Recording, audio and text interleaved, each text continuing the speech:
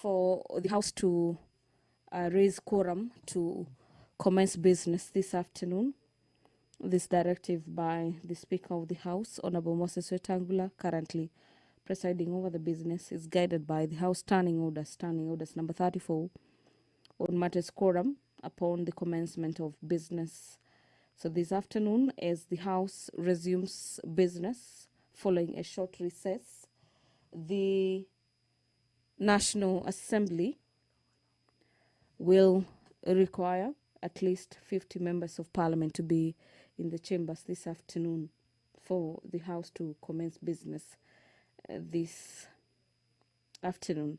So before I handed you over to the National Assembly, I was just taking you through some of the businesses that members of the National Assembly are set to consider this afternoon. So allow me to keep taking you through the highlights in the order paper this afternoon, as we await for a signal from the chamber to ascertain if the House will raise quorum this afternoon. The Learners with Disability Bill, Senate Bills number 4 of the year 2023, is another bill before the House this afternoon, where the National Assembly is set to consider that bill. The other bill that is lined up for debate this afternoon is a treaty making and ratification amendment bill. This is bill number 9 of the year 2024 by the Chairperson, Departmental Committee on Matters Justice and Legal Affairs. The members of the National Assembly are set to debate this bill this afternoon. Among the other bills, and we'll be expecting the members to debate the various proposals proposed in this amendment, being an amendment bill seeking to amend the already existing bill, being the treaty making and ratification. We have quorum now, honorable members. Clerk.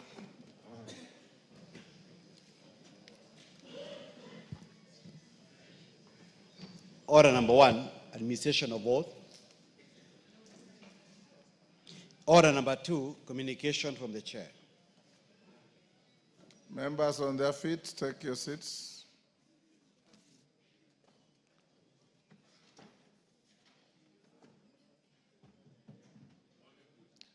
Take the nearest seat, Osoro.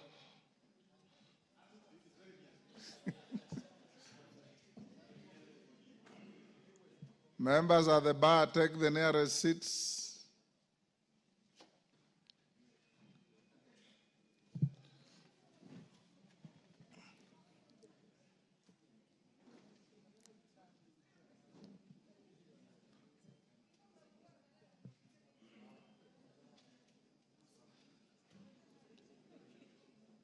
Take the nearest seat, honorable members. Thank you. Honorable members, I wish to welcome you back to the House from the just concluded short recess. I believe that you are geared up to embark on the legislative business of the House as we approach the end of the first part of this session. Having said that, honorable members, you recall that by a resolution passed on 13th February 2025, the House resolved that should a published bill become due for first reading during the short or long recess of the fourth session, the Speaker shall, upon determination that the bill is of priority, forthwith refer such a bill to heaven and cause the bill to be read a first time upon its next sitting. Order, Kainan.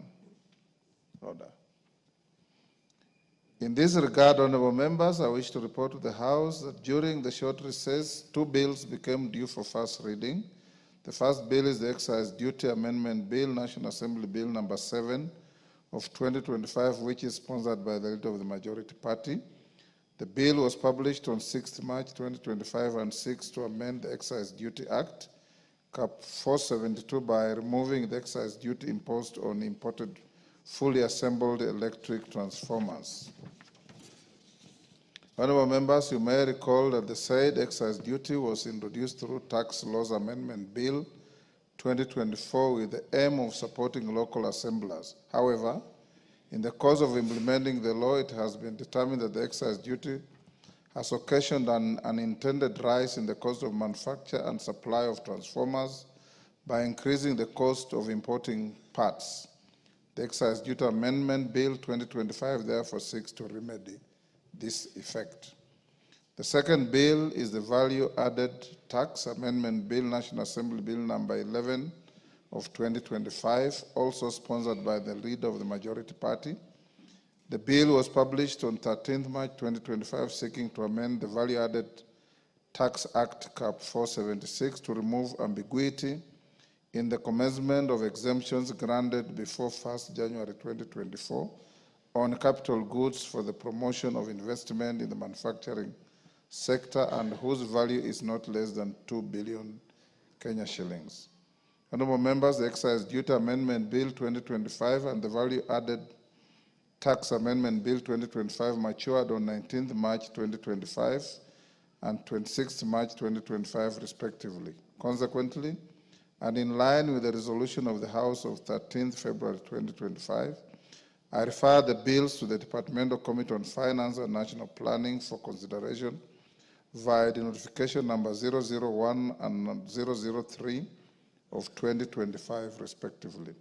Further, honorable members, in fulfillment of the resolution of the House, you will notice that the bills have been listed for first reading under Orders 9 and of Article 155(3) of the Constitution, had nominated 14 persons for appointment as principal secretaries as hereunder. 1. Dr. Jane Kere Imbunya, State Department for Public Service and Human Capital Development, Minister of Public Service, Human Capital Development and Social Programs. 2. Regina Akoth Ombam, State Department for Trade, Minister of Investments, Trade and Industry. 3.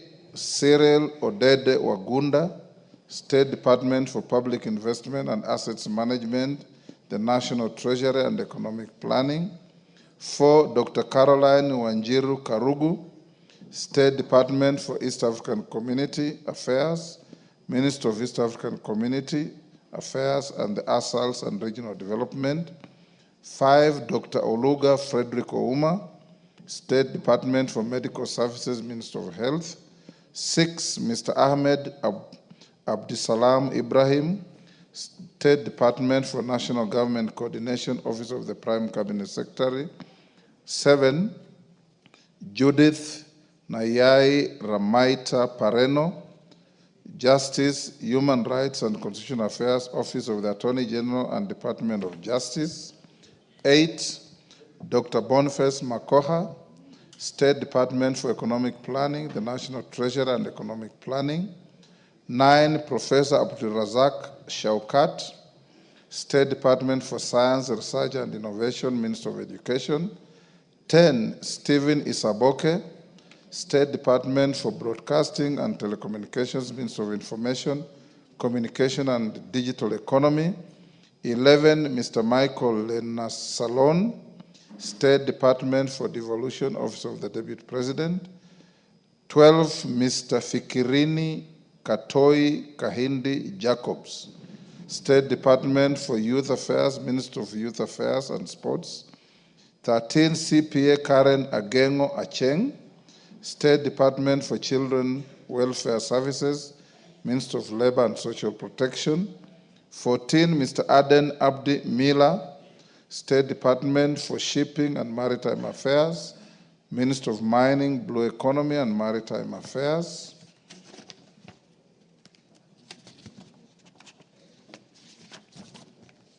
Honorable members, in the second message, members at the bar, take the nearest seats.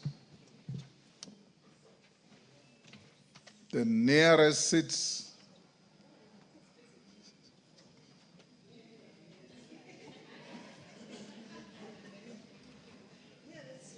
Tongoyo, what is your idea of nearest?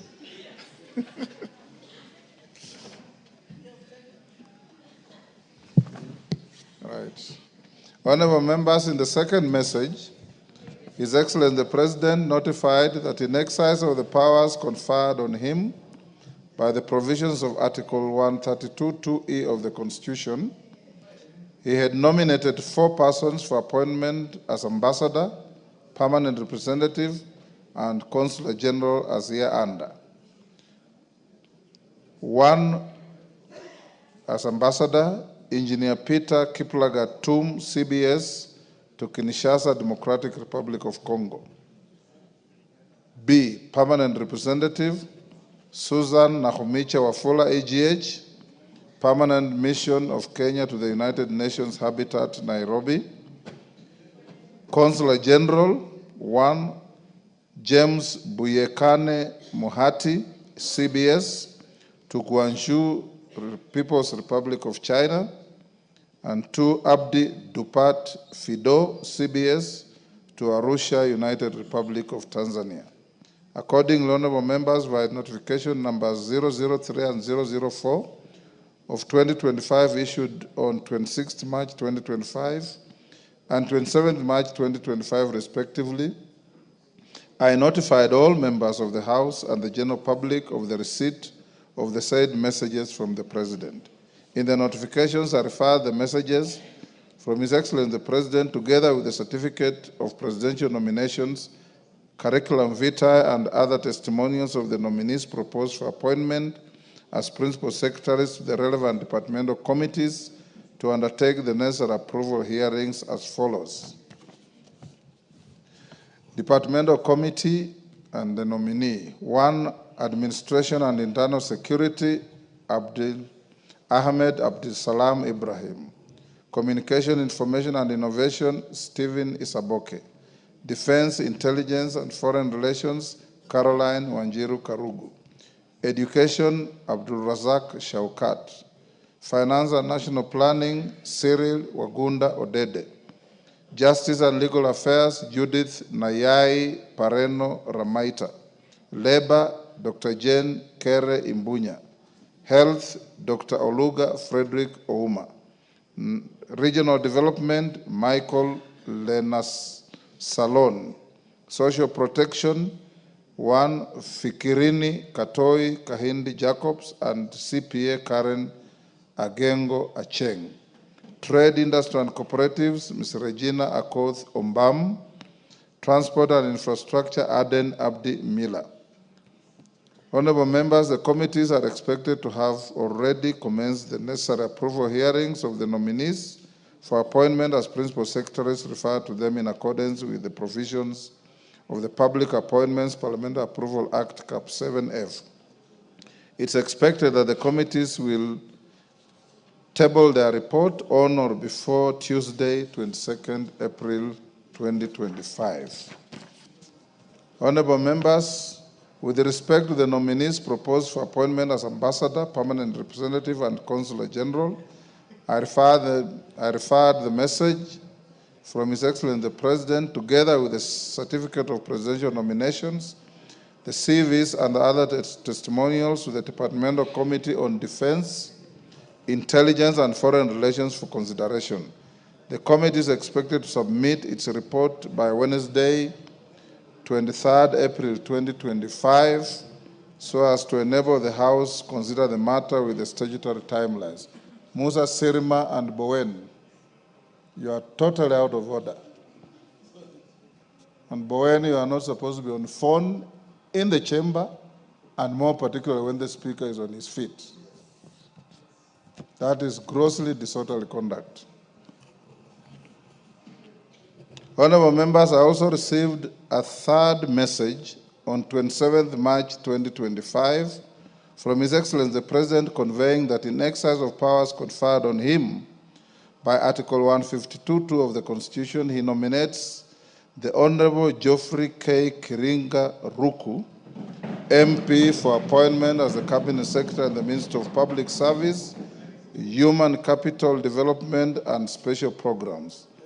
In the message, His Excellency the President has also nominated Ms. Hannah Wendot Cheptumo for appointment as the Cabinet Secretary and Minister of Gender, Culture, the Arts and Heritage. Honorable members, the President now seeks the approval of the nominees by this House. In this regard and pursuant to the provisions of Section 8 of the Public Appointments Parliamentary Approval Act, Cap 7F, as read together with Standing Order 423, I hereby refer the third message from the President, together with the CVs of the nominees, to the Committee on Appointments for consideration. Honorable members, Section 8 of the Public Appointments Parliamentary Approval Act, Cap 7F, provides that unless otherwise provided in law, the committee to which such nomination is referred shall consider the matter and table a report in the House within 28 days. In this regard, the Committee on Appointments is expected to immediately commence the approval, hearing, and report back to the House by Thursday, 24th April 2025, to allow consideration by the House within the statutory time. I thank you. Next.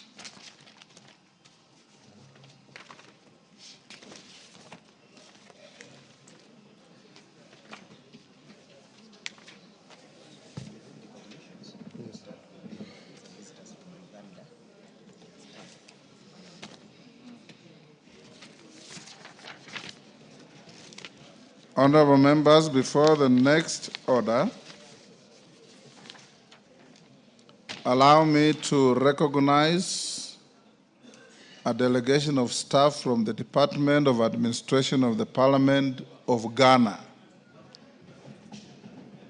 I wish to acknowledge the presence of a delegation of 7 staff from the Department of Administration of the Parliament of Ghana sitting in the Speaker's Gallery to observe the House proceedings.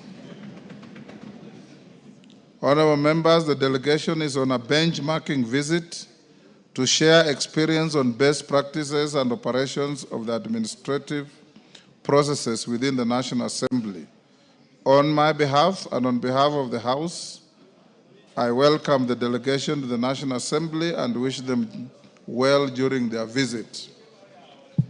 Equally honorable members, in the Speaker's Gallery, I welcome Tembo Girls Secondary School from Sotik, Bomet, Lanet Umoja Junior School from Bahati, Nakuru, and in the public gallery, Kianjuki Junior School from Runyenjes, Embu, Mulot Boys High School from Bomet East, Bomet, Mogotio Little Friends Academy from Mogotio, Baringo. On my behalf and on behalf of the House, we welcome the students and their teachers to the House of Parliament. Next order. Order number 4, petitions. Order number 5, papers.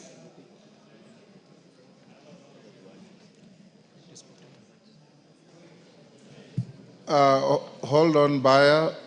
Before you lay your papers, the member for Sotik, Ambassador Sigei, has requested me to give him 1 minute to welcome one of the schools that I've mentioned. Go ahead, Sigei. Mr. Speaker, sir, not just your school, but all the schools in the gallery. Most obliged, Mr. Speaker. Yes. Mr. Speaker, sir, I want to take this opportunity to thank you for giving me this time to welcome all the students from all the schools in this republic, because they are our visitors, Mr. Speaker. Of special mention, Mr. Speaker, is Tembo Girls, which comes from my constituency. And Mr. Speaker, I want to mention that it's a very good school. It's a school which I was part of the construction when I was in administration. And Mr. Speaker, I want to laud the management of Tembo Secondary School, Tembo Girls, and wish them well. I want to ask the students to know that this house, the house of making the laws of this country, belongs to them, and they are most welcome. Mr. Speaker, on behalf of our fellow members here and people of Sotik, I want to welcome them most warmly. Thank you. Thank you. Now, Majority Leader Owen. Thank you, Honorable Speaker. Honorable Speaker, I beg to lay the following papers on the table of the House today, Tuesday, April 1st, 2025. A, reports of the Auditor General and financial statements of the National Government Constituencies Development Fund, NGCDF, for the year ended 30th June 2025, and the certificates therein in respect of the following 55 constituencies. 1, Awendo. 2, Baringo, Bomachoge, Chache, Chesumei, Eldas, Embakasi East, Embakasi North, Emurua, Dikir, Fafi, 10, Gatundu South, Gem, Gishugu, Githunguri, Isiolo South, Kangundo, Karachuonyo, Kinangop, Kisumu West, at 20, Kitutu Chache North. Kwanza, Lafey, Laikipia East, Laikipia North, Laikipia West constituency, Loima constituency, Lugari, Makadara, Mandera South at number 30, Mandera West. Marakwet East, Masinga, Mavoko, Moyale, Mumias East, Mwingi North, Nakuru North Town East, Ndaragwa, Nyakach, Nyali, Nyando, Nyaribari Chache, Nyaribari Masaba, Rangwe, Rongai, Roysambo, Roiro, Samburu East, Samburu West, Sirisia, Teso South, Tinderet, Tarbo, Turkana North, and Nyata at number 55. Honorable Speaker, the Draft Parliamentary Service Center B, the Draft Parliamentary Service Center for Parliamentary Studies and Training Regulations 2024. I thank you, Honorable Speaker, and I beg to lay. Next. Chairman, Budget. As you are made an official Thank you, Honorable duty Speaker. on the floor. Thank you, Honorable Speaker. Honorable Speaker, I beg to lay the following paper on the table of the House today, Tuesday, 1st April 2025. A report of the Budget and Appropriations Committee on its consideration of the Division of Revenue Bill, National Assembly Bill number 10 of 2025. Thank you. Thank you, Honorable Atandi. Chairperson, Committee on National Government Constituency Development Fund, Sirma. Mr. Speaker, I beg to lay the following paper on the table of the House today, Tuesday, 1st of April, 2025. Report of the Committee on National Government Constituency Development Fund on the nominees to the National Government Constituency Development Fund committees for 63 constituencies. Mr. Speaker, I beg to lay. Thank you.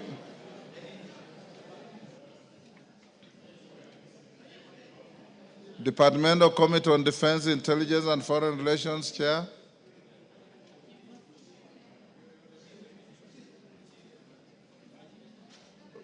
Bashir, you are the Vice Chair, right? Yes, Honorable Speaker. Go ahead. Honorable Speaker, I beg to lay the following papers on the table of the House today, Tuesday, 1st April 2025. Reports of the Departmental Committee on Defense, Intelligence and Foreign Relations on the following. 1.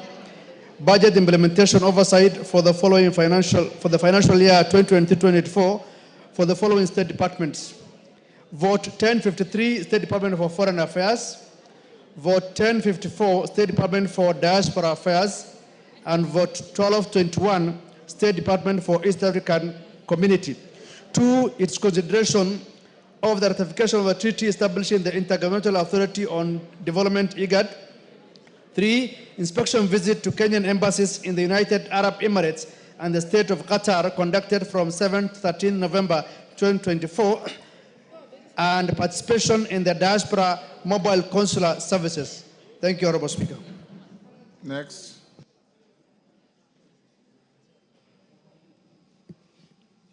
Order number 6, notices of motion. Leader of the Minority Party.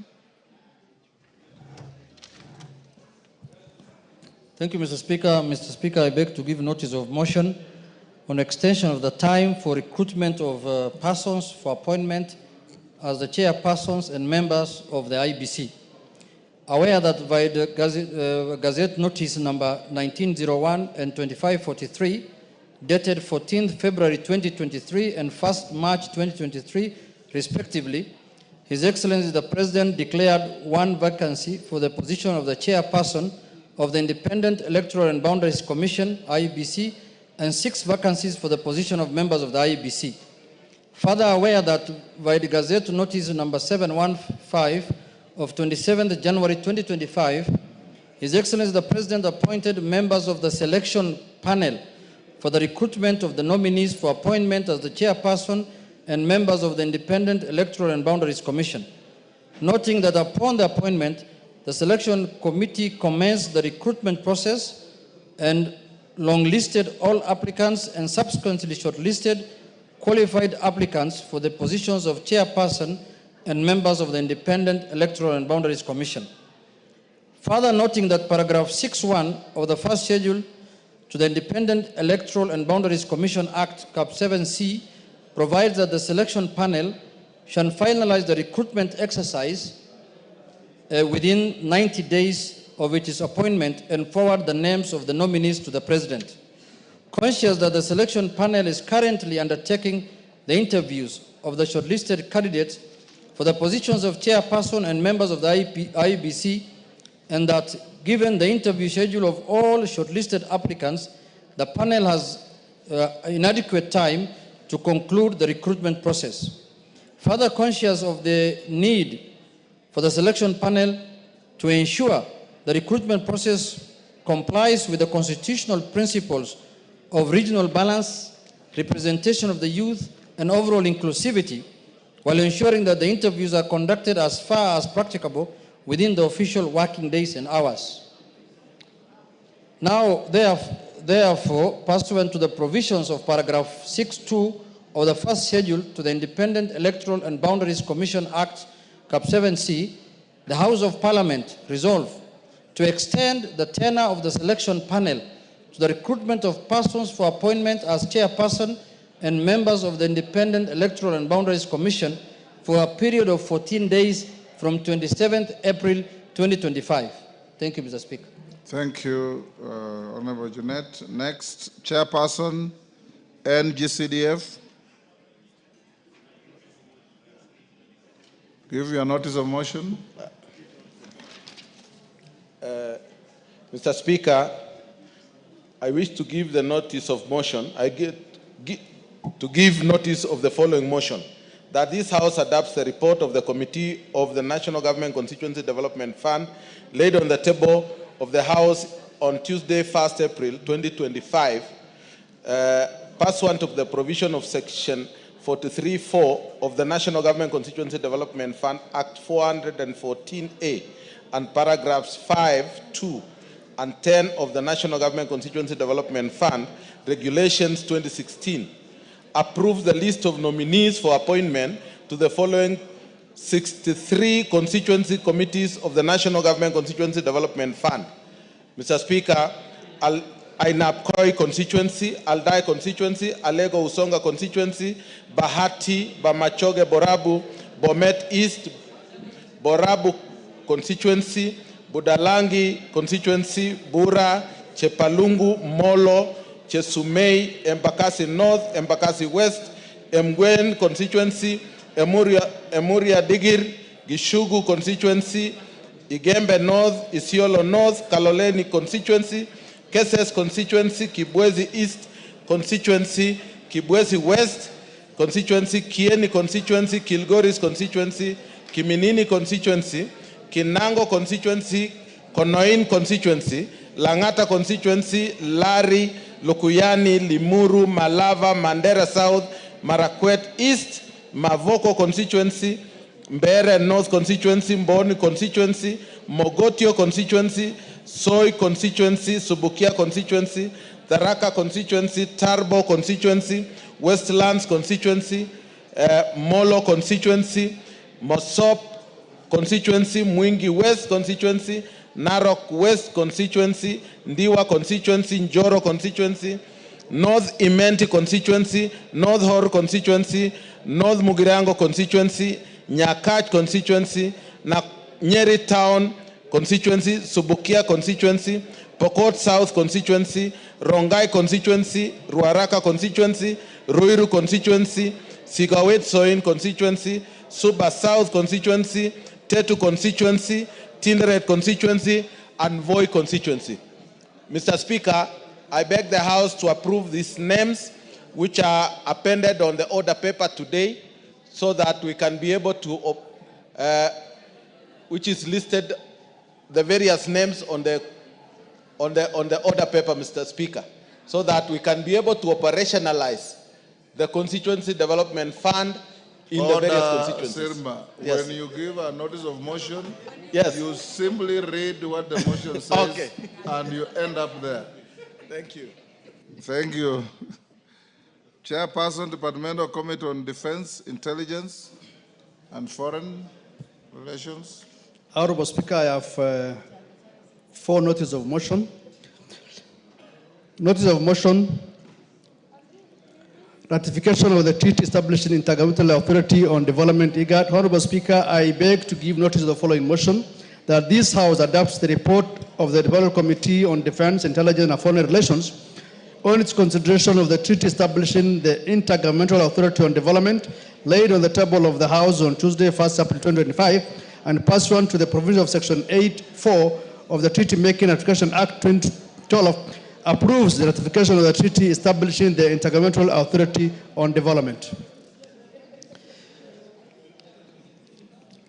2, notice of motion, inspection visit to Kenyan embassies in the United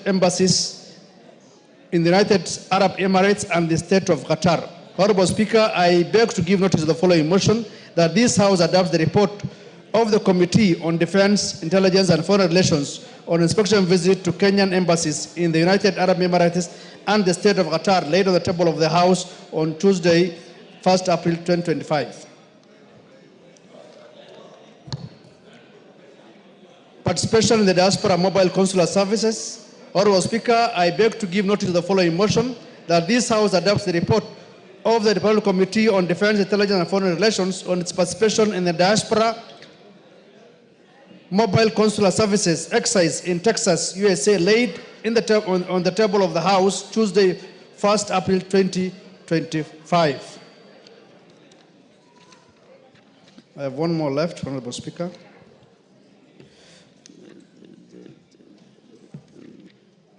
Go ahead. Honorable Speaker, I beg to give notice of the following motion, that this House adopts the report of the Development Committee on Defense, Intelligence, and Foreign Relations on budget implementation monitoring for the financial year 2023-2024 for the following state departments, laid on the table of the House on Tuesday, 1st April 2025. 1, vote 1053, State Department for Foreign Affairs. Vote 1054, State Department for Diaspora Affairs. And vote 1221, State Department for East African Community. Thank you, Honorable Speaker. Thank you, Honorable Bashir. Next order. Order number 7, questions and statements. Majority Leader. Thank you, Honorable Speaker. Honorable Speaker, pursuant to the provisions of Standing Order 44.2a, I rise to give the following statements on behalf of the House Business Committee, which met today, Tuesday, 1st April 2024, to prioritize business for consideration during the week. Honorable Speaker, from the onset, allow me to officially welcome members back from the short recess. I trust that members are well rejuvenated and ready for this new session. As we embark on the business ahead of us, Honorable Speaker, we still have a significant number of good legislative proposals, bills, and other statutory instruments that most certainly need our keen attention. Therefore, the collective effort of every member and every committee is critical for the realization of our constitutional mandate bestowed upon us by the people of Kenya. Honorable Speaker, as members may recall, before we went on recess, I undertook to schedule the appearance of cabinet secretaries before this House to reply to members' questions and provide reports. In this regard, I wish to convey that in accordance with the provisions of Standing Order 42A 5 and 6, the Cabinet Secretary for Interior and National Administration, the Honorable Onesmus Kipchumba Murkomen, is scheduled to appear before the House during the afternoon sitting of tomorrow, Wednesday, 2nd April 2025, to respond to questions as follows. So, Honorable Speaker, the following and members, the following questions will be replied to tomorrow by the Honorable Onesmus Kipchumba Murkomen, the CS for Interior National Administration. Question by private notice number 005-2025 by the member for Tiati, the Honorable William Kamket, MP, regarding reviewing academic and other qualifications for the appointment of chiefs and assistant chiefs in marginal areas in the country. Question number 6 of 2025 by the member for Tiati, again, the Honorable William Kamket, MP, regarding actions taken by the ministry against police officers who were involved in the incident that led to indiscriminately shooting of cows belonging to Mr. Tesio Chepande of ID number 34184906 in Lemuyek Village, Chemuro sublocation. Question number 7, Honorable Speaker, by the member for Bumula, the Honorable Wanami Wamboka, MP, regarding the report on funds the government has spent to acquire and implement the electronic travel authorization, the FTA, the ETA system. Question number 26, 2025, by the member for Kilome, the Honorable Thaddeus Nzambia, MP, regarding the criteria used to gazette Nzai sublocation in Makueni constituency via Gazette Notice number 17 of 2024, contrary to the agreement made by the community to retain Nzai sublocation in Kilome constituency. Question number 27 of 2025 by the member for Kuresoi South, the Honorable Joseph Tonui, MP, regarding status reports on the operationalization of the administrative units in Kuresoi South constituency. Question number 28 of 2025 by the member for Isiolo, the Honorable Mumina Bonaya, MP, regarding update on the operationalization of newly created administrative units in Isiolo County that were gazetted in March 2022. Question number 29 of 2025 by the member for Kabondo Kasipul, the Honorable Eve Obare, MP, regarding the measures taken by the ministry to enhance safety and security of residents in Kabondo Kasipul constituency. Question number 30 of 2025 by the member for Gilgil, the Honorable Martha Wangari, CBS MP, regarding provisions of a detailed report on the status of investigation into the death of Mr. Justice Ekimomor Omolo. Question number 31 of 2025 by the member for Nyaribari Masaba, the Honorable Daniel Manduku, MP, regarding status of gazettement and deployment of security personnel to Ichuni Police Station in Ichuni Ward, Nyaribari Masaba constituency.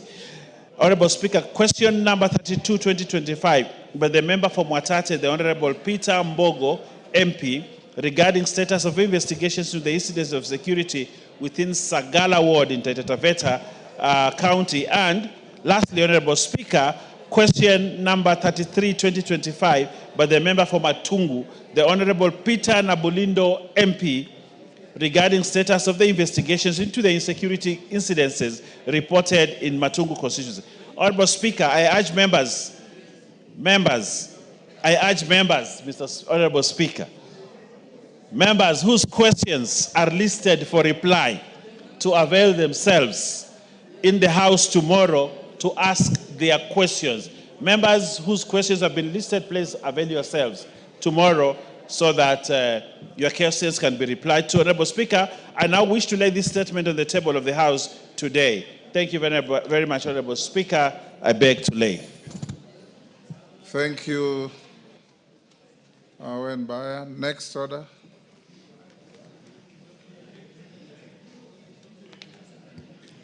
Order number 8, motion, nominees to 63 National Government Constituencies Development Fund committees.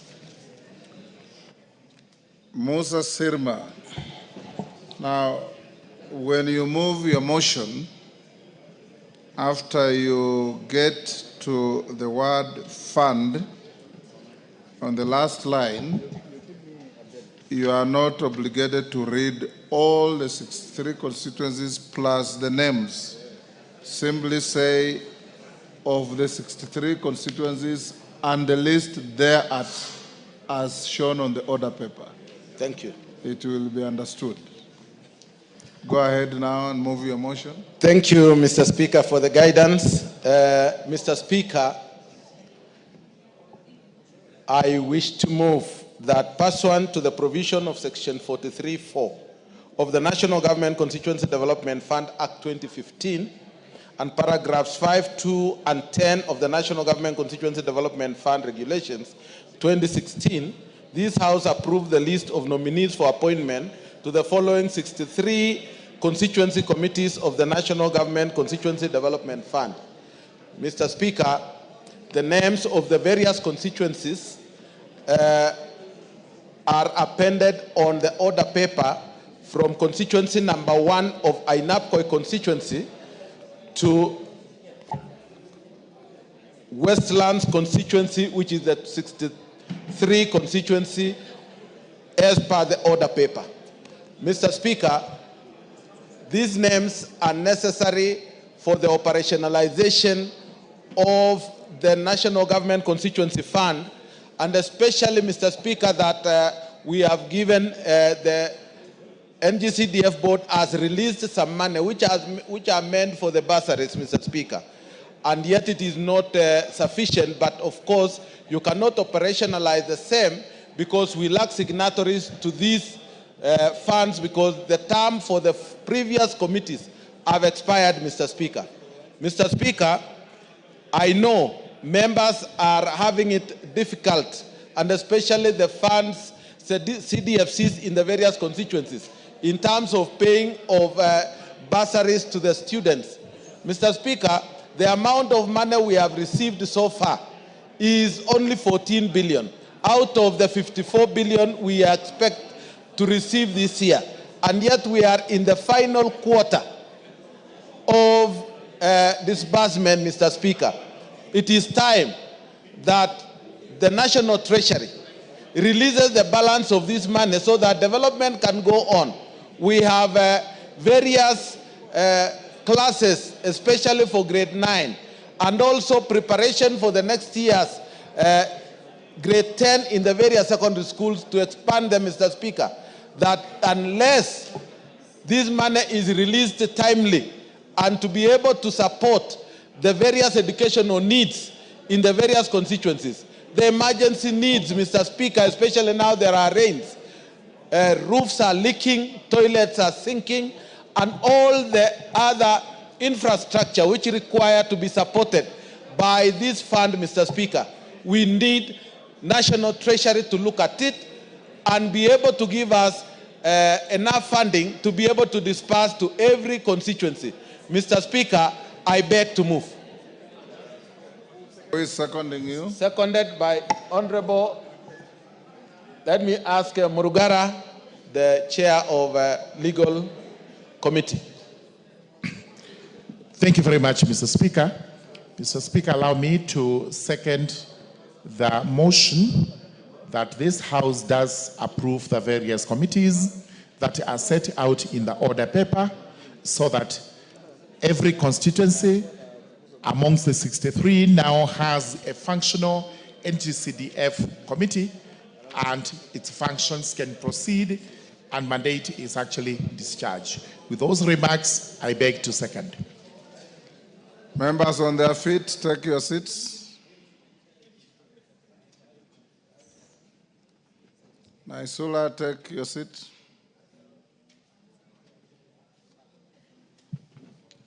Honorable members, I now propose the question at order number 8, which is that pursuant to the provisions of Section 43(4) of the National Government Constituency Development Fund Act 2015 and paragraphs 5, 2, and 10 of the National Government Constituencies Development Fund Regulations 2016, this House approves the list of nominees for appointment to the following 63 constituency committees of the National Government Constituency Development Fund. The list of the constituencies and the nominees is appended to the order paper herein. I put the question. Honourable members, I now put the question at order number 8, which is that pursuant the provisions of section 43(4) of the National Government Constituency Development Fund Act 2015 and paragraphs 5, 2, and 10 of the National Government Constituency Development Fund Regulations 2016, this House approved the list of nominees for appointment to the following 63 constituency committees of the National Government Constituency Development Fund. The list of constituencies and nominees being appended to the order paper herein. As members of that opinion say aye. Will those of the contrary opinion say nay? The ayes have it. Next. Order number 9, the Excise Duty Amendment Bill, National Assembly Bill number 7 of 2025, first reading. A bill for an act of parliament to amend the Excise Duty Act and for connected purposes. Order number 10, the Value Added Tax Amendment Bill, National Assembly Bill number 11 of 2025, first reading. A bill for an act of parliament to amend the Value Added Tax Act and for connected purposes.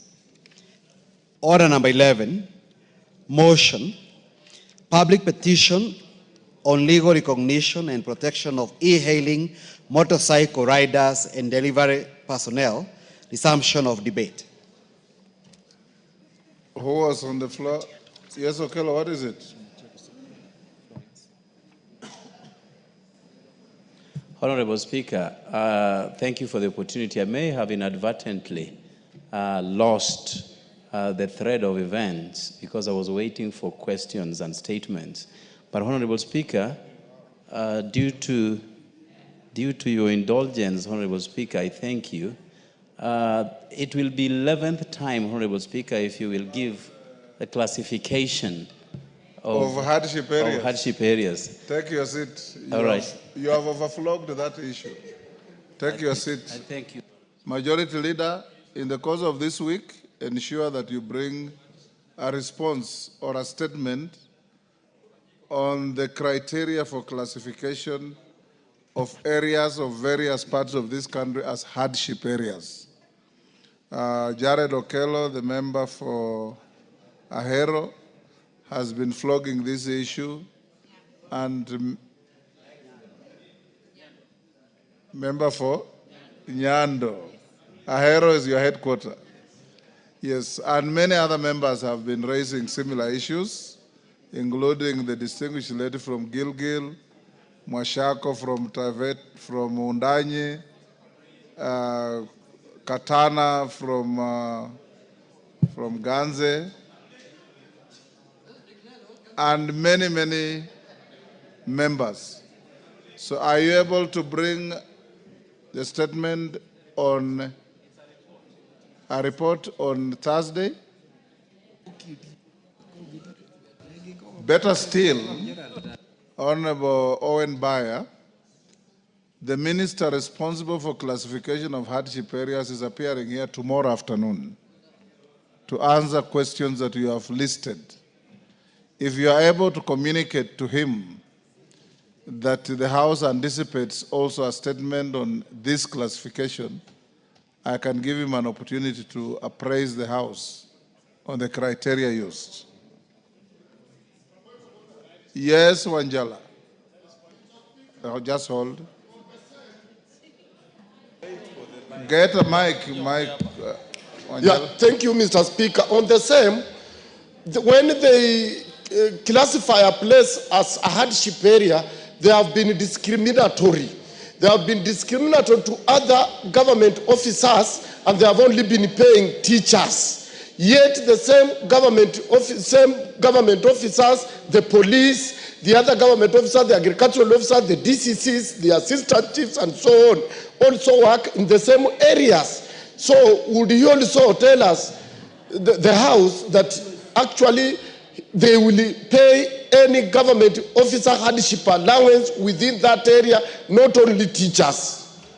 Panjala, it will be very dangerous for the country to go that route. Is there any place that can be classified as a hardship for a policeman? Their duty is to work everywhere and protect people. Or a DC. Unless you want to declare everywhere hardship. I will not encourage that. Yes, Gisairo? Did I see you raise your hand? Yes, Honorable Speaker, it was not on this issue. Or something different? Yes, because I was... So take your seat. Yes, yes, Chepalungu.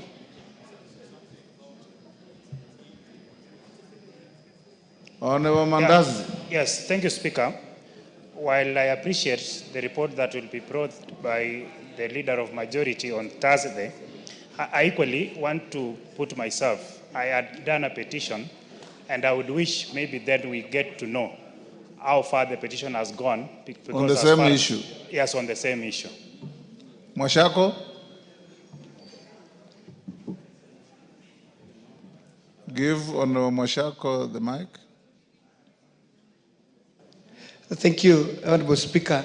I just wanted to praise the House that this House approved a petition to make Undanyi, Taveta, and parts of Mwatate constituency to be hardship for our teachers. After this House approved, Honorable Speaker, I'm expecting the Minister who is coming in tomorrow to, if not to declare any other place hardship, at least declare the one that this House had approved, Honorable Speaker. Mwashako. Thank you. Your constituency is one of the greenest and most beautiful parts of this country. Is it hardship, really? And that is the misnomer around this issue, Honorable Speaker. Yes. We did a petition, and the TSC and an interministerial team visited Taita Taveta. Yes. And particularly my constituency. 40% of my constituency happens to be the highlands. Yes. That receives moderate rainfall. But the 60% of my constituency is extremely hardship. And not only hardship, Honorable Speaker, we are the worst in terms of human-wildlife conflicts, claims and challenges and killings, Honorable Speaker. So therefore, Honorable Speaker, it can deceive when you come to Undanyi town and imagine that the constituency is evergreen. It's only a fraction. Yes. And then, Honorable Speaker, if you allow me to add, there are parts of Mwatate, I agree with Honorable Wanjala, into the extent that sometimes they will take a constituency to be hardship and leave out just a zone, a small fraction of that constituency, and this creates an imbalance where no teacher wants to work in that area, Honorable Speaker. And I'm talking about Ronge zone in Mwatate constituency. And that's why I, as the Minister comes, Honorable Speaker, and I truly want to beseech you to support Taita Taveta, that's Mwatate, Ronge, Undanyi, and Taveta, because this House pronounced itself in last term that those areas require to be hardship for our teachers. Thank you, Honorable Speaker. Katana.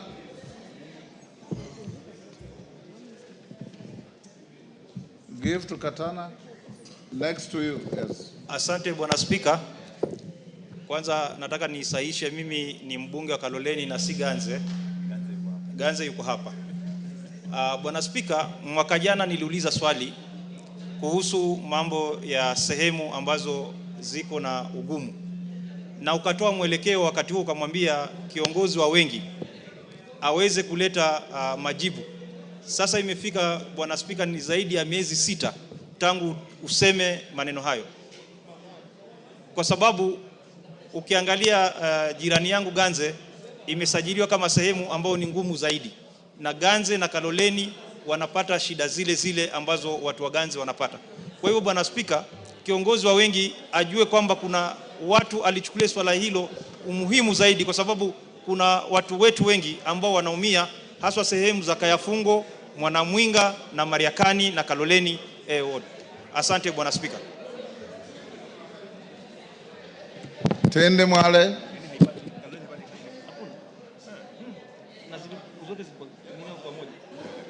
Thank you, Mr. Speaker. Mr. Speaker, as much as my colleagues are more concerned about the hardship areas, I think it's prudent that we don't preempt or try to coach the minister on what the minister should tell us. So we leave it at that. We move to the next order and we listen to the minister tomorrow. Thank you very much. Yes, Hassan. Thank you, Tindi, for helping the chair. Hassan. Thank you, Mr. Speaker. I fully agree with you that, in fact, this has been overstretched in the fact that there are some really troubled places which staff need some support. There are irid areas that need some help. But to be honest, I find that in this House we're getting a bit greedy in the sense that places, beautiful places like Taita Taveta, are demanding to be included in this category, and many other places. Let's be fair to underdeveloped areas of our country that really need support in that sense, rather than overstretching ourselves to include every district in our country. Chonga. Thank you. Thank you, Speaker. This subject is very interesting, Mr. Speaker. As much as you can see that Taita Taveta is green, I'm very sure Kwale there is very dry. The challenge comes in, and I'm actually a victim of this. The challenge comes in that most teachers like to be transferred to the hardship areas. So it leaves the greener area very much vulnerable. You find performance in the areas where it's green is vulnerable because there are no sufficient teachers, there are no facilities. All the teachers are moving to the hardship areas. This is a matter that needs to be addressed. It has highly affected Kilifi South in a big way. So I think as we wait for this, for the minister to come and address this issue, we actually need to take it as a parliament to address that so that some areas are not left as enclaves. Thank you, Speaker. Honorable Kainan. Thank you, Mr. Speaker. Mr. Speaker, the term hardship and hardship allowance has been abused over the years. Speaker, can I request for your protection from my good neighbor here? Mr. Speaker, I say the term hardship and hardship allowance has been abused, just like sessional paper number 10 of 1965 has been abused. It is the high time that we think out of the box and accept the reality that Kenya is a country of diverse environmental, climatic conditions, Mr. Speaker. And this reality, once it sinks, just like right now what is happening to equalization. Mr. Speaker, you are a renowned constitutional lawyer. I want you just to reflect on these abuses and clamor for every area to be defined as a hardship area and everybody to get hardship allowance vis-a-vis what has happened to equalization. Then when shall we have a country united by its diversity? Mr. Speaker, as the minister comes, I want to plead. Let's bring this thing to an end once and for all. You remember, Mr. Speaker, over the last few years, the issue of teachers and posting of teachers actually to regions in northern Kenya has been abused just because of the allowances or even because of the definition. Isn't it the high time that we as the leadership, in particular members of the National Assembly here, accept that Wajir is different from Baringo, Wajir is different from Laikipia, Laikipia is different from Bungoma, Mombasa is different from Nairobi. This reality must sink in our heads so that we have a country that depends on the strength of its diversity, the diversity of the people, the diversity of its climatic conditions. Mr. Speaker, somebody said, and this is my remark, my concluding remark. If you look at Kenya, Kenya has the 8 wonders of the world. You have regions that are as semi-arid as where we come from. We have coastal region, we have mountainous areas, we have the plainland, we have the Rift Valley. Mr. Speaker, this reality, these regions cannot be the same. So I want to plead with the leadership and whoever is going to bring this answer tomorrow to be firm, to be decisive, and once and for all bring this issue to rest that has been abused. I support, Mr. Speaker.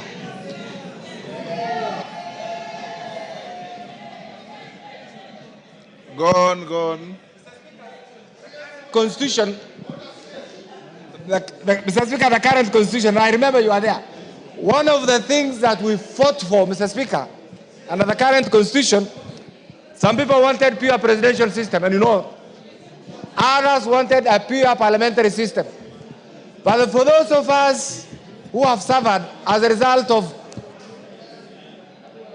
as a result of the old constitution, Mr. Speaker, coined the idea of having devolution, equalization. Devolution, I'm sorry to say, it's not working as expected. Equalization has been abused. The definition of arid and semi-arid areas and these other hardship areas has been abused. Then, when are we going to have a country with equity, a country with the same development of phase, a country that appreciates the uniqueness of every region? Mr. Speaker, under your leadership, and I know you have done a lot. Today, your members maybe are not aware that the Supreme Court, on the issue of NCDF, I don't know whether my good friend here, who is also a seasoned lawyer, is briefing to the Supreme Court decision. Mr. Speaker, that conclusion on the CDF and many other things defines certain things within our governance structure. Mr. Speaker, I want to believe with you under your leadership. Don't leave it to the CSs. Can you guide them to bring this thing to an end once and for all so that there is predictability, there is certainty, and there is a guarantee of what happens to whoever will fall under that definition? I support Mr. Thank Speaker. you, Pareo. Pareo, then McClap. Thank you, Mr. Speaker, for giving me this opportunity to add my voice to this issue on the hardship area. I remember last year I brought this issue before this House, that my constituency qualifies to be a hardship area. Why I say so is because teachers are running away from the schools. Because in my neighboring constituencies, they are all beneficiaries of hardship allowances. But in Narok North, we have not had an area that is benefiting for the hardship areas. And when you look at the teachers in that constituency, they really suffer a lot. Because the kilometers they travel, because we have no roads.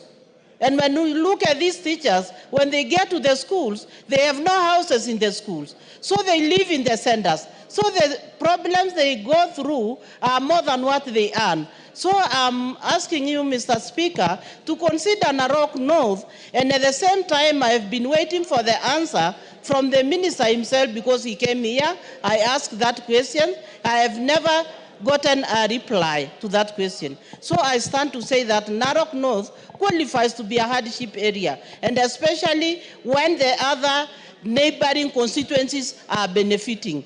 Thank you, Mr. Speaker. Thank you, Mr. Speaker.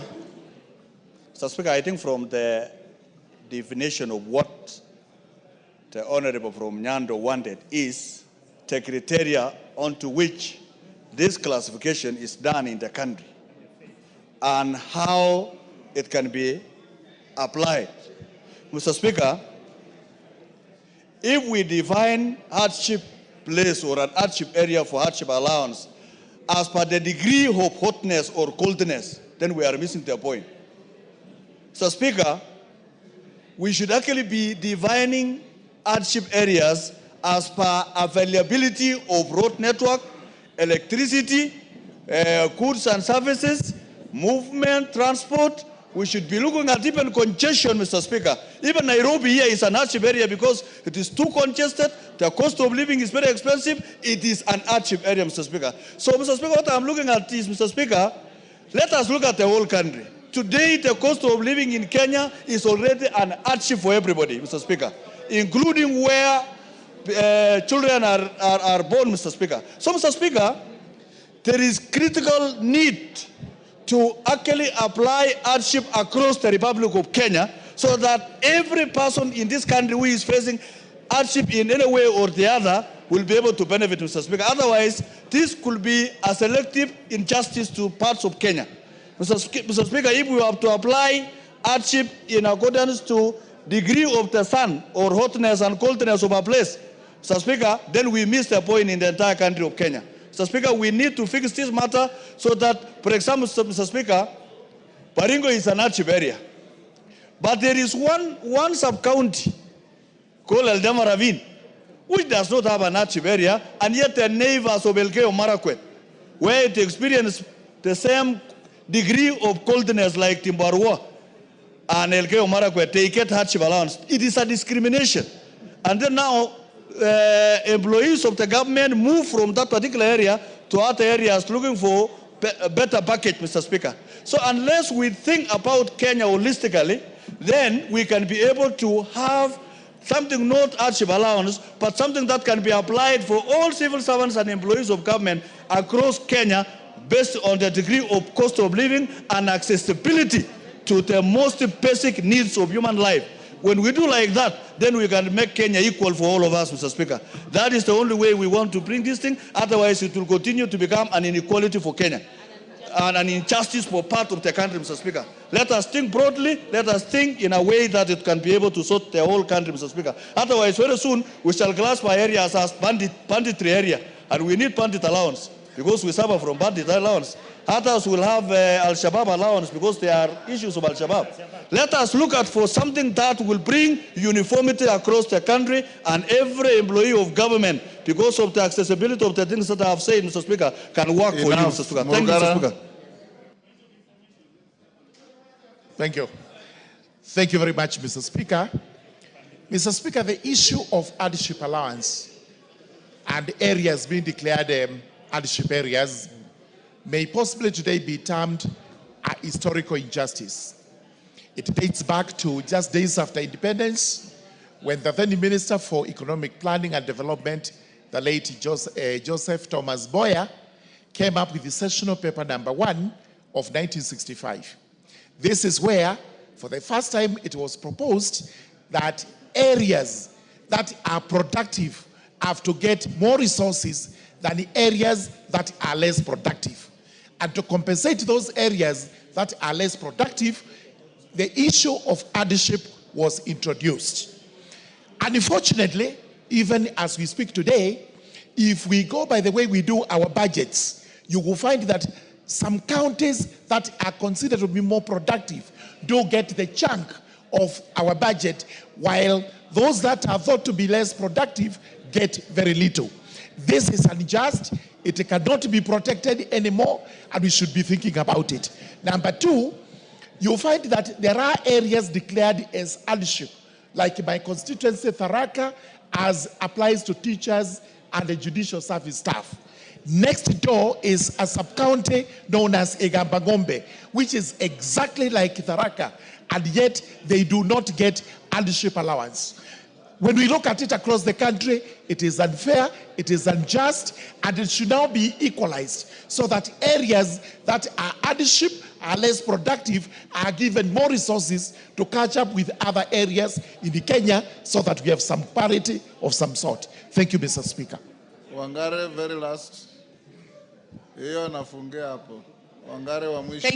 you very much, Mr. Speaker. The reason you see this issue recurring, Mr. Speaker, is because of the mystery that has been surrounding this issue of hardship area. Mr. Speaker, last term, we asked the same questions that we are asking today. First of all, it was even difficult to know who does the classification. In any case, it was taken to TSC. We thought it is the Ministry of Education. Then it was taken back to the Ministry of Interior, Mr. Speaker. Even to know the person in charge was a problem. That is why you see members feeling very jittery, because this is an issue that has been shrouded in mystery, and the ones that are benefiting, Mr. Speaker, do not want the issue opened up. And Mr. Speaker, you cannot say that the Kenya of before devolution is also the same the way it was in the 60s or the 70s, Mr. Speaker. There are areas that were classified as a hardship area that time, and yet today, with devolution and the development that has gone on, are no longer hardship areas, Mr. Speaker. So this mystery is what the CS must declassify, Mr. Speaker. Let us know the parameters that were used. Do they change? And who does the change, Mr. Speaker? Mr. Speaker, if you remember, the issue of the Kenya police when we were discussing their housing, it was applied across the country, Mr. Speaker, because some people would look at, say, Gilgil and say it is not a hardship area. But, Mr. Speaker, there is a teacher from Gilgil town who will need take 2 hours or more to get to a school, say in Guashati, say in some place called Dogonoi, Mr. Speaker.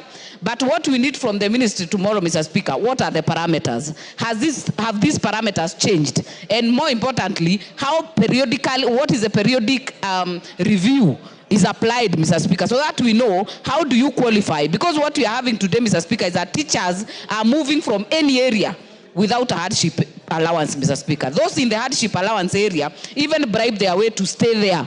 So you'll get a teacher staying until they retire because they don't want to be moved from that area. Mr. Speaker, that way then we'll be dealing with the whole country and be able to make a way forward instead of having this issue over and over every parliament, Mr. Speaker. From last term, from 11th parliament, we are still talking about it. Thank you, Mr. Speaker. Owen Bayer, you hear this, all these cries from various members. And from where I sit, it's a question of poor management. When somebody looks for a public job, be it a teacher, a policeman, they say, I am ready to work anywhere and everywhere. Then now you are crying that they are running away. How can somebody run away from his job without authority? It is a question of management, but tell your minister to come and tell us the criteria of classification of hardship areas. The classic case of Jared Okello. If you know the geography of his area, Ahero is not hardship. Nyakach, which is even a better area than Ahero, is classified as hardship. That's what he has been telling us here. Muhoroni, which is a settlement, very productive agricultural area, is hardship. Ahero, ravaged by floods every year, is not. That is the kind of issue that you should be dealing with. So if you find that your minister will have sufficient time, we'll give him tomorrow to deal with this issue for at least 30 minutes before he goes to the rest of the questions. Unless you have any other idea to give us. Yes, Honorable Speaker, thank you very much, and I share the sentiment and agree with what is being said, although I can see two different sides. But Honorable Speaker, my thinking is that the Minister for Interior may not be the right person. The Minister for Public Service. Yes, and... is it public service? Yes, public service. If it's public service... Yes. So the designated minister and the designated minister is here. Probably we will require him to bring the report here immediately is sworn in. But Honorable Speaker, again... Hold on, Owen. There's a point of order from...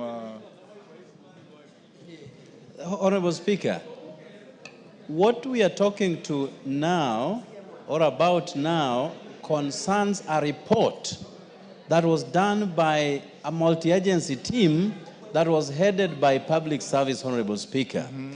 Now, the report delved into areas where the hardship is deserving and therefore informed a new gazettement of those areas, Honorable Speaker. So the report had already been done by the multi-agency team, which was actually headed by one Mr. Sylvester Bolo. And the report is with Public Service here. So that is what I have always been agitating for, to be brought before this House for discussion. But I do know and understand that there are many areas that could have been left out in that report, and therefore it will form part of our discussion of that particular report, Honorable Speaker. Point made.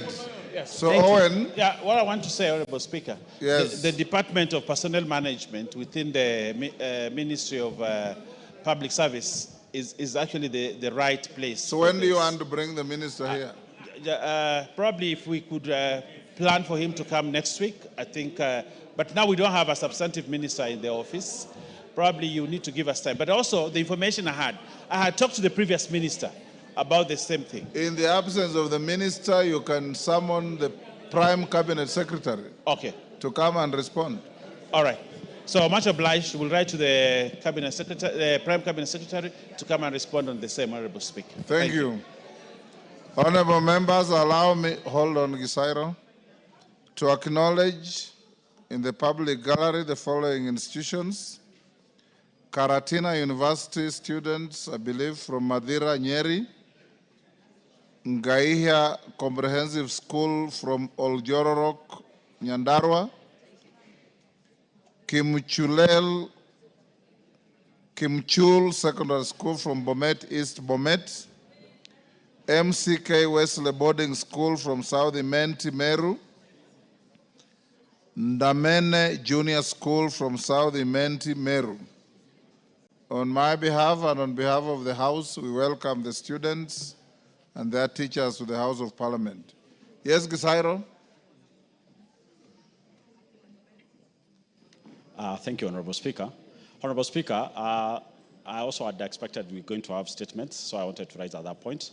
Honorable Speaker, I am following following what my chair in the CDF committee has presented here, whereby we've passed a motion and agreeing to the formation of those CDFCs. Honorable Speaker, the reality is we are now in the last quarter of this financial year. While in Naivasha, I remember very well, the CS had promised that he was going to send 7 billion twice in the month of February, and then 7 billion on a monthly basis up to the end of the financial year. Honorable Speaker, as we speak up to today, the board has only received 7 billion last year, and the second disbursement of 7 billion in the month of February, where he had promised to send double the amount. Honorable Speaker, the members here who representing their CDFCs are not even able to give bursary, yet we are done with term 1.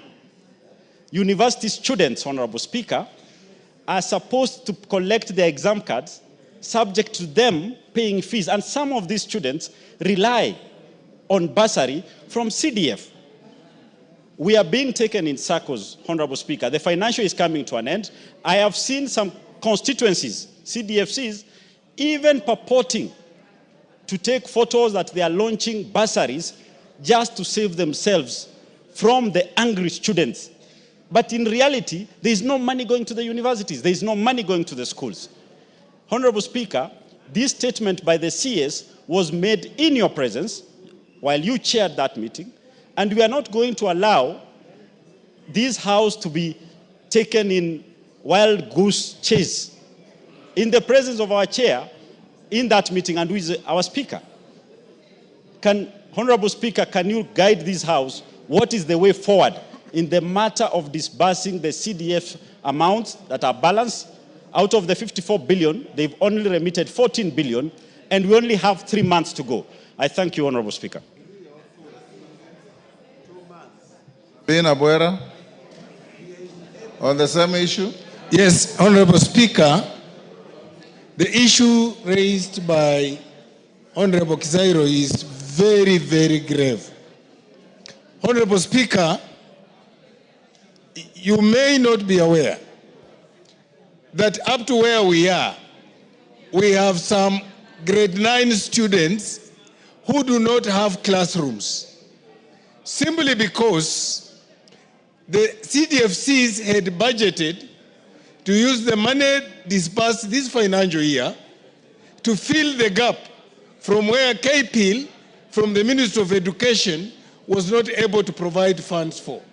We have grade 9 students who are having classes outside, under trees, in tents in this country. Honorable Speaker, the rains have come. In my constituency, on Sunday, the rain swept off a whole school. I do not have money in CDFC which we can use for emergency purposes. It is unfair for the CS, especially in a meeting where you are chairing yourself, to commit and purport to be that he would release money when in reality he knew very well he was not going to release money. Honorable Speaker, we need your intervention in this matter so that we can serve students in the universities, students in colleges, and students in primary schools who do not have shelter. Thank you, Honorable Speaker. Owen Bayer, can you liaise with the ministry and report back to the House on Thursday afternoon on the schedules of disbursement of NGCDF? Thank you. Much obliged, Honorable Speaker. Now, we had called out order number 11. I'm told Honorable Kajwang, you moved the motion, and Honorable Jematia, who? Honorable Sane is to second. Honorable Sane will second. Yeah.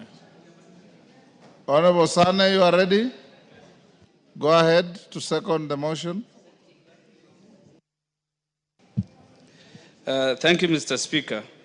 Mr. Speaker, motorcyclists, commonly referred to as border, are a very important segment of our transport system.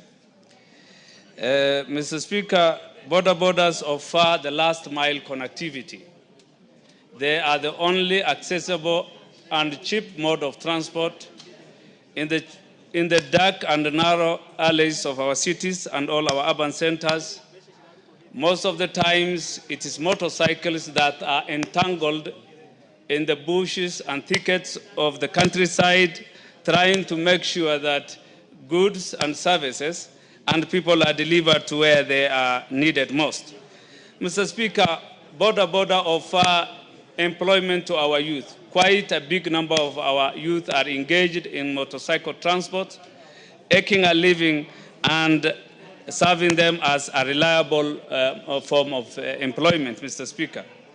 Mr. Speaker, when the committee met different stakeholders and went through the petition 14 of 24 and interrogated all stakeholders, they found that there are three outstanding issues in the petition. One, lack of recognition in law and by transport network companies, Mr. Speaker, by the motorcyclists. They also go through many agonies, including welfare issues, that they don't get the required protection in doing their business. Most of the time, they are being deactivated by the transport network companies without notice and in a very unjustifiable way, Mr. Speaker. Actually, it is, in a way, chastising cyclists without looking at their interest. And thirdly, Mr. Speaker, pricing has been an issue. Despite being such a huge segment of our transport system, motorcyclists end up being passive takers of prices, whereas they were supposed to negotiate and they were supposed to be a force to reckon in our market. They end up taking prices passively. So they were not getting prices commensurate to the work they do. They were not actually getting profits. And in that way, prices were unjustifiable in regard to what they do.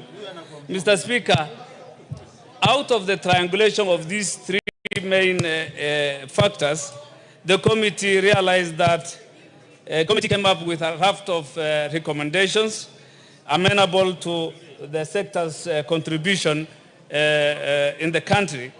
One of them, to make sure that they are recognized in law and recognized by transport network companies, Mr. Speaker.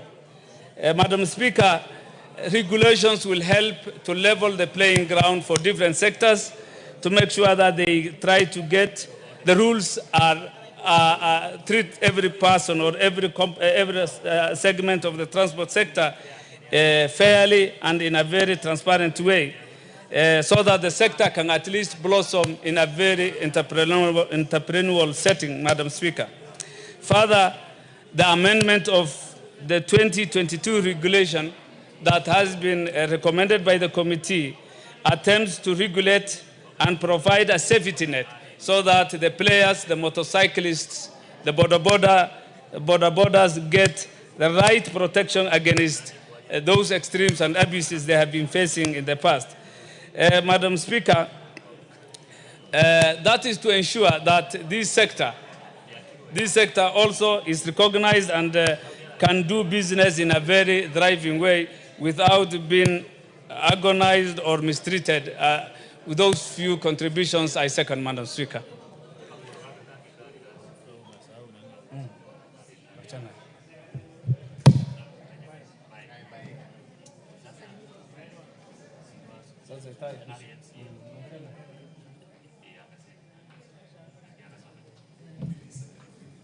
He did. Okay, honorable members, I now propose the question that this House adopts the report of the Departmental Committee on Transport and Infrastructure on its consideration of the public petition number 14, 2024, regarding legal recognition and protection of e-hailing motorcycle riders and delivery personnel, laid on the table of this House on Thursday, 20th February, 2025.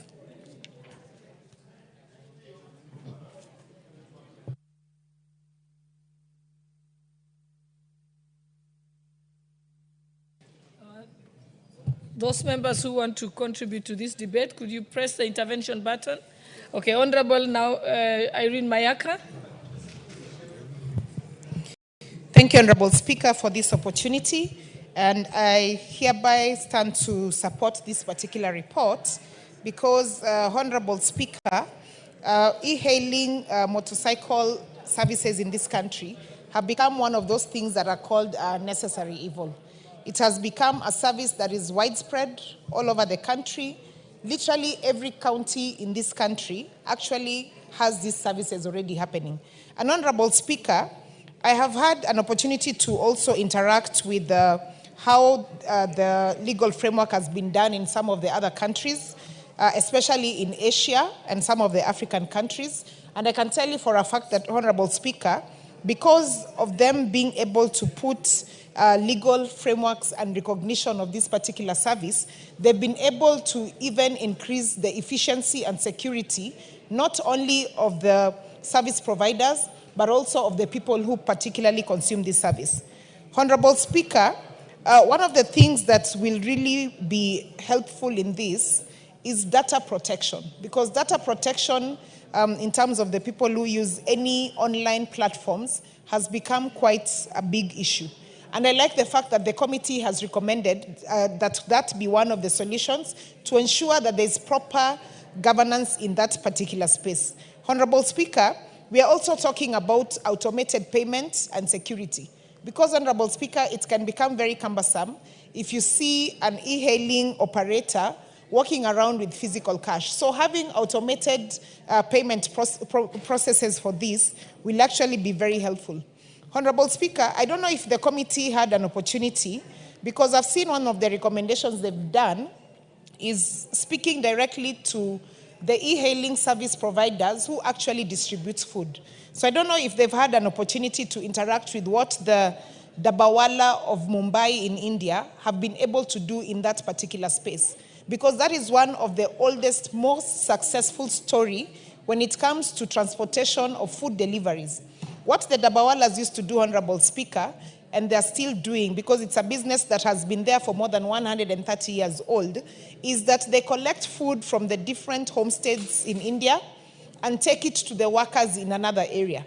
And it has been reported that they've had 99.9% accuracy in terms of collecting foodstuffs from the right homesteads and transporting the same to the right workers, and then again, still transporting those containers back. So this is one of those stories that I would really, really like for the committee to have a look at in terms of, especially now that they're recommending for us to have a proper way, especially of distributing food deliveries, because that, Honorable Speaker, is a very sensitive area. Honorable Speaker, when you look at some of the recommendations the committee has made, which make a lot of sense, and you can also see that they actually affect different departments and different areas and different ministries. But my worry, Honorable Speaker, and I'm hoping the committee is listening to this, is that under each and every recommendation, they've given a timeline of 90 days for different ministries for them to be able to process the recommendations and bring their reports back to the House. But my question, Honorable Speaker, is because in the recommendation, they do not even specify when they would like these different ministries to start. A ministry like Ministry of Information and Communication, which has been tasked with developing a digital courier services network, could start its job tomorrow.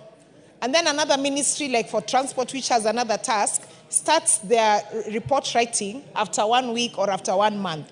And all of them have a period of 90 days.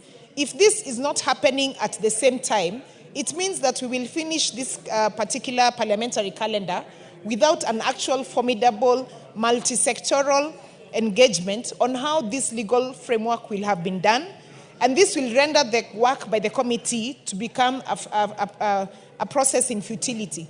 So therefore, Honorable Speaker, I'm really hoping that the committee is listening to this and that they will take into consideration to ensure that if you're having different ministries working on coming up with legal framework that is relevant to the specifications of that committee, then you need to have this happening concurrently so that we can have an actual report in 90 days, rather than not giving them particulars of what they want to process this. Therefore, Honorable Speaker, having said that, and with that recommendation that I'm giving to the committee, I'd like to once again just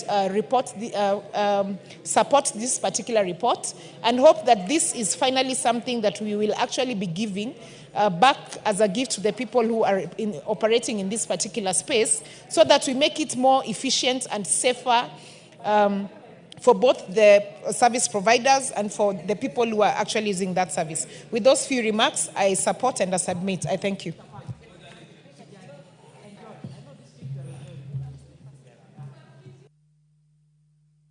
Honorable Member for Seme, Honorable James Nikal.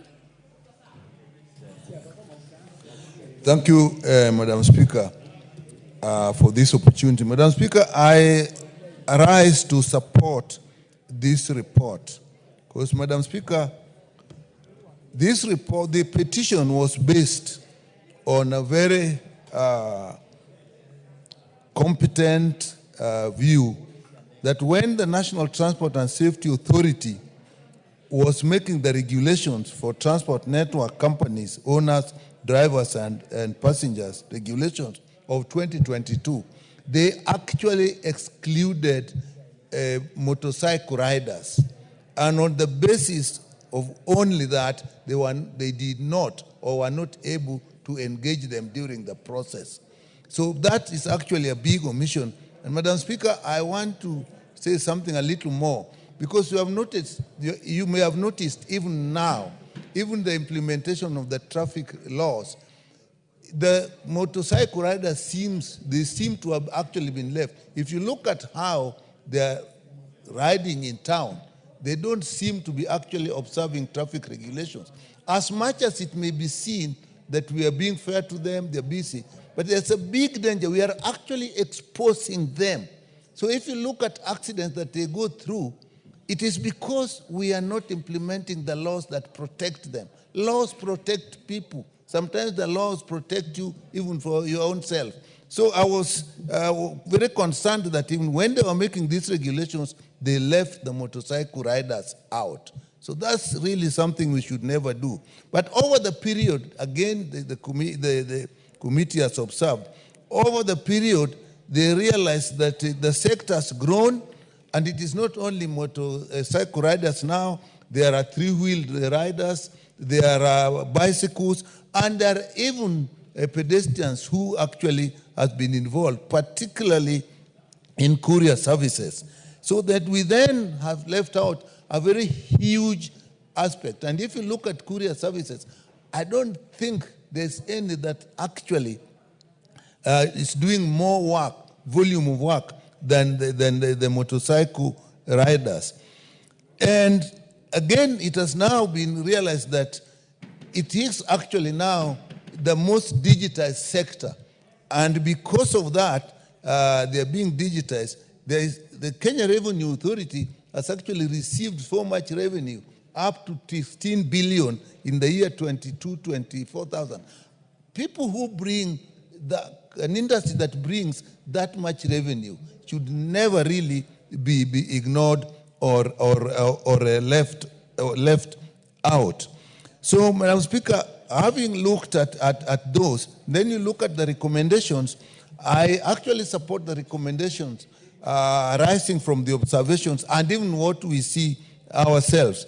They've said that it is now the Cabinet Secretary for Ministry of Roads and Transport to revise the regulations. it goes without saying. If regulations leave out a major player in the industry, it needs to be revised, and I support that wholeheartedly. And again, a very important recommendation that they have put in place, when they bring the regulations in, they revise them, they need to do an impact assessment on what they are proposing. Something that we often ignore when we are making policy changes. The impact it will have on the industry, the impact it will have even the traffic in town. So again, that is extremely important. And then when now we're talking a very digitized industry, then we must look at the issue of data protection. So again, it is important that if we get now them in the regulatory framework, and we accept that they're digitized, then we must go for data protection that will protect of them, the people who are using it, the operators themselves. So that is extremely, because when you go into this digitized industry and you give your information, you give so much information, you are not even sure where it is reaching, what it will be used for. So I think that is actually very, very important. Then it is also important that there are a lot of these industries that actually are run from people from outside. It is important that they have local presence. It is possible in the digitized industry to actually run a whole industry without even an office in the country. I think that is something we must avoid. So that, with that, Madam Speaker, I support this report. Thank you. Okay, honorable members, I can see that there's no one who has pressed the intervention button. So, honorable member for Kwanza, you wanted to contribute? You may proceed then. Any member who wants to contribute, please press the intervention button. Madam Speaker, thank you very much for giving me the opportunity. And much as I haven't read so much the report on this, but given that this particular sector actually is one of the biggest sectors in the economy of this country. There's a huge population that actually are on this border issue. And therefore, I think also, as the last speaker has just spoken, we have to have at least headquarters for border so that we're able to know just how much money we can be able to, how much revenue can be able to get from this particular sector for the benefit of our country, and therefore we'll be able to have to recognize this particular sector so that they can be able to at least whoever is participating in it actually participate positively on the same thing. Secondly, given that it's a sector that actually gives the best services in this country, again, we should have the regulation that can be able to guard this particular sector, because as it is, Madam Speaker, border is just a hazard. Anybody, even you and me, can be border out there, can be from here, you can be able to do whatever they can do. But I think let's have at least this sector legalized so that whoever gets involved actually is actually registered. We know who is from where, so that can be able to trace, if there's anything else, you can trace the actor on the same thing. Because what happens is that border you have an accident that they have caused and they disappear. You can't even get them. And therefore, I think it's only good that we'll be able to, when somebody buys a motorcycle, whatever it is, he is actually registered, so that can be able to know exactly where he's operating from. And if anything happens, as it happens every other day, you can be able to trace this particular individual and be able to do whatever act, either for reward or whatever it is. So given that kind of thing, the Speaker, I think this is important that we actually register and legalize this particular operation, which is not. I've had a time to go to Pakistan, and Madam Speaker, in Pakistan, they are more than anybody else, because tukutuku, you see that one, plus motorcycles are all over the place, and they give a very good service. In fact, I think we should go to do benchmarking in Pakistan to be able to know that this particular sector is one of the best sectors in that particular area. I think I didn't go to China, to India, but Pakistan, I think when I went there, I saw they are very organized. And when it comes to delivery of services, they are very good, and they are because they are registered. You trust somebody comes to you and is supposed to deliver maybe some parcels, whatever, or food, whatever. You will be able to give this particular person because he's actually registered. Here they are not. I want to be told whether they're registered or not, and that's one thing that, Madam Speaker, if we don't do that, then we are not actually developing our country. And therefore the economy will be at least, as somebody mentioned, will be actually be going a step up. The other thing is security for this particular one. And Madam Speaker, again, if we don't register these particular individuals operating in this sector, you will see a lot of things that are happening out there, particularly the insecurity and security, because some facts use them to do odd things which are not actually good. And therefore, I think the best thing, again, we do is to pass this particular report, confirm it, and have it actually have the people who are in that particular sector recognized and registered for security reasons. With those few remarks, I support this report.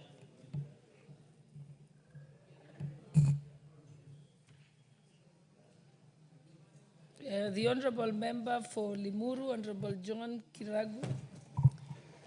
Thank you, Madam Speaker. I like to support this petition by the Digital Border Drivers Association. It is a very important petition because it addresses very key issues that affect the riders. One, they are seeking legal recognition. We know that it is an industry that is thriving, but for unknown reason, they were omitted when we were recognizing the others who are in the same business. Madam Speaker, these people are the ones that used to deliver various items, including food deliveries. And one of the key things that comes out of this petition is that the transport network companies, there is a mix-up as whether these people are independent contractors providing this service or they are employees of these network companies. You will find that, and it is clear in the petition, that there are times when the riders are given pricing. Sometimes this pricing includes some discounts which the networks have already given the clients. And when they are providing this service, sometimes they wonder whether they are independent or they are employees. And if they are employees, then they should be protected as employees. Madam Speaker, this unfair treatment is one that the petitioners are asking for us to address. And Madam Speaker, the other problem that we have here is that these transport network companies, even if you wanted to reach out to them, they don't have local contacts. There is no telephone number or contact number where you can call locally. Madam Speaker, you are forced to call overseas if you have to complain. It's something that we have to look at because nobody should be doing a business here in this country if that entity is not registered here. Madam Speaker, they have called for various regulations in this petition, and I think it's important that we help them to make sure that the industry is properly regulated, that that recognition is provided, and above all, Madam Speaker, the people who are in this industry and they are using digital data, It's important that this data is protected, and particularly for those people who are providing that service. You can imagine sometimes when that data is given or lads into people who are not lawful, it becomes a security problem for the people who are in this sector. Madam Speaker, I think we cannot ignore these petitioners. These are people who are already contributing to the economy of this country. They are all asking whether they are three-legged vehicles or two-legged. They are people who are actually providing the delivery or the transport service. So they should not be discriminated just because that they use other modes of transport that are not known as major transport vehicles. So, Madam Speaker, I support the recommendations that have been provided here, and the ministries that are referred, they should do their part so that we make sure that we relieve the pressure that is with this border drivers association. I support. Thank you. Okay, the Honorable Member for Suba North, Honorable Millie Odhiambo. Thank you, Madam Speaker. Madam Speaker, I do wish to support the motion, and Madam Speaker, I'll be very brief because I don't want to repeat what the other members have in regard to the importance of that sector in this society, especially now that we are having a lot of challenge of youth unemployment. Madam Speaker, it is actually very significant that we do recognize that sector. And Madam Speaker, the only thing I want to add is the fact that we must relook at our infrastructure. What happened? Sorry. We must relook at our infrastructure. And Madam Speaker, is that you do notice that every time we are constructing roads, we don't take into account the fact that we have riders, Madam Speaker. Yet this has become a very big reality in this country.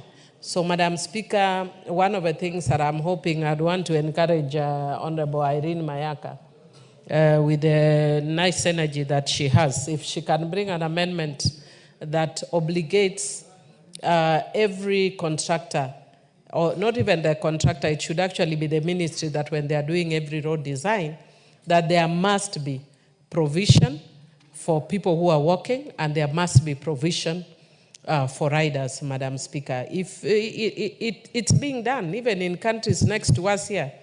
Ethiopia has been doing not very well, but now if you actually see what Ethiopia is doing, it is putting us to shame.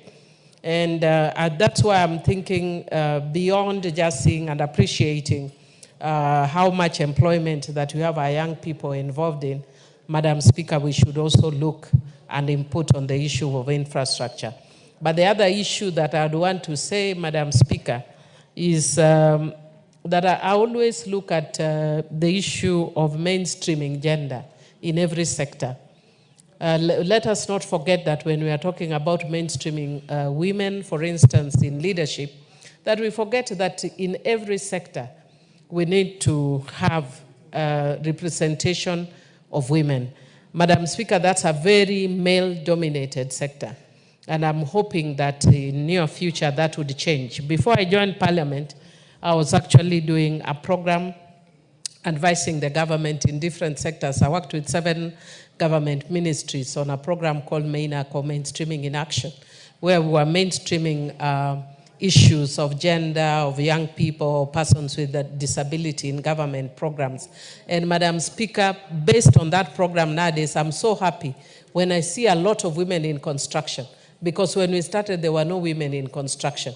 Now you go to construction, there are women contractors, there are women who are also not just like contractors who are actually hiring work, but women who are doing the real work in construction. And because of the challenges that we are facing, let's not limit women to the nurturing and caring roles only, but let us make it expansive that women can also get in that sector. Madam Speaker, with those few remarks, I support. Honorable members, allow me to recognize the presence of Kisii School from Nyaribari Chache constituency, Kisii County. On behalf of the substantive speaker, myself, and the members of parliament, we welcome you to parliament. Thank you. The honorable member for Tharaka, Honorable George Kitonga. Thank you. Thank you very much, Madam Speaker. Madam Speaker, this is a very important motion calling upon the House to adopt the report on this petition, which was presented to the House, committed to the Committee on Transport and Infrastructure, and they have prepared a detailed report on how this petition is actually to be handled. The border sector is usually very restless, and sometimes they get concerned when they hear we are debating things in the House, and the mention of the word registration sends jitters down their spines on the basis that they think we are out to control, regulate them in a manner that will make them totally inoperational. I wish to confirm that what is before the House this afternoon is a report of our Committee on Transport and Infrastructure regarding this petition, which was brought here seeking that we legally recognize and protect the e-hailing motorcycle riders and delivery personnel. These are people who are actually in a forum where you are able to get in, order for one of these riders who will make a delivery to you or who will give transport services to you, including the famous Uber forum. So it is not anything new that should worry the border riders, but it should actually be held that we require a legislative framework where we can have a recognition and a protection of all those riders who get into this forum so as to do business. It goes without saying that border sector is one of the key sectors, one of the key economic sectors in the country today as we speak. They actually form a good percentage of our economic base in the country, and therefore from time to time we have to keep on thinking about them. Remember, even during our campaigns, we had a manifesto that had a chapter on such people who are at the bottom and who have to be uplifted. This is not lost because the government continues to put in place measures to ensure that those people who are down at the bottom now are gradually brought up so that we have an element of parity and equalization as the country moves towards development. So this is a very important motion.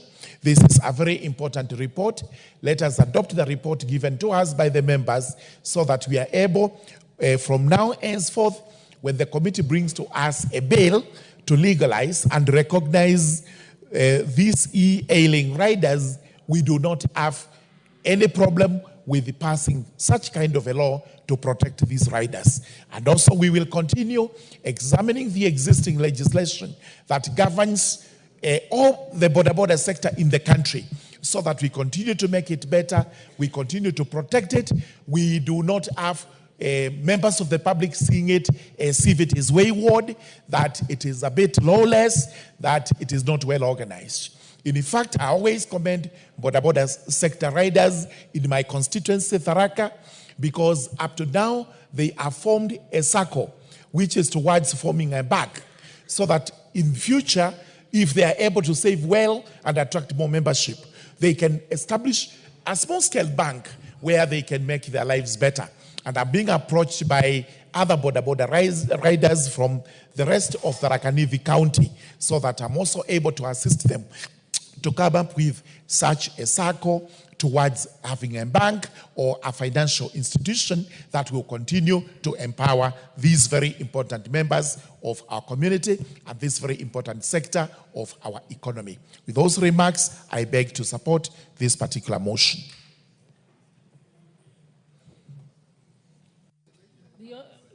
Honorable Member for Kitutu Church and North, Honorable Japheth Nyakundi.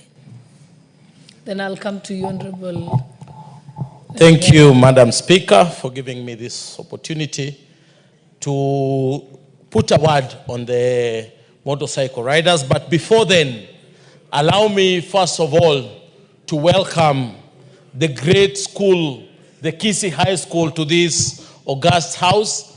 Being an alumni of Kisii High School, the school that nurtured me and mentored me to be who I am today, the best performing school in Kisii and Nyanza at large, I want to welcome Kisii High School to this august house. I also want to tell them that some of us, through that school, nurtured us to be what we are and to be leaders in this country. So I believe the students that are here today from Kisii High School, 1 or 2, 3 of you will also get an opportunity to be members of parliament, to be doctors, to be engineers, to be teachers, and to be people of substance in this country. So I want to welcome you. I want to wish you all the best. And as you go back home, on behalf of the people of Kisii and on behalf of the people of Kitutu Church North, kindly go say hi to your people, say hi to your teachers, and say hi to the rugby team that is in the national stage right now. Thank you, Madam Speaker, and thank you for giving me this opportunity. The Honorable Member for Imuru Dikir, Honorable Ngeno.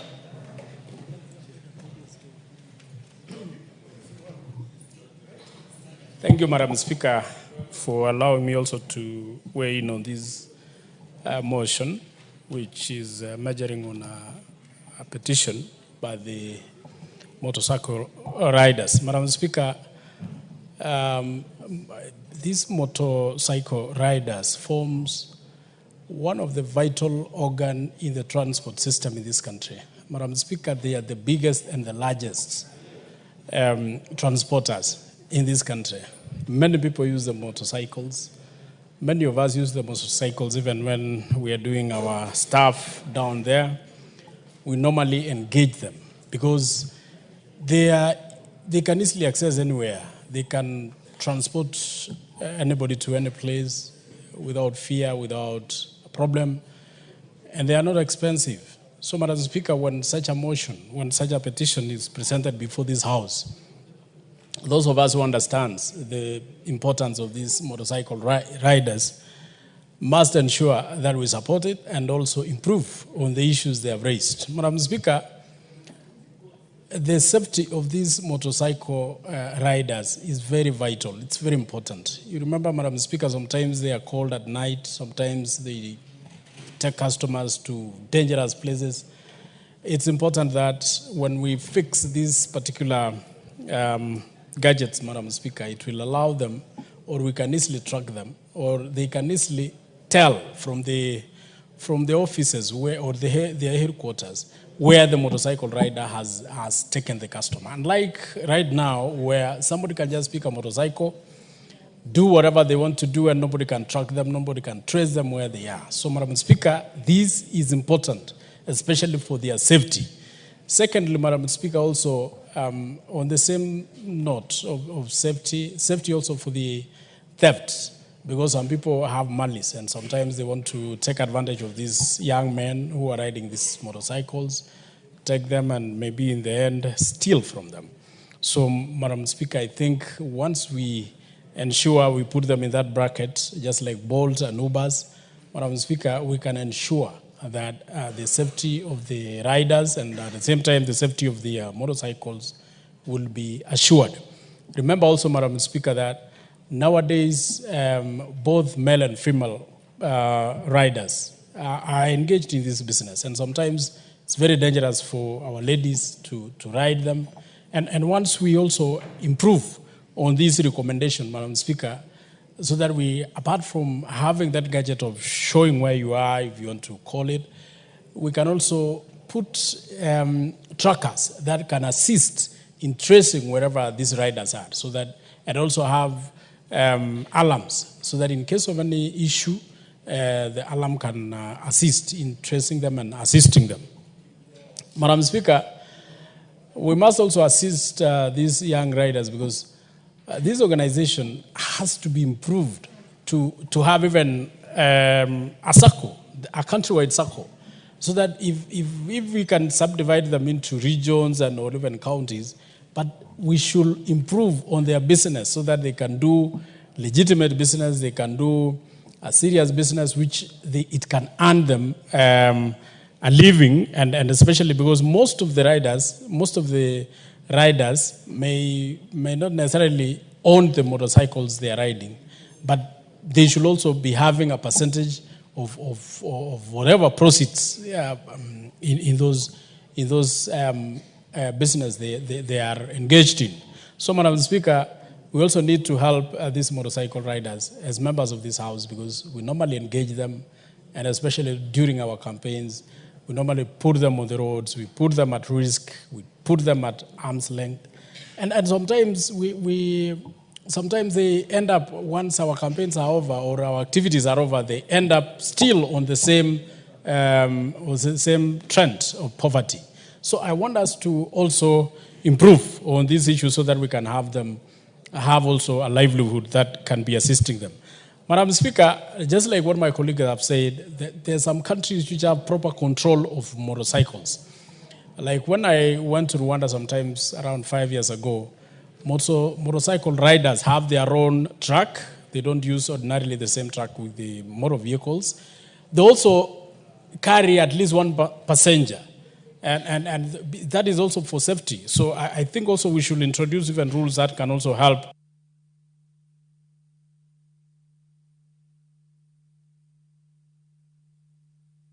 You can finish your sentence.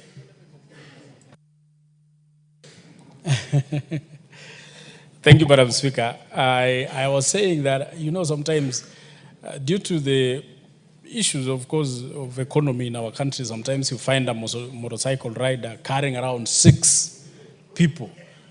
And of course, it is not because of their wishes, but because of the problems they have. So we will also need to control the number of customers they carry, at least to be 2 or even 1, so that it can be a controlled sector.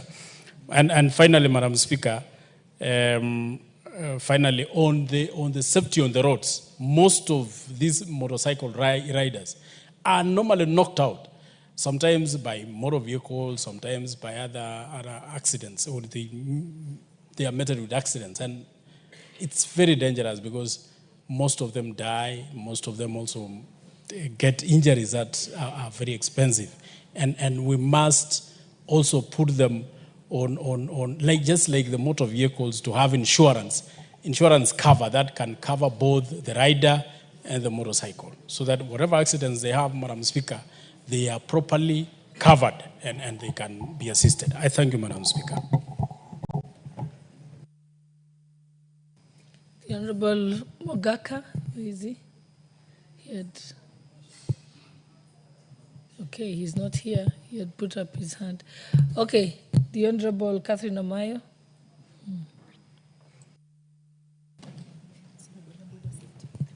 Thank you, Madam Speaker. I support fully our border riders to be safe, at the same time to be safeguarded, because they just learn sometimes how to ride at home without knowing traffic rules, without engaging further to understand that they carry a risk by not knowing or understanding the road rules. So if we license them and make sure that we have a data from Busia to Garissa, because I know nowadays border taxis are all over the country.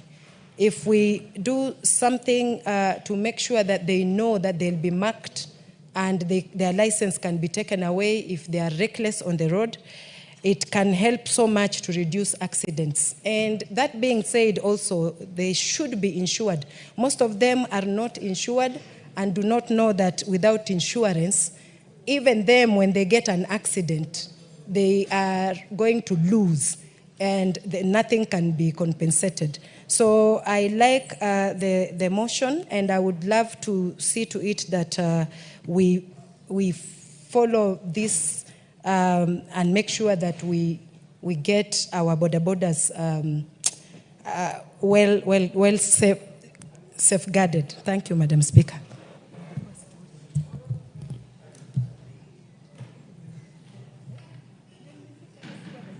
The Honourable Member for Yatta, Honourable Robert Basil. Thank you, Madam Speaker. Allow me to weigh into the motion to protect, recognize the alien border riders. Madam Speaker, this app-based riding is going to manage crime because most of the riders will be well registered. We'll be able to track them, Madam Speaker. That is one way to manage crime because most of the criminals are actually escaping using border, Madam Speaker. Another important reason why I support this motion is because of employment. If you look at most of the youth, today they are grappling with unemployment, Madam Speaker. The border riding is not only giving employment to the youth, but also the mechanics who are actually repairing the rides or the motorcycles. At the same time, those who are selling spare parts. So it's important to understand that these are sector that is contributing greatly to this economy, Madam Speaker. Another good reason why I support this particular motion is because it is border riding is affordable and giving very fast transport, Madam Speaker. If you look at most of the rural areas, they are only being accessed by the motorcycles, particularly while understanding that the majority of the people who are working from the remote areas need to access their workplaces on time. The only easy, affordable, and fast movement or ways of transport is the motorcycle, Madam Speaker.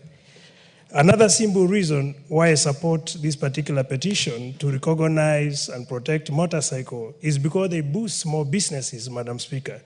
If you look at the trend in terms of goods and services, the easy way to be able to boost the small businesses, the mama boggers and other people in the informal sector, they all ride on motorcycles as the most easy and accessible means of transport, Madam Speaker. Another good reason why I also find important to support this motion is because if you look at the rural areas, the roads are in pathetic conditions. And most of the movable assets, like vehicles, cannot move from point A to point B. And the only option left for transport is the motorcycle, Madam Speaker. And that is why this particular motion comes in handy to be able to support transport of goods and services in the rural areas. Now, when it comes to revenue generation, this country needs money to be able to generate enough revenue to support both recurrent expenditures and development, and motorcycles being affordable and being majority of what we have as means of transport, particularly for the informal sector. Government is able to collect taxes, Mr. Speaker, is also able to sell fuel. Remember, if you look at the quantity or in terms of the number of motorcycles in the country, there are so many. So the fuel they consume can get to a substantial amount of fuel, which is going to generate revenue for this country, Mr. Speaker. I also want to implore on the reason, on one of the very important recommendations that could be anked or that could be integrated in this report, is to ensure that the riders are well trained.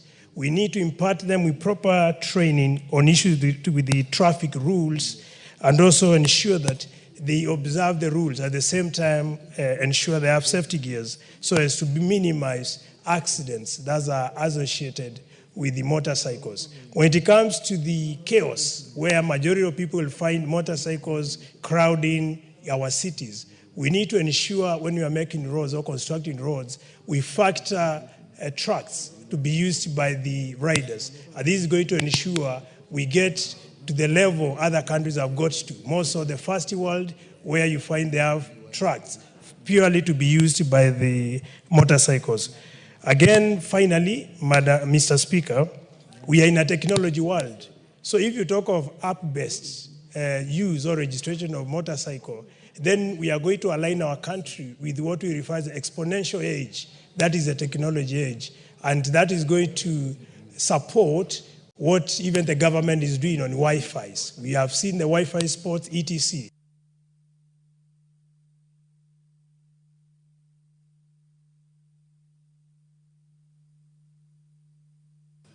Honorable Basil, you want how many more minutes to conclude?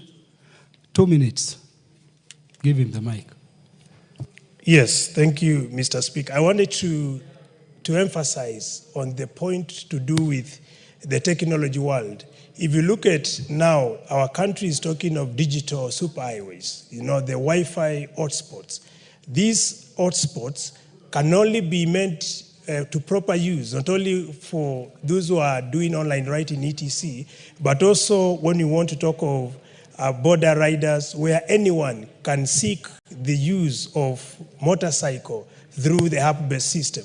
So recognizing the border riders and more so those who are, that is the app-based riding, is going to support the government agenda on the digital superhighway, which is also going to put us on the same path in terms of technology with the rest of the world. We have seen what Ubers are doing, the Uber rider, how they are boosting the economy, and also how they are generating employment to so many young people who are looking for employment. With those few remarks, Mr. Speaker, I support and I submit. Thank you. The Honorable Stephen Mugaka, Senior Council MP for West Mugirango. Thank you, Mr. Speaker. And I thank you for giving me the opportunity.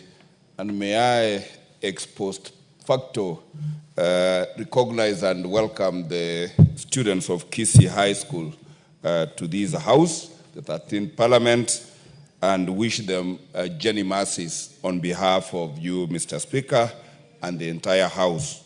Kisii High School is one of the premier schools in that region, and only my Kebirigo Boys High School competes with them. Kebirigo Boys, I was launching the bursaries there yesterday, Mr. Speaker, and the number of A's they posted are enviable, and I will be inviting the principal, Mr. Clement Nyangaya, to bring these students here. If you can permit me, Mr. Speaker, to also then contribute on the motion. I support this motion about promoting the border or the motorbike industry in this republic.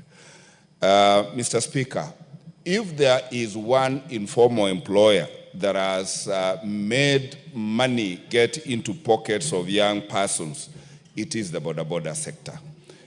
I do not know what we would be doing with our army of youth if majority of them were not engaged in border sector.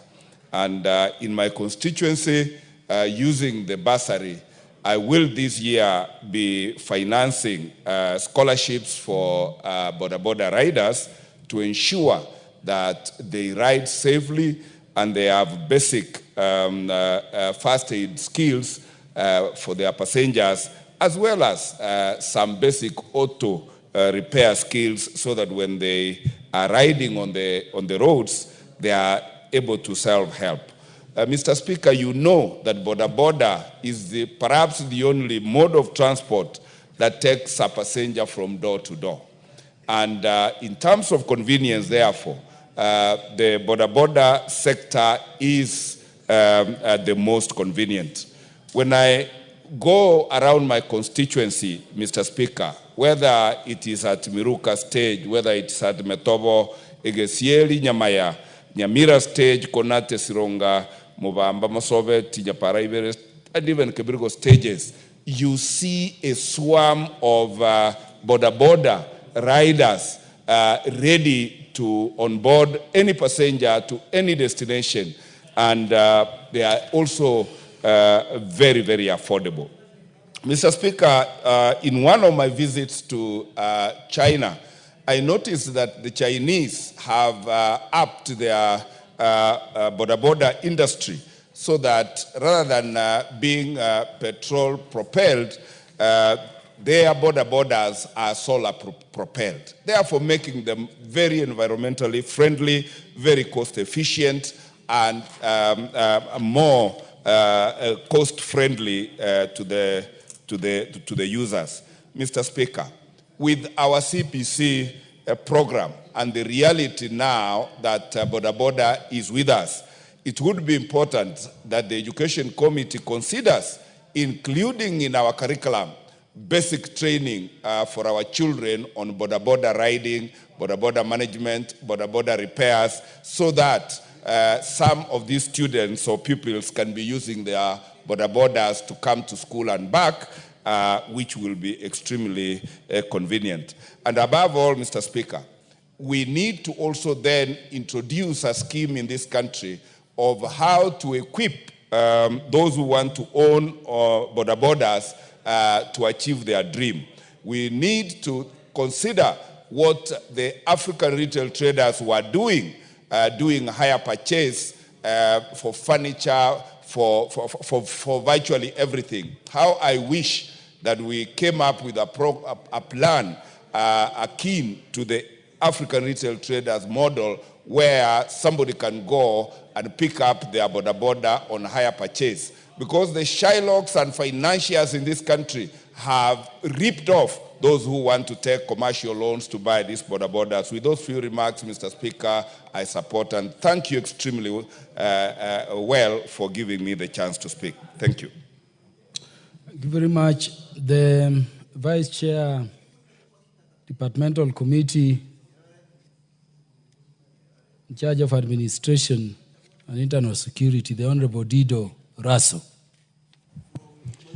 Thank you very much, Honorable Speaker, for indulging me. Honorable Speaker, I rise to support this very important motion. Honorable Speaker, they say that what you experience every day becomes part of your culture. And the borders are becoming part of our culture. Every out of 10 riders on the Kenyan road, 7 are being ferried by Boda. It is affordable, it is easily accessible, and it can access any points that you want to reach or arrive at.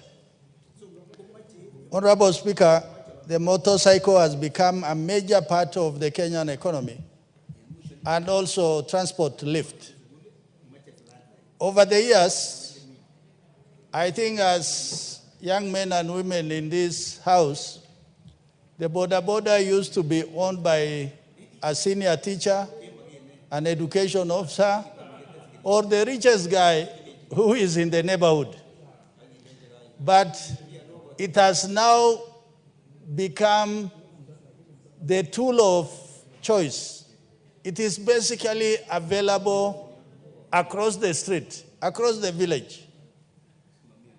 And Mr. Speaker, the reason why the Boda has become the transport of choice, when you drive around Kenya, the next transport which you must see is a Boda. And for that reason, this particular motion, the intent is important. The reason why it has come out at this time is timely. And going forward, it forms a body of important things that we as legislators, we must do. What is required of borders is the issue of order. In the olden days, the reason why it is used to be said, matatu ni matata, it was a transport that was a necessary evil. It is associated with noise, disorderliness, breaking traffic rules, and all that. One honorable colleague talked about Rwanda. Actually, when you go to Rwanda, is when you see orderliness reduces accidents, reduces so many things that are unnecessary nuisance to the society. The other issue, Honorable Speaker, is the issue of safety. When you visit our hospitals today, and the chair of health will agree with me, every second patient is a boda rider or a passenger on a boda with head injuries, with fractured bones. So many serious injuries have come about as a result of this boda, the laws not being there, or that order, calling them to order, is not there. This is now where we must call a spade, that we must have something in place to safeguard the society's well-being and also the health and wealth.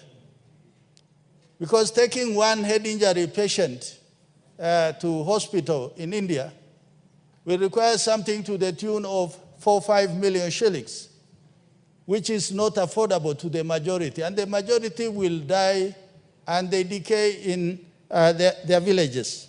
The issue of pollution and climate change.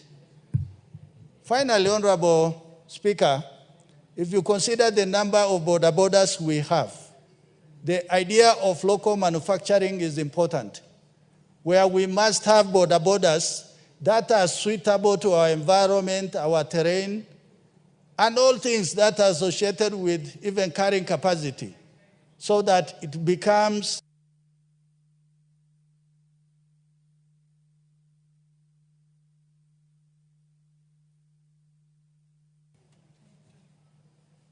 You need more minutes?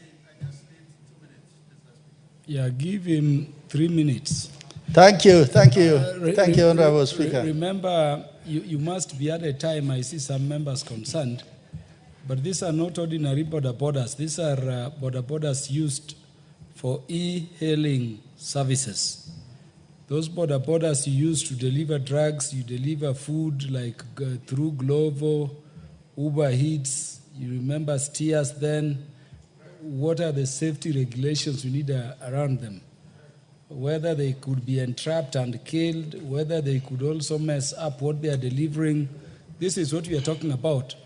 So you have 3 more minutes beginning when I've made my last statement. Thank you very much, Honorable Speaker. Thank you so much. Honorable Speaker, I want to say about local manufacturing. If you look at what the bodas do, basically it is transport of choice. People used to it to convey food, drugs. Sometimes it almost acts as hauliers. And if in local manufacturing, we design it to such a way that it meets the needs of the society today. It meets what are the needs. That I want to carry a package of maybe 20 kgs that may not be carried on an ordinary motorcycle. Then what we are saying, let us design to meet the needs of the time. Honorable Speaker, on the issue of pollution and climate change, honorable colleagues have talked about it, but today, most of the industrialized world are going electrical. Very few are using motorcycles or even cars that are petrol propelled or diesel. In our environment today, we are likely to be most affected by climate change.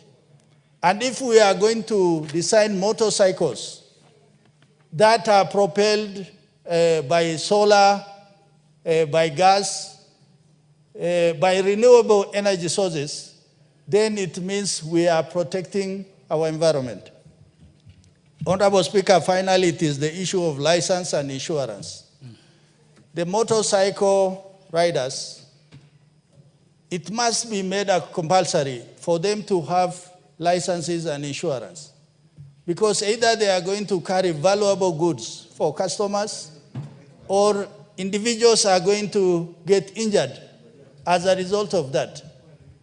So for that reason, I think this particular motion proposes very progressive law that must be enacted to meet the demand of our time. With those remarks, I thank you, Honorable Speaker. Honorable Karoli Omondi, MP for Suba South. Thank you very much, Honorable Speaker, for giving me the opportunity to add my voice to this particular petition and motion.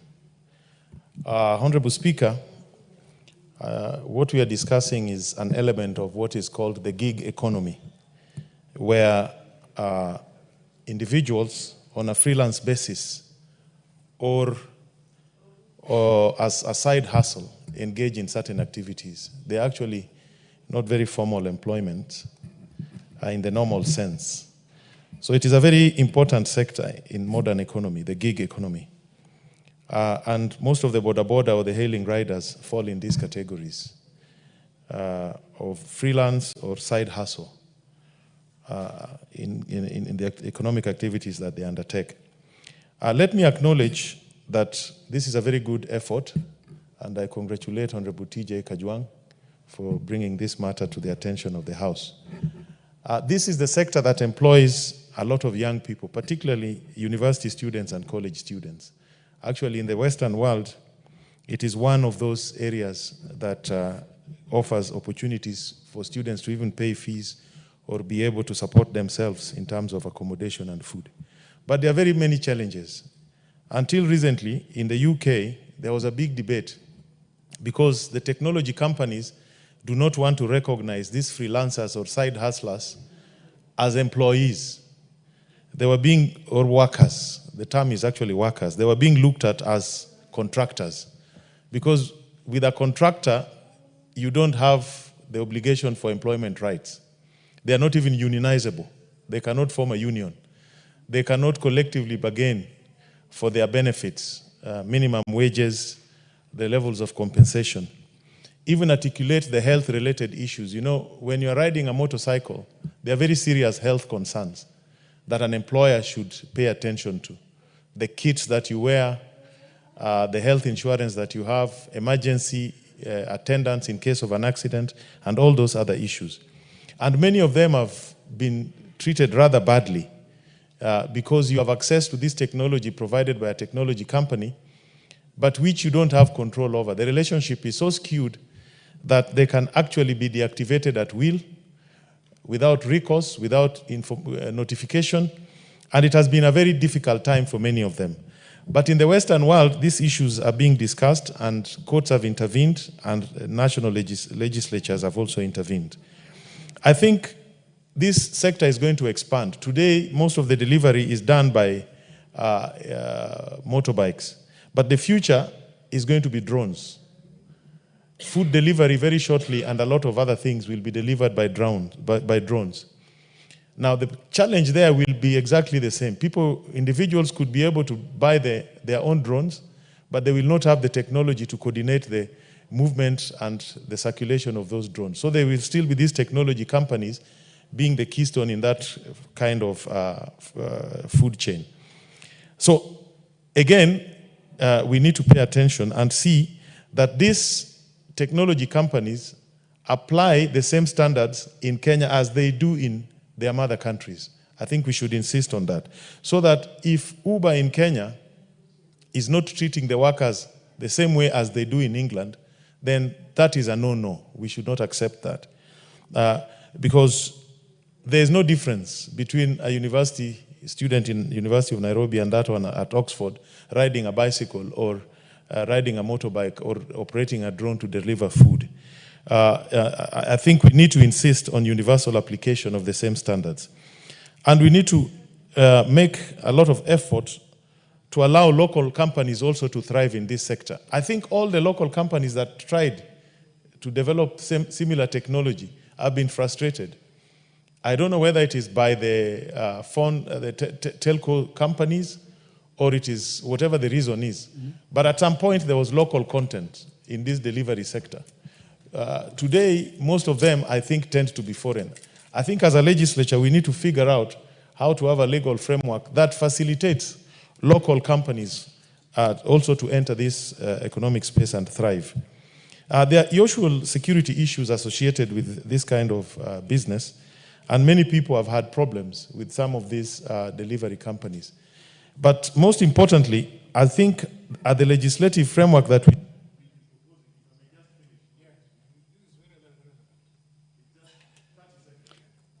Adam, you need a minute or two?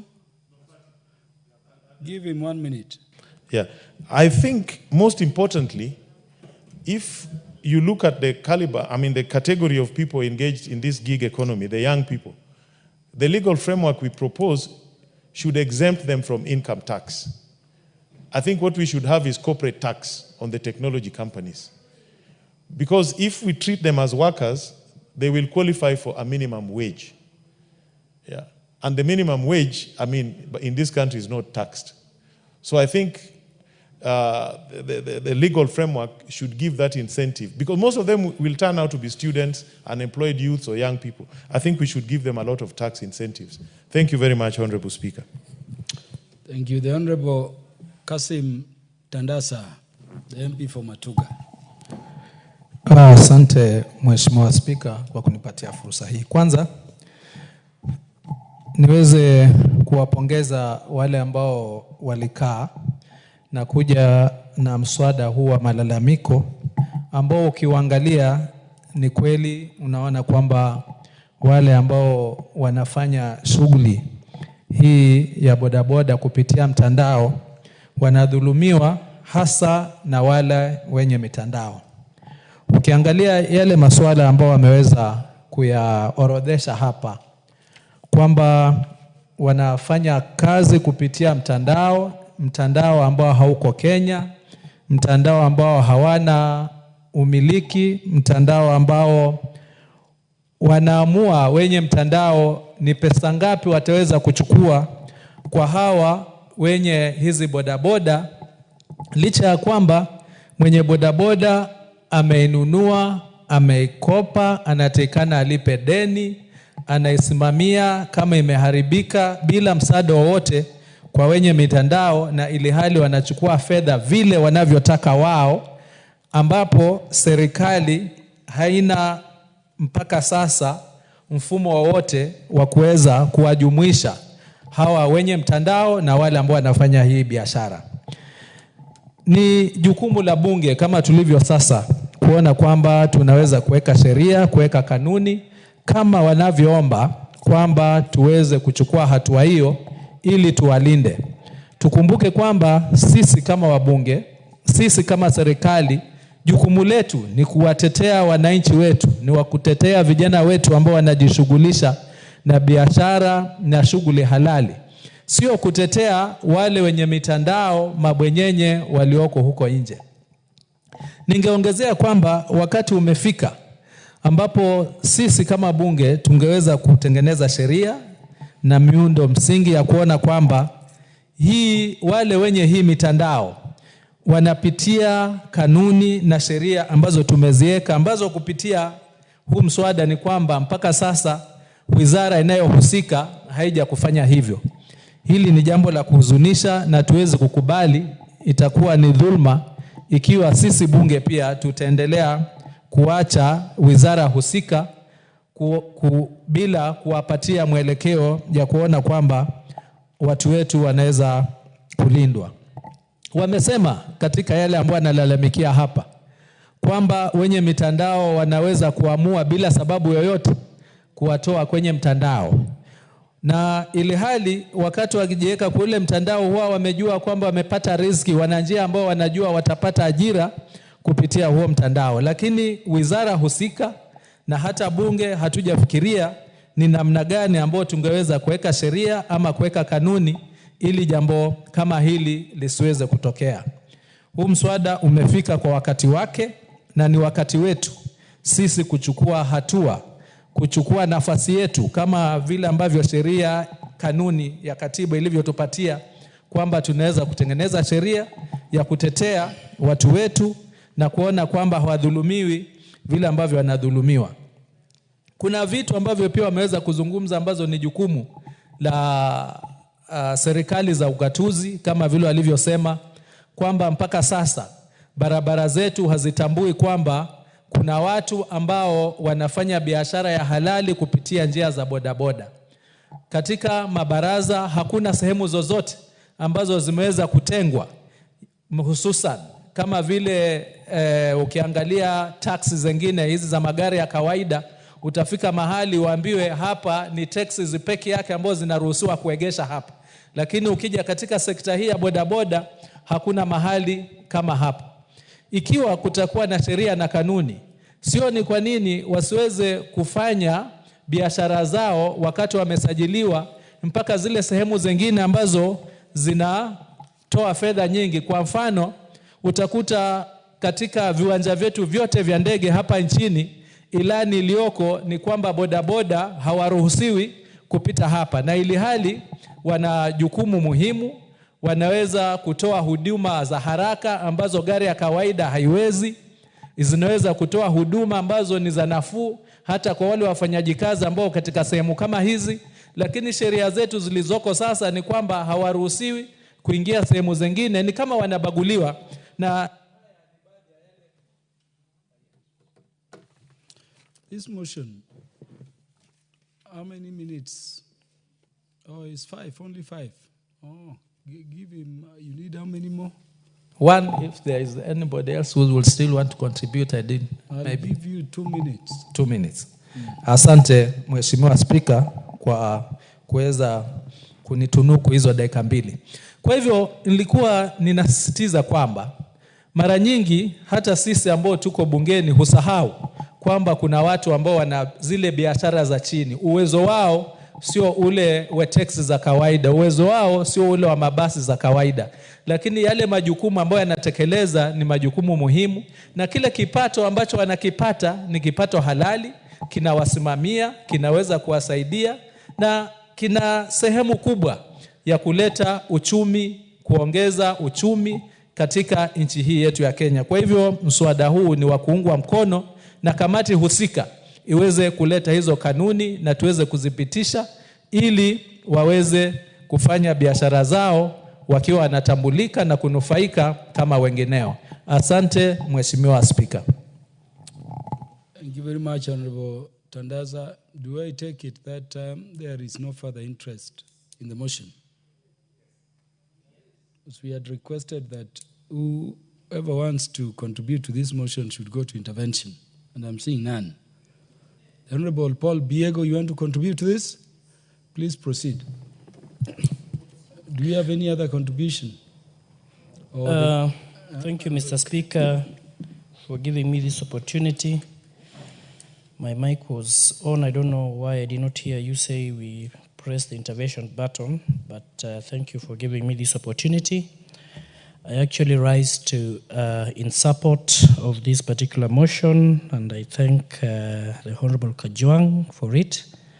And as we've also read the resolutions from the Committee of Transport, and I think I'm really very happy in what I have read about the recommendations. However, Mr. Speaker, I know that this motion actually is a call for legal redress and legal recognition and protection for the motorcycle riders and delivery personnel under e-hailing platforms, as you had just told us, such as the Uber, Bolt, Glovo, and their respective food delivery services. While these technological advancements have created new opportunities, Mr. Speaker, for the riders, they've also introduced critical challenges, including exploitation and exposure to harsh working conditions. Therefore, I'm in support of a legal framework because the riders are treated as independent contractors but are subjected to conditions that give tech companies excessive control without the basic employment rights that should accompany those controls. So with the framework, I think it will do us good, because the riders experience challenges such as unfair pricing formulas, lopsided contracts, and the arbitrary deactivation of accounts by, of course, the transport network companies, TNCs. Therefore, Mr. Speaker, riders are a vital part of this transport sector, and without legal protections, they will continue to face a lot of exploitation. And that is why I'm actually in support. And I know that the association had urged county government, especially county government of Nairobi, to establish safe parking and waiting areas for riders and collaborate with welfare organizations to safeguard their interests. The petitioners also had demanded that this House, Parliament, we pass legislation recognizing digital riders and as a unique subsector within the transport industry with appropriate legal protections.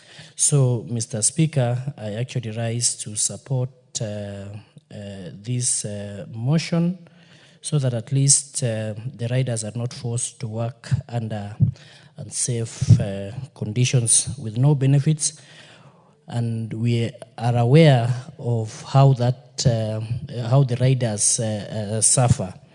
They endure long hours that barely guarantee a living wage. Sometimes they work for the whole day, and in return they get very, very little for the job. So I would be in support. And of course, we should actually treat it as urgent so that the implementation of one of the recommendations that to enhance the safety of drivers by the National Transport and Safety Authority should be implemented. What I really liked about this recommendation is that they are proposing to establish a 24-hour emergency response system to at least ensure swift response to emergency and security situations. So that I am in agreement, because many riders have suffered, whereas in vehicles, when in the unlikely event they get accidents, at least there is a board to protect the mabatis, to protect the passengers. But in the riders, the first casualty is you yourself, because you're the board and you're the mabati and you're everything. So it's important for us to take care of the riders. Thank you so much for this opportunity. Thank you. The Chair, Departmental Committee on Health, the Honorable Dr. James Nyikali, you want to contribute to this? Yeah, thank you. The Honorable Martin Owino, MP from Dewa. Thank you, Mr. Speaker. My appreciation for the time as well. I want to say I support this and I congratulate my friend TJ Kajwang and the team. Mr. Speaker, this is long overdue. And I agree, these things will come in many forms. Some are tricycles, some are bike, and some e-bikes and all this. I think reviewing the regulation to incorporate them, I think that's a good thing to do. The Speaker, digital economy is global, and we are not exception. But as it stands now, our local people are disadvantaged in many ways. They plug into it, they don't know what it says, just pick here, drop here, and you don't know how much is being regulated here. We say it is 16 billion now, but we don't know how much goes to foreign land and how much are in our country. We have no capacity to bring this to a accountable system. I think that is a lacuna right there that should be looked into. We may be generating a lot of money, and our people are given peanuts, and the rest are just going haywire. The other thing which is very important here is the safety of operation and standards. Mr. Speaker, some of these people drop food. Food is a very sensitive issue. How would you know that it is collected right here and delivered there as a poison? How would you know if we don't have the capacity to regulate this industry? And we don't even know whether they have handler certificates. So this is it's a very sensitive point. As for drones, as I think Karoli puts it, we have drones taking bloods and dropping, but that is well regulated. In fact, to have a drone in this country, you have to go through a thorough training and licensing, which we are not doing to these people. I think also that for any foreign company, this is in law, even if it is being reviewed, this is in law. You have to have your presence here, physically, and telephone contacts. Otherwise, some people have been fleeced a lot just using emails. And you look for an office, they say they don't have it. So again, we will incorporate those who regulate companies to make sure they have an inventory of these people and we know where they are. So should anything happen, then they can be contacted immediately. Mr. Speaker, how do we designate drop-off and pickups? I think this is, has been also alluded to there. If you go to the Western country and another developing country like us, which have organized this industry, there are separate lanes dedicated to them, and where they can drop whatever they have, whether they're people or deliveries, and they are recognized as an important instrument of economy building. They are not just those are just sideways employees doing their own thing. No, they are part and parcel of our economy. So designating and authorizing them to enter into all these busy airports and all that is paramount. For example, one day I was late there was traffic jam, I couldn't reach the airport. I had to look for a rider to come and take me there. And you reach there, you cannot go beyond this point. It does make sense, and a very, very dirty matter to pass through with other people. I think we are doing a lot of injustice. But in all, I think this is a good petition. I think we need to step it up to make it, to have some strong regulations from it so that this industry can be properly regularized and our people can be properly employed. Thank you, Mr. Speaker. Honourable members, being agreed and there being no more interests from members to contribute any further, I now call the mover, the Honourable Tom Joseph Francis Kajwang, to reply. Mr. Speaker, I thank you for this opportunity. I am overwhelmed by the compliments. I take them proudly on behalf of the Committee on Transport, which I'm just a simple member, but I will take those compliments to the chair. As you know, in the new constitution, when you receive anything in public, you must take it to the designated office. So I will take those compliments to the chair of that department. Mr. Speaker, it put in context, this issue came as a result of public petition. Just like a few hours ago, we have had a lot of excited information from the gates where members from the medical industry are asserting their rights and are asking for certain things to be done. And we have just seen the chair, the able chair of the of the health committee receiving those petitions. It is a manifestation of how this parliament can do things to solve the issues that are concerning the citizens of this nation.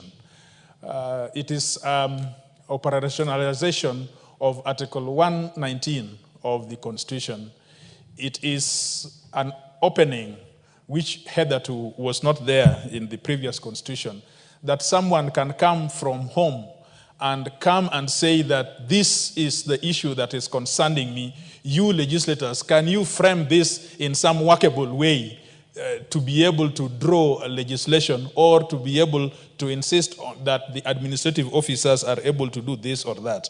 And so I think the real compliments to the whole House that we are up to our task to be able to help people do get service delivery as legislators. The last one that I want to say is that I thank everyone who has contributed. We have had wonderful insights that we didn't have when we were considering this petition. I have had very relevant submissions from the member for Suba South, for example. I've had responses, very elaborate, from Honorable Tandale. I have heard the story of Tharaka, the e-hailers in Tharaka. I am impressed that there is e-hailers even in Tharaka township. So you see, this is germinating our economy. And if you see, it is a 16 billion economy. That could be to the exchequer. But now, can we now roll back and see how much money goes to the pockets of our people? It is giving out so much money. Could this money be going to foreign companies and entities supporting other nations and private entities?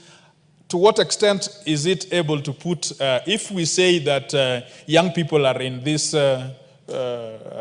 industry, how is it that we can support these people to get as much as they could to lighten our wage burden and employment burden?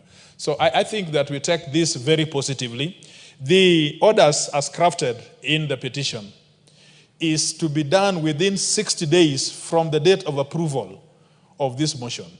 So if, Mr. Speaker, you put the question today, 60 days we expect these government officers to have come back to us implementing everything that we have said. And we are going to follow them up. We are not going to wait for the implementation committee. As a committee, we are going to follow them up that these issues are implemented according to the resolution of the House. And lastly, I want to commend the Speaker's office, including the Clerk's office, for allowing us the opportunity and the facilities for working around this document. And I want to request the Clerk that when a vote is taken, and especially if the vote is a positive vote, I ask the Clerk to take all the Hansard, because these are members who are out there. Can they be served with the Hansard to show them how members really participated and helped them do what they are supposed to do? I regret that they are not in the House, but probably it was difficult to bring them in the House when this debate was going. But they should have the Hansard, and they should also have the certificate of the resolution of this House, so that they know that the House was responsive to them and that reacted to them positively. Thank you, Mr. Speaker, for giving us this opportunity, and I want to give very positive facilitations for everyone. I thank you. Thank you, the Honorable TJ Kajwang, and thank you for stepping up for your committee whenever the duty calls. Next order. Oh, sorry, before the next order, for the convenience of the House, the question to this particular motion will be put the next time it will be put on the order paper for the House's consideration by the House Business Committee. Next order. Order number 12, the Division of Revenue Bill, National Assembly Bill number 4 of 2025, second reading. Again, members, for the convenience of the House, and considering the weight of this particular motion, it will be stepped down to the future date when it will be next scheduled by the House Business Committee for the House's consideration. Next order. Order number 13, motion, state of security in 6 counties of North Rift being Baringo, Elgeyo Marakwet, Turkana, West Pokot, Sabulu, and Laikipia. The Chairperson, Departmental Committee on Administration and Internal Security.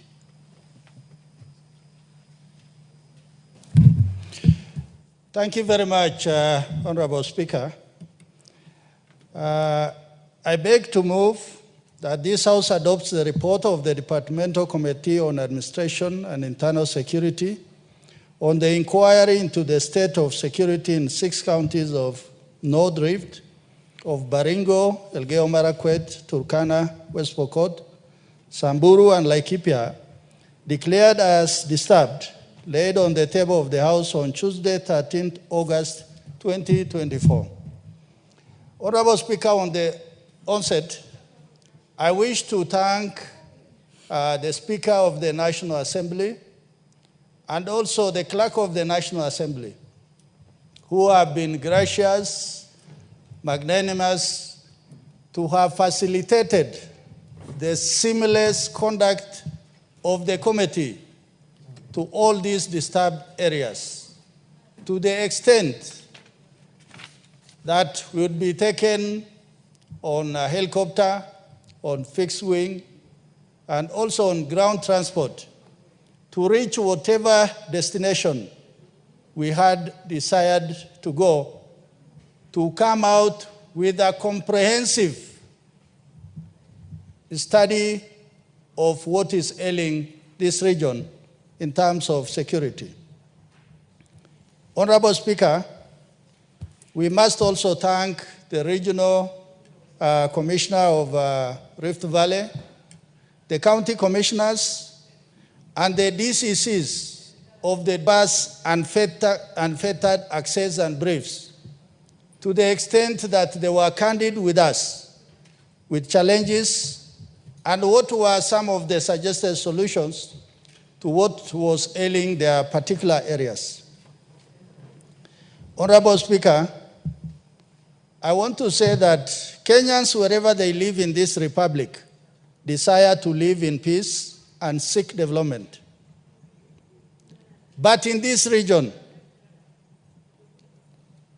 and in particular in the North Rift, while many Kenyans in many parts of the country are up in arms seeking development, in this particular region, people are only pleading with their government to allow them to live in peace, which is such a serious contradiction, that one side people are seeking for peace, and in another area people are seeking for development.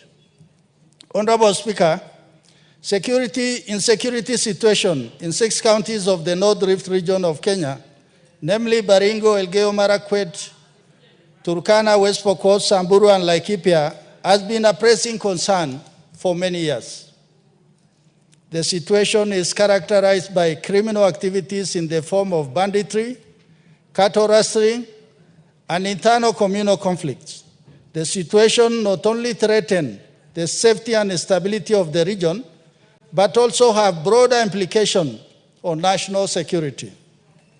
Honorable Speaker, in February 2023, the then Cabinet Secretary for the Ministry of Interior and National Administration, the Honorable Professor Kindiki, declared the prevailing security situation in part of the 6 counties of the North Rift as a national emergency.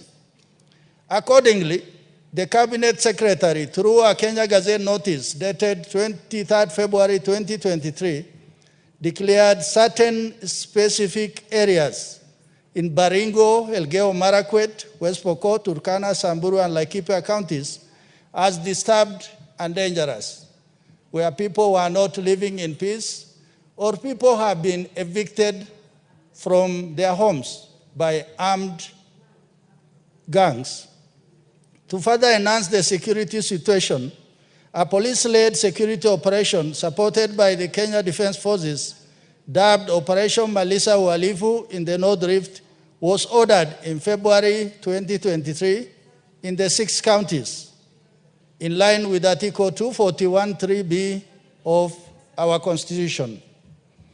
Honorable Speaker, in fulfillment of its mandate and in recognition of the urgent need to address banditry as a national security concern, the Departmental Committee on Administration and Internal Security resolved to undertake an inquiry into the security situation in this particular region. The inquiry was conducted between August 2023 to April 2024. The committee commenced its inquiry by meeting with the Rift Valley Regional Commissioner and the Cabinet Secretary for Interior for an overview of the security situation. Subsequently, the committee conducted fact-finding visit to the region. Honorable Speaker, we start with Samburu.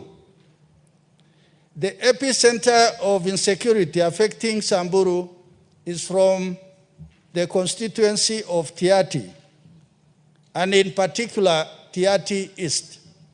The security challenges stem from disputes over land, water, pasture, and territorial dispute, resulting in violence, displacement of villages, loss of lives, and livestock raids. Samburu County has an expansive landscape encompassing diverse terrain ranging from highlands to low-lying plains, as well as escarpments and gorges. The rugged and underdeveloped areas often serve as hiding spots for bandits.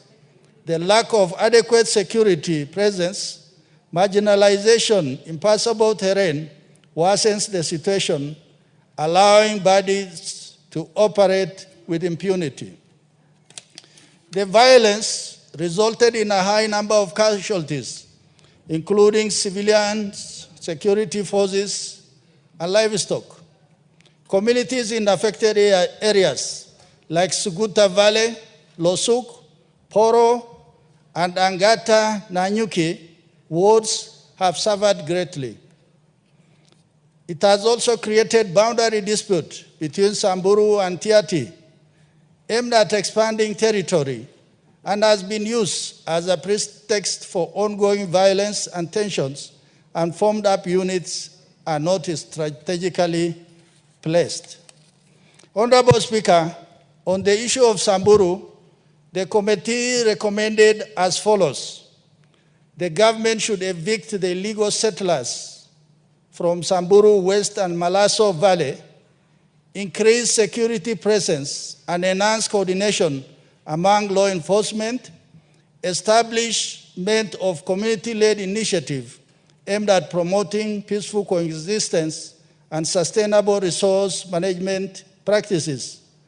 We should establish, there is also need to establish a new sub-county within Samburu Central to address security gaps in underserved areas of Samburu County and bordering areas of Tiaty, Turkana East, and Turkana South.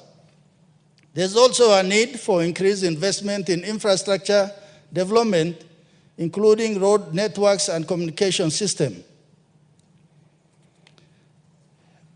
Honorable Speaker, it is also identified the use of national government constituency funds for the constituency of Tiaty to use to construct roads in the area of Samburu side, where these funds appear to be used to expand the existing territory.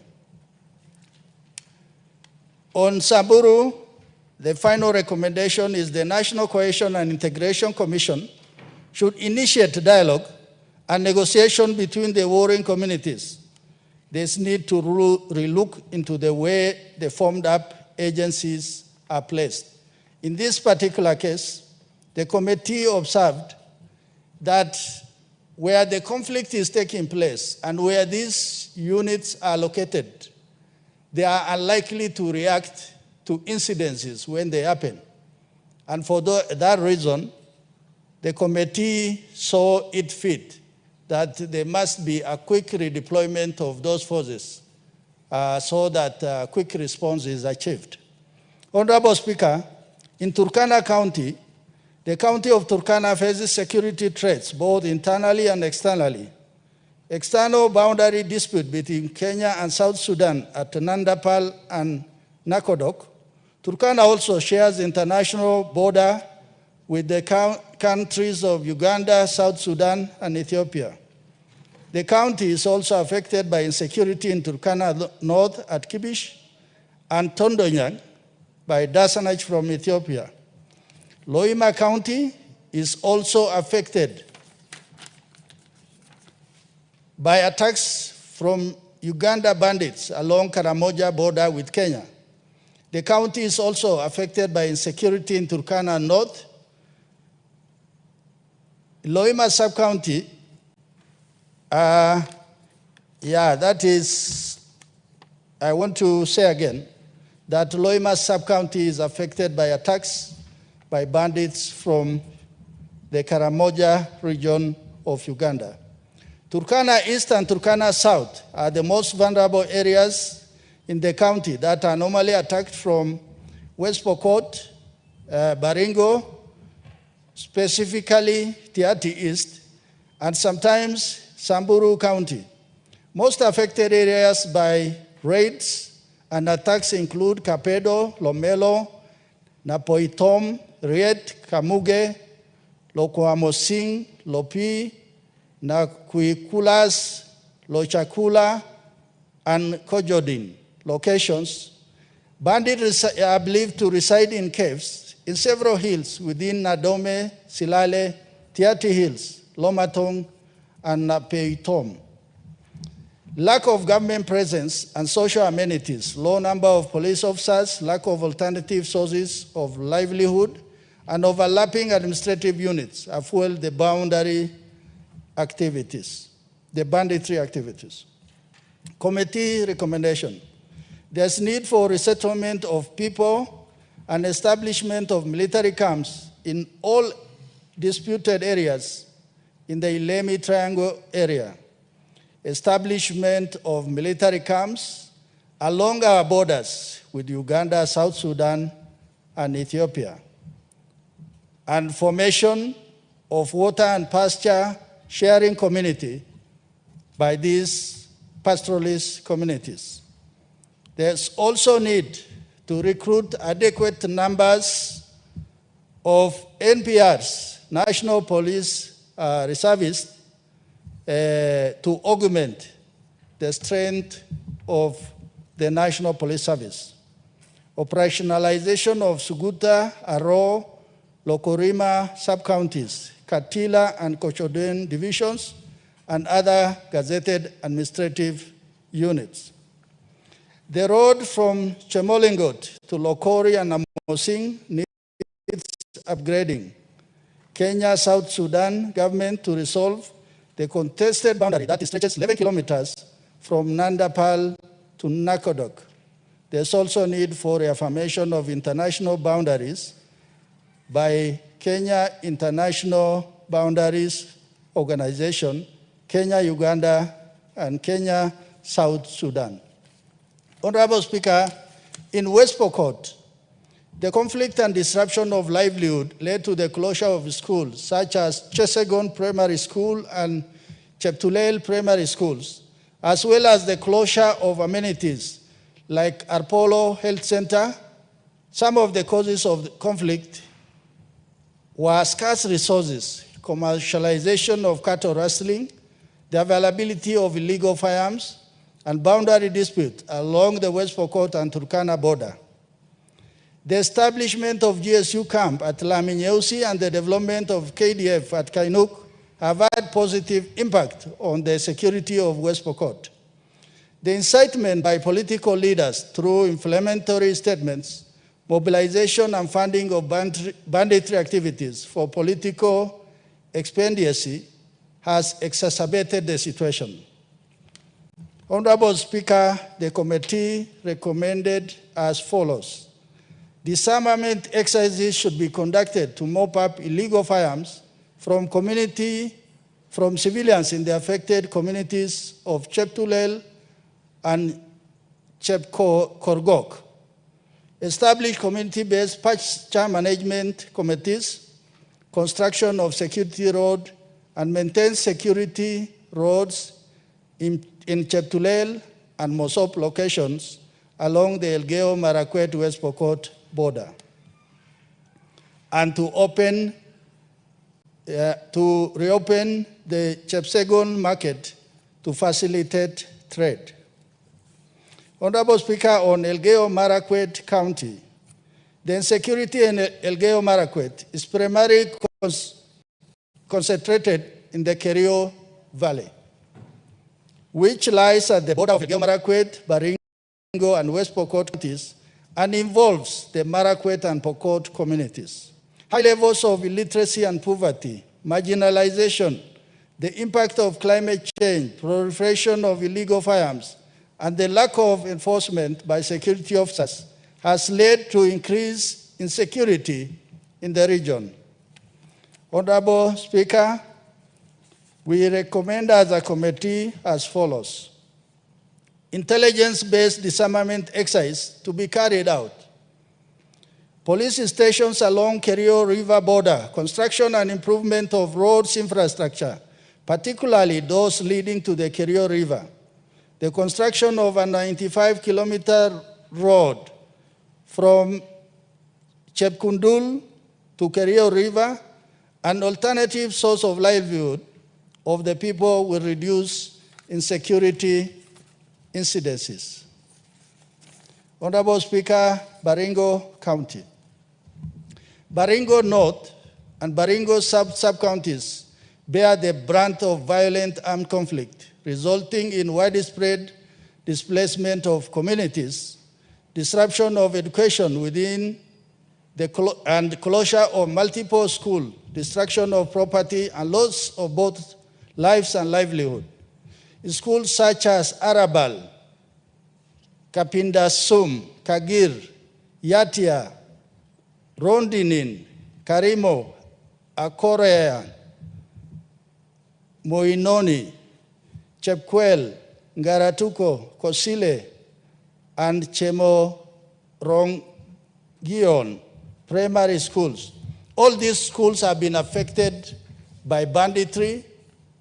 The schools are being closed, continuous attacks targeting Tugen and Ilchamus communities. The illiteracy level in Tiati, particularly in Tiati East, underdevelopment and lack of governance and political incitement have been found to contribute to the continuous and undeterred conflict. The committee recommend as follows.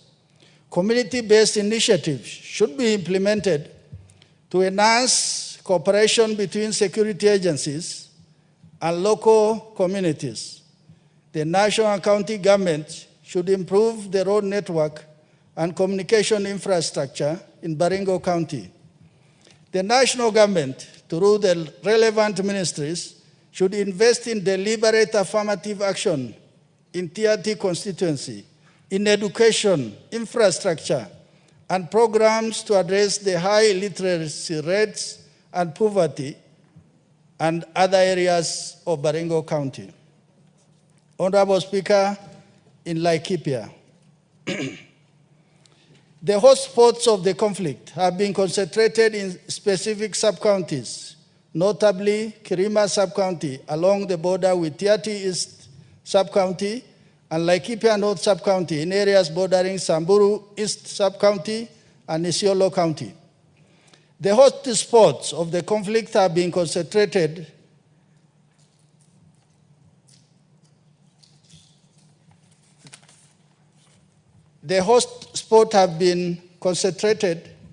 in the area of Mukogodo Forest Reserve, a crucial livelihood resource for the indigenous Mukogodo people is facing imminent degradation.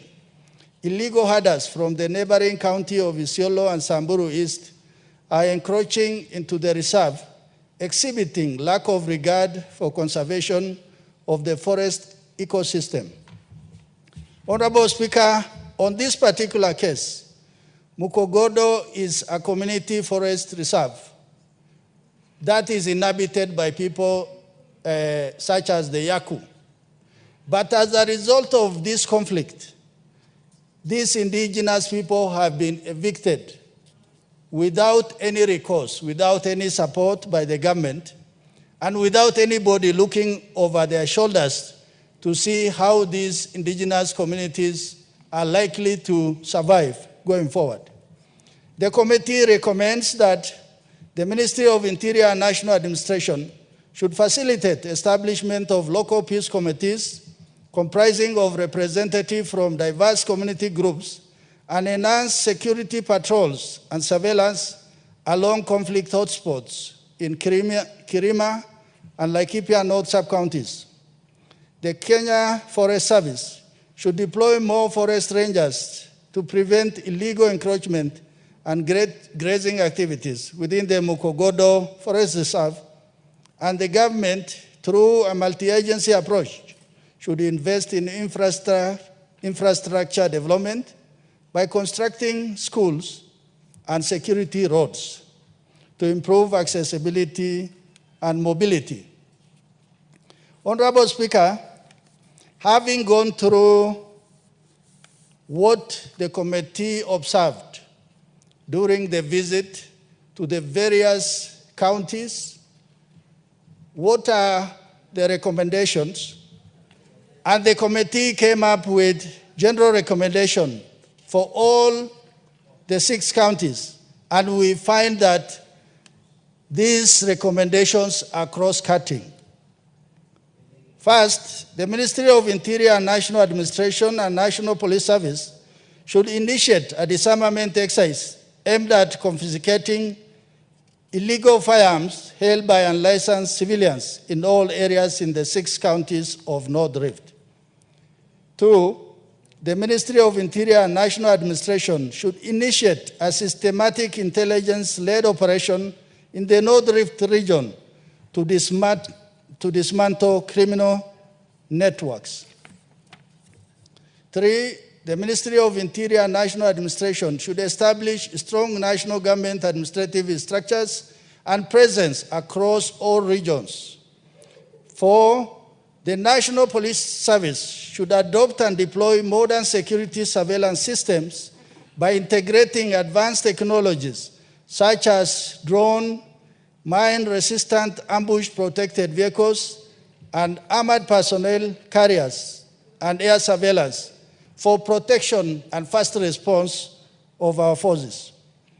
5, the Ministry of Interior and National Administration should relocate security camps in operational areas from location within the communities to border areas to enhance security presence and improve response. 6, the Ministry of Interior and National Administration should review seating of mounted troops in police operational vehicles used for operation to ensure safer and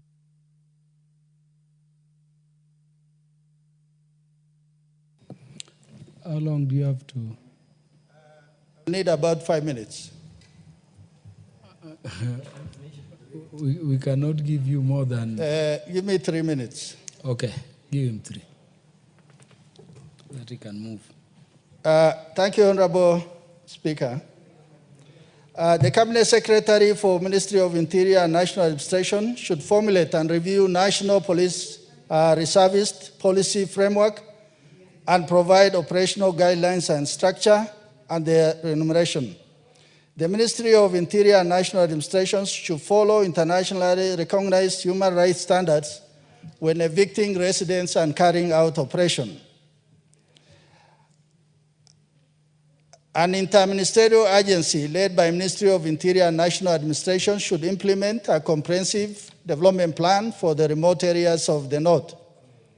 The Ministry of Infrastructure in liaison with the Interior should construct security roads across the entire North Rift region to connect all the 6 counties across the Kerio and Malaso valleys. The Ministry of Interior and National Administration should investigate allegations raised by residents and county governments of Samburu and Turkana, especially on the issue involving Tiati constituency. Honorable Speaker, the report is there. The points have been well laid out. And the final 2 recommendations, the government should establish a compensation mechanism to support the affected families who have lost their loved ones, properties, and livestock. This will help them resume their socio-economic activities and rebuild their lives in the aftermath of the conflict. And finally, the Ministry of Interior and National Government, in collaboration with Ministry of Lands and Physical Planning, should develop administrative mechanism to resolve the persistent boundary disputes between the affected counties and undertake clear demarcation. Honorable Speaker, this particular document provides a body of working document for the House and also the committee to continuously engage the ministry and actors in the security sector and also our populations, so that going forward, these issues can be resolved rapidly and communities can be brought together. And I must say that we are grateful that this government, unlike the previous administration, has taken the bull by the horns of making sure that the guns must go silent in the North Rift. People are not unnecessarily displaced. Schools are not unnecessarily closed. Many schools are being opened, and the security is generally improving with the deployment of the National Police Reserve. Honorable Speaker, with those many remarks, I want to and request the Honorable MP for Narok West to second. Thank you very much, Vice Chair, Departmental Committee on Administration and International Security, for moving on behalf of the committee. Now that the chair of the committee is there, it is only in order that the Honorable Gabriel Tongoyo seconds. Thank you so much, Honorable Speaker. And I want really to recommend and able to say on behalf of all of us, the committee, that my very able Vice Chair has done it very well, exceedingly well, on behalf of all of us. And Honorable Speaker, I want also to, from the very onset, to start really by appreciating and the entire committee, who actually also include yourself there, seated there, for really putting a lot of their time, putting a lot of their commitments and valuable time into this inquiry, which actually took almost more than about 5 or 6 months. And we all know that it was not a speaker. I want also to, from the very onset, to start really by appreciating and the entire committee, who actually also include yourself there, seated there, for really putting a lot of their time, putting a lot of their commitments and valuable time into this inquiry, which actually took almost more than about 5 or 6 months. And we all know that it was not an easy job.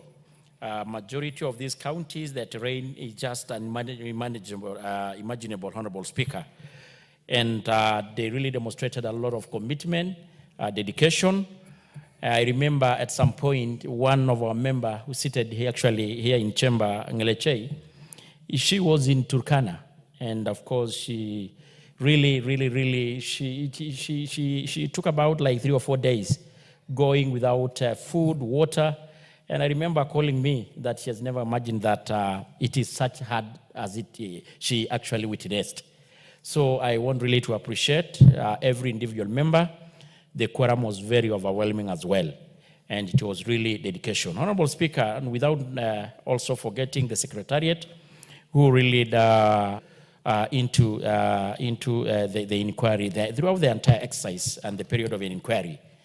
Honorable Speaker, of course, without not forgetting the clerk and the Speaker of the National Assembly, and even the regional commissioner and the entire respective county security teams of the 6 counties, Honorable Speaker, because every other time we visited those counties, they're always there available to take us through, take participation actually wherever we are listening to the communities, and gave whichever support that was needed of them.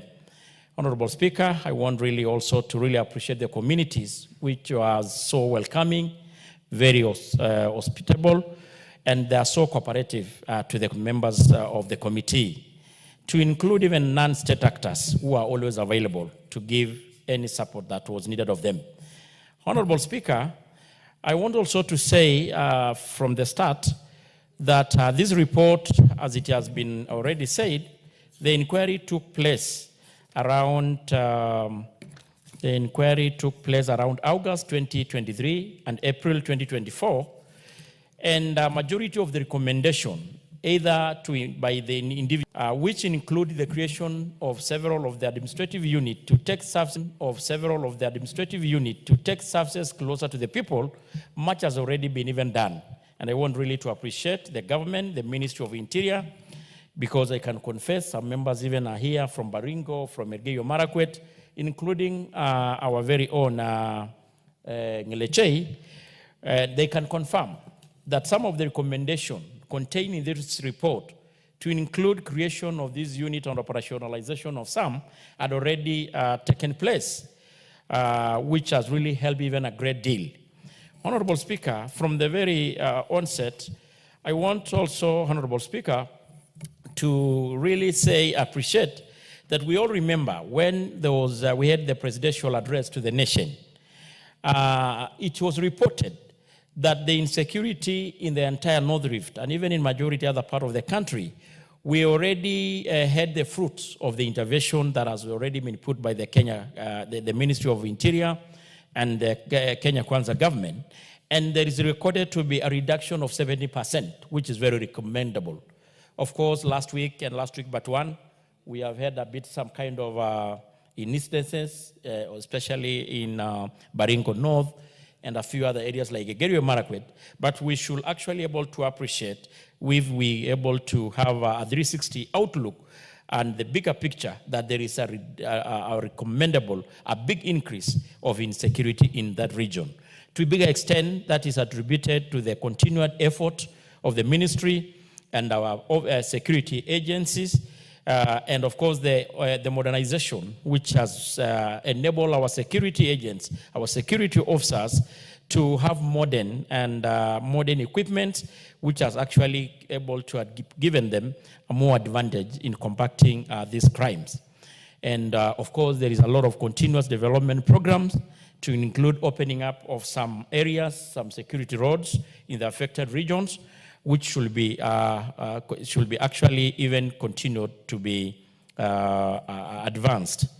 Honorable Speaker, I don't want to belabor again because the Vice has really said it all, and there is a lot of individual recommendation that has been captured in the report.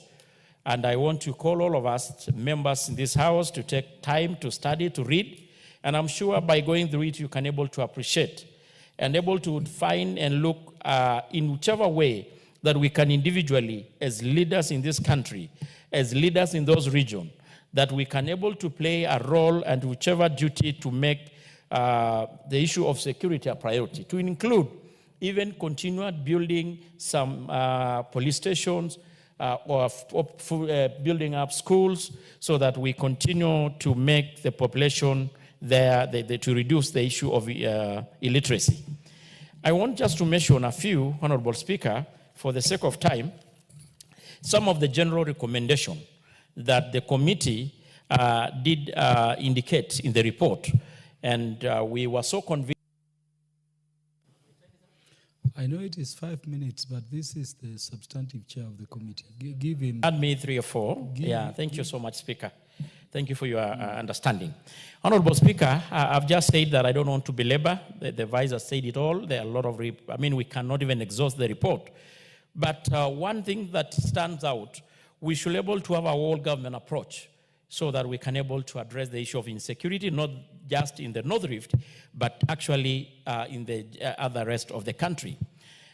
We will continue to operationalize several of our administrative units that have been even highlighted in this report, and many more. And Honorable Speaker, you remember last week we had a meeting as a committee with the ministry, and we made it very clear that we should be able to mobilize resources and to attune about 2.5 billion so that we can able to operationalize all pending administrative units that can able to help us tackle majority of these insecurities. Honorable Speaker, the issue of infrastructure, I don't want to say it more. The amenities as a country, as a Kenya Kwanza government, and even as leaders in our individual constituencies, we should continue to expand these areas by providing water, schools, road, and creating other sources of livelihood to these communities so that the issue of rustling and cattle raids can go down. Honorable Speaker, the issue of intercommunity dialogue through bringing these communities together through festivals, through some cultural activities. Like I want to single out what the CS Interior was doing at some point, sometime when we visited Elgeyo Marakwet. It was having intercommunity, these football activities. And I'm sure they can able to bring these communities together so that they can able to be speaking together, able to see each other as brothers and not as enemies. Honorable Speaker, as I near to conclude this, the issue, I want really to appreciate even the issue of our NPR, who have really contributed to a big deal, a big extent, the issue of making these areas less insecure. We will continue as a ministry, as a government, to support, because we have already seen that the Vice said, and support this motion, and call the entire House to do the same. Thank you, Honorable Speaker. Kindly end by saying, I therefore second. Sorry, okay, thank you so much. So I therefore second. Thank you. Honorable members, I now move that this House adopts the report of the Departmental Committee. Sorry, and thanks the clerical team. Honorable members, I now propose the question that this House adopts the report of the Departmental Committee on Administration and Internal Security on the inquiry into the state of security in 6 counties of North Rift, being Baringo, Elgeyo Marakwet, Turkana, West Pokot, Samburu, and Laikipia, declared as disturbed, laid on the table of the House on Tuesday, 13th August, 2024. I have a natural bias in the context of this matter towards members of parliament from the mentioned counties of Baringo, Elgeyo Marakwet, Turkana, West Pokot, Samburu, and Laikipia, because from the report I note the committee wants a lasting solution to the disturbed part of the North Rift. Remember also this is the region the President of Kenya originally hails from. We need a solution. So the Honorable Makilap from Baringo. Thank you, Mr. Speaker. Let me start from the onset that I support the committee report, the recommendations by the committee, with, of course, some value addition on the recommendations that committee led by my good friend, Honorable Tongoyo, and Dito Raso, and the entire team who visited my constituency and visited Baringo. I appreciate they met with real issues on the ground, and they have reported it correctly. I've been with them on the ground, and I've also been with them here in Parliament when I presented the issues before their committee. Secondly, Chairman, let's start from a positive aspect. Chairman, these seekers of banditry, criminals ravaging the entire North Rift started way back. And then reoccurs. I give you a case study, Mr. Speaker, and this time, give me time. So, Speaker, look, from late May to just some few weeks ago, March, there was some lull, there was some peace, especially between my constituency and our neighbors, Tiati. Immediately, the rains started.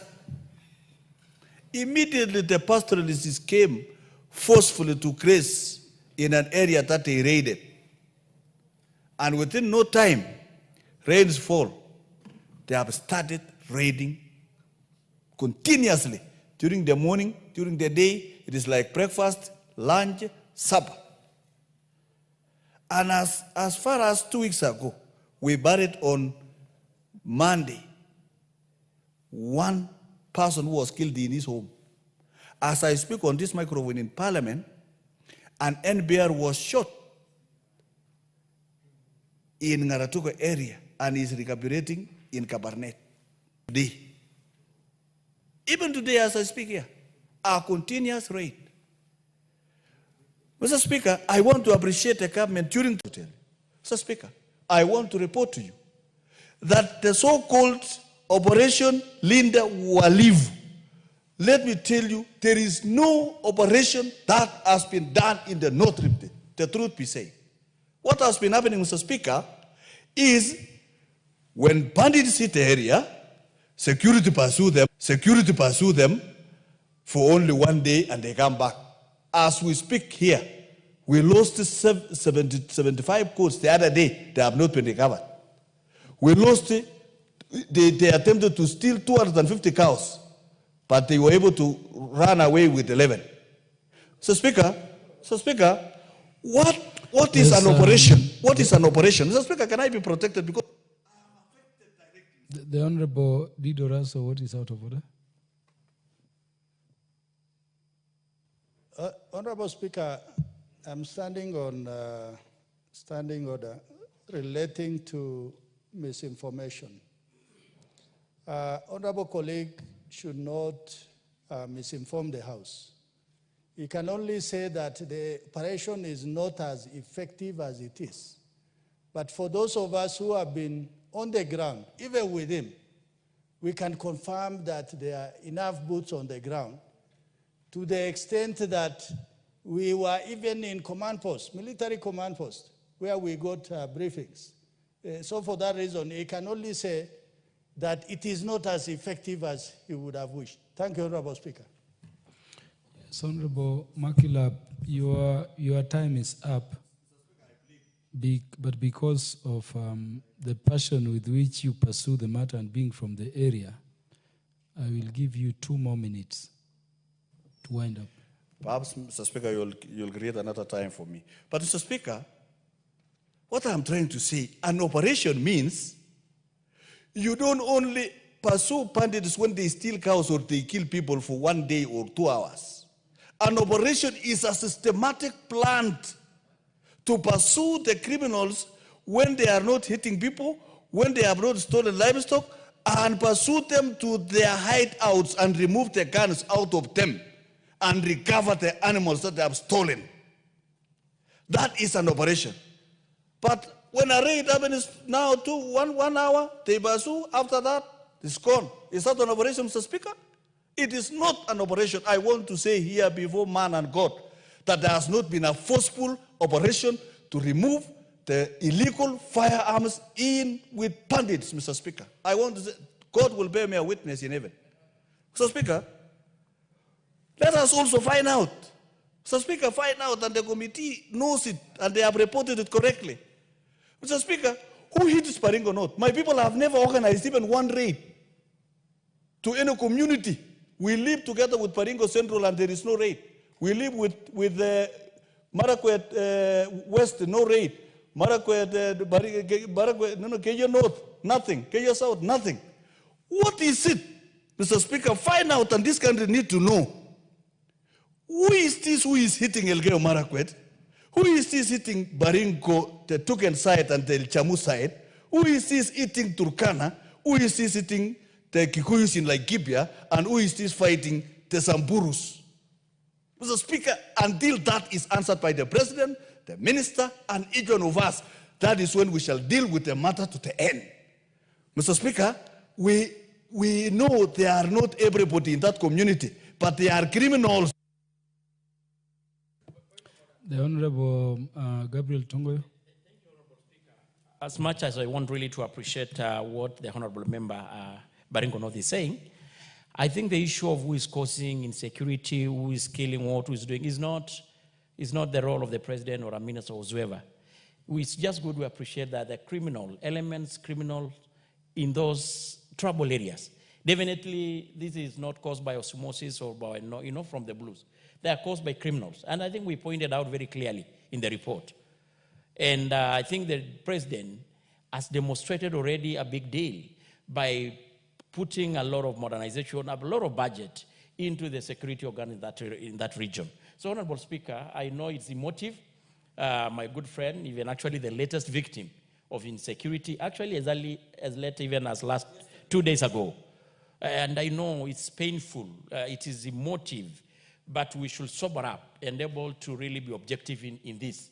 So the issue of President, I think, is already done a big deal. Even as individual leaders, we have a responsibility to play. And I think in the report, Honorable Speaker, just to remind, we were bold enough to say that in the Baringo and part of Samburu, actually west, the epicenter of all this problem emanates from Tiati.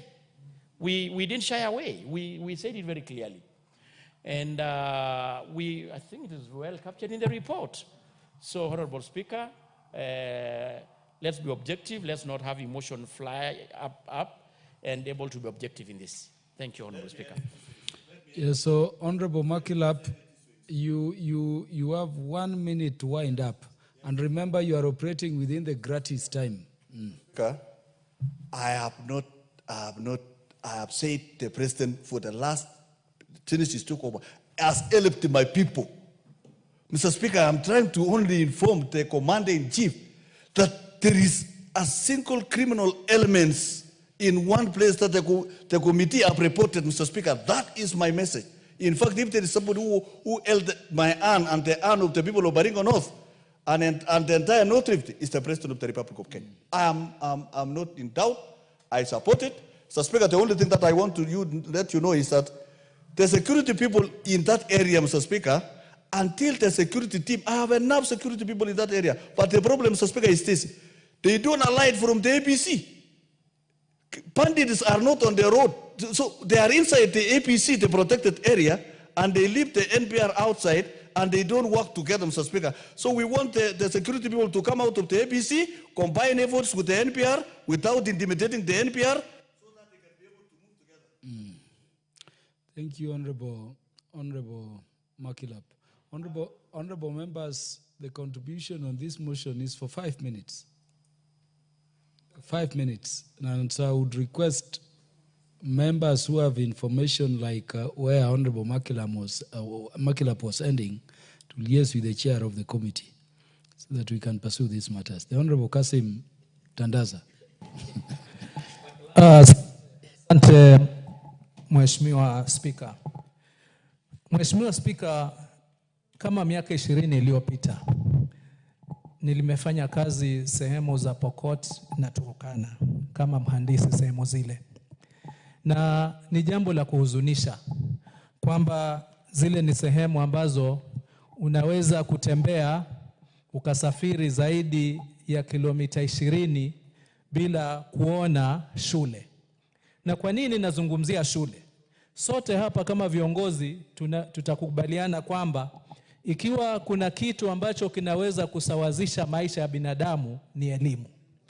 Na nakumbuka iko kwa takwimu kwamba hata wakati tukipata uhuru, jambo ambalo lilitiliwa mkazo ilikuwa ni kuondoa ujinga. Na ujinga ulikuwa hautaondolewa kwa bakora, kwa fimbo ama kwa bunduki. Ulikuwa ujinga utaondolewa kupitia elimu. Kwa hivyo katika ripoti hii ambayo imetolewa na hii kamati, nikiiunga mkono. Kwa upande wangu mimi, kitengo ama sehemu ambayo haijasisitizwa na ili hali ndio ambayo ingeweza kutoa suluhu kwa yale matatizo ni kusisitiza elimu. Ni jambo la kutamausha kama tulivyoona kwa ripoti katika karne hii, tukiambiwa kuna familia zaidi ya maelfu ambao wameweza kufurushwa katika makazi yao. Hii inamaanisha moja kwa moja kwamba vijana wao, watoto wao wa kiume na wa kike hawako katika mashule. Ikiwa ni hivyo basi, hata ikiwa serikali itapeleka askari kule, hata ikiwa askari itapeleka jeshi kule, lakini vijana wale ambao wanahitajika wao wamepata elimu na hatimaye kupata kazi mbadala, jambo hili halitaweza kuisha. Mimi sikubaliani na kwamba boots ama askari wanaweza kusuluhisha jambo hili. Ni sisi kama bunge tuweze kuangalia sehemu hizi kwa upande wa kipekee, tuweze kuwapatia fedha, ijapokuwa serikali zilizotangulia haziweza kufanya hivyo, lakini tuweze kuwapatia fedha waweze na wao kupata elimu bora, waweze kuwa na shule ambazo ni za mabweni, kwa sababu nikifanya kazi kule niliona kwamba hata ukijenga shule hizi za kawaida hazipati watoto, kwa sababu wengi watakuwa wanaenda malishoni na kuchunga na kutafuta nyasi na kutafuta maji. Kwa hivyo hii ni sehemu ambayo kama bunge ambao tuna uwezo wa kupeana pesa. Tuwe na kitu kwa kimombo tunaita affirmative action kwa upande wa elimu, tuweze kuwapatia fedha zaidi. Na ikija kwa upande wa kilimo, hasa Wizara ya Maji, wakati nikiishi kule, kama ripoti ilivyosema, matatizo mengi yanatokea kwa sababu ya malisho akitafuta maji na nyasi. Mbona tusiweze kama bunge tuweze kutenga fedha maalum kupitia Wizara ya Maji kuona kwamba yale kama ni mabwawa, kama ni visima vinaweza kupatiwa kipaumbele kuweza kutatua suluhisho hili, badala ya kuwa kama tunavyoona katika bajeti wale walioko katika kamati zinazohusika wanapeleka miradi ya maji katika maeneo yao bunge ambapo hakuna mahitaji kama sehemu hizi ambazo zimetajwa. Mheshimiwa Spika, kwa hizi dakika ulizonipatia, inafika wakati jambo hili silo la kamati, lakini tujue uhalifu katika sehemu moja ya nchi ni uhalifu katika nchi nzima. Na wale viongozi wa kisiasa kama ilivyozungumzwa hapa, ni aibu kubwa kwamba wao, watoto wao na jamii zao zinaishi Nairobi, wanasoma shule nzuri nzuri, lakini katika roho zao wanaona ni vyema watumie watoto wa maskini ambao hawana elimu kupigana, kuuana na ati kuweza kuwanyang'anya ng'ombe. Hili ni jambo la aibu, na ningeomba wao katika hekima zao waone kwamba hawatendei haki jamii yao, na kama basi wanaona ni haki wangeweza kupeleka watoto wao wafanye mambo kama hayo. Mheshimiwa Spika, nashukuru kwa muda ulioweza kunipatia na kuchangia hoja hii ambayo inaniuma kwa moyo, hasa nikikumbuka nimeweza kufanya kazi katika sehemu hizi na kuona macho vile watu wanaoana kinyama bila sababu ya maana. Asante Mheshimiwa Spika. Thank you, Honorable Tandaza. The Honorable Dr. Phyllis Bato, the MP for Moiben.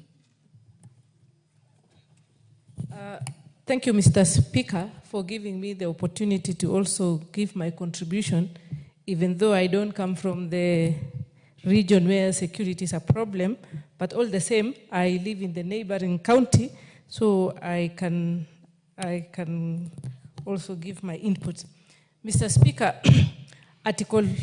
Chapter 14 of our Constitution stipulates very clearly about national security and the security of the people of Kenya.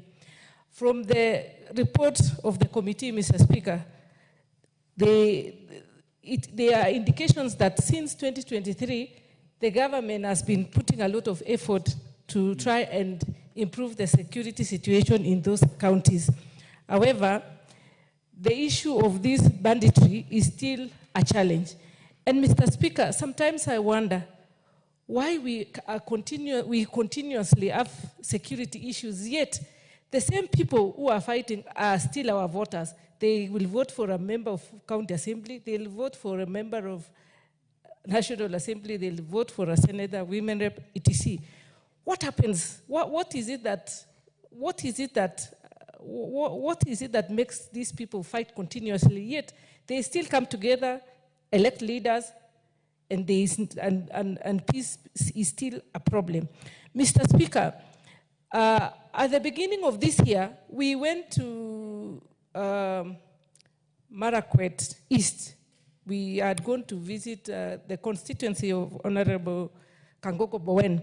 And Mr. Speaker, you visit those regions and you still wonder whether you are still in Kenya because of the marginalization, because of services which are not, issues of water, road network is a problem, the schools are still underdeveloped. So such scenarios make people feel disadvantaged, and possibly that is why they start they start fighting each other. Because, and I would really thank those leaders from those regions who they have really tried. Some have tried putting up schools. We visited a medical training college in Marakwet East worth 100 million. And we looked at the situation and said that member of parliament really tried, because putting an institution of that magnitude in that area at least will make the people feel they are still in Kenya and that the government cares. What should happen, Mr. Speaker, is that the issues which the findings the committee came up with must be implemented to the latter. For instance, the issue of personnel. From their findings, it was clear that there is no sufficient personnel in those regions. Mr. Speaker, we should resource the ministry to employ more personnel. The police service should be enriched. We should have enough. We should train them and post them to those regions and man them 24 hours until that time when everybody will relax. Otherwise, if as honorable member from Baringo North has said that there is no enforcement, the security personnel are there, but they are just not actively participating in fighting banditry, then it becomes problematic. Mr. Speaker, the issue of no network, I know we have resources to develop the neglected parts of Kenya. We should put more resources in the road networks going to those regions. We should distribute electricity. We should make sure that such regions are visited by, we should make sure that they are well established so that people will relax. Otherwise, if we continue just speaking about security issues in boardrooms, in big offices, and we don't take action, we will continue seeing scenarios. And also the leaders, as leaders, we should come together and speak one voice. We shouldn't be inciting our people to fight each other, and yet we are Kenyans. I mean, why would you incite your people to go and fight another neighboring county or constituency? What benefit would you get if, do we still have people who are that inhuman to an extent that they would want to see people shedding blood, they would want to see women suffering, they would want to see children not going to school, they would want to see people get... Give him 1 minute to wind up. Give her 1 minute to wind up. Thank you, Mr. Speaker. So I would encourage leaders, we should start speaking to each other than speaking at each other, because when we incite our people, we will never gain anything. Thank you, Mr. Speaker. The Honorable Dr. Naomi Wako, the County MP for Marsabit. Thank you, Honorable Speaker, for allowing me to add my voice to this very important debate on the report that has been tabled. Honorable Speaker, the issue of insecurity in northern part of Kenya and North Rift and many other areas is one thing that has affected many people and many families, and unfortunately, many people have lost their lives through the insecurity issues, the bandits, and communities attacking each other. And it has caused many children to be orphans and many young women to be widows. And that is why we need to give all the attention that it deserves so that we can salvage the situation. Honorable Speaker, the issue of North Rift is something that is touching everybody's heart today because of the frequent attacks and the many lives lost. We, from the people from northern Kenya, especially Marsabit, have also gone through the same challenges some years back. But we thank God that for the last 3-4 years, we have experienced peace, and our people are enjoying that peace now, and they are able to take care of their animals, they are able to do a bit of farming, they are able to do some business, which we thank God for. But once in a while, you could see that there are people who come and attack others, try to run away with their animals, try to kill people, which is unfortunate, and I urge the security team to put serious measures in place so that even before the attacks happen, they can put the strategies in place so that we can protect the lives of every citizen, and especially the people in northern and northern Kenya, so that they can be able to enjoy the work hard. Honorable Speaker, a lot has happened. Many people have complained, others blaming the leaders, saying different things. But I think the best thing that the government can do today is to invest so that we can develop those parts of the country. We used to say that, even for those of us from Marsabit, we used to say that we are not in Kenya, we are in Kenya B, simply because the area is underdeveloped, simply because the people have been marginalized. And when you come to Kenya, you see that the country has grown, but where you come from, you wonder where that is still part of this country. And that is why today we need to invest in those parts of the country. I know there is the equalization fund. I know the government is doing so many things, but we need to be serious on developing the areas so that the areas can also be developed and people can also take their mind, change their mindset from what they used to do and see how best they can live a better life. Honorable Speaker, many people in Northern and North Rift are not educated. And that is why, beside the normal education system that we have, we can even engage the grown-ups in the adult literacy so that we keep them busy, so that they can learn how to read and write, and also open up their mind so that they can also do some businesses. We can invest, we can call upon investors to come and invest in those areas so that the local people who have only known to do pastoralism and take care of their animals, to do a bit of business, to take care of their cash. We can invest in women so that they can do businesses that can sustain their families. Honorable Speaker, unless we are radical, unless we become so radical in transforming the lives of those people, in investing in those counties, we will not be able to overcome this problem. And the leaders also to be peace ambassadors.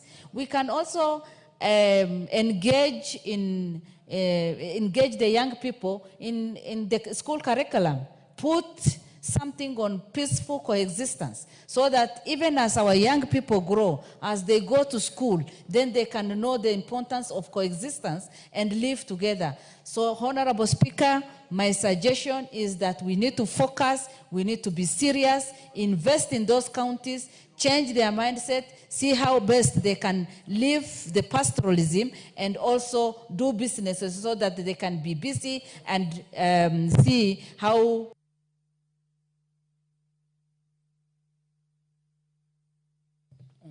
Honorable Naomi Wako, you are looking at me like I'm the one who stopped the clock.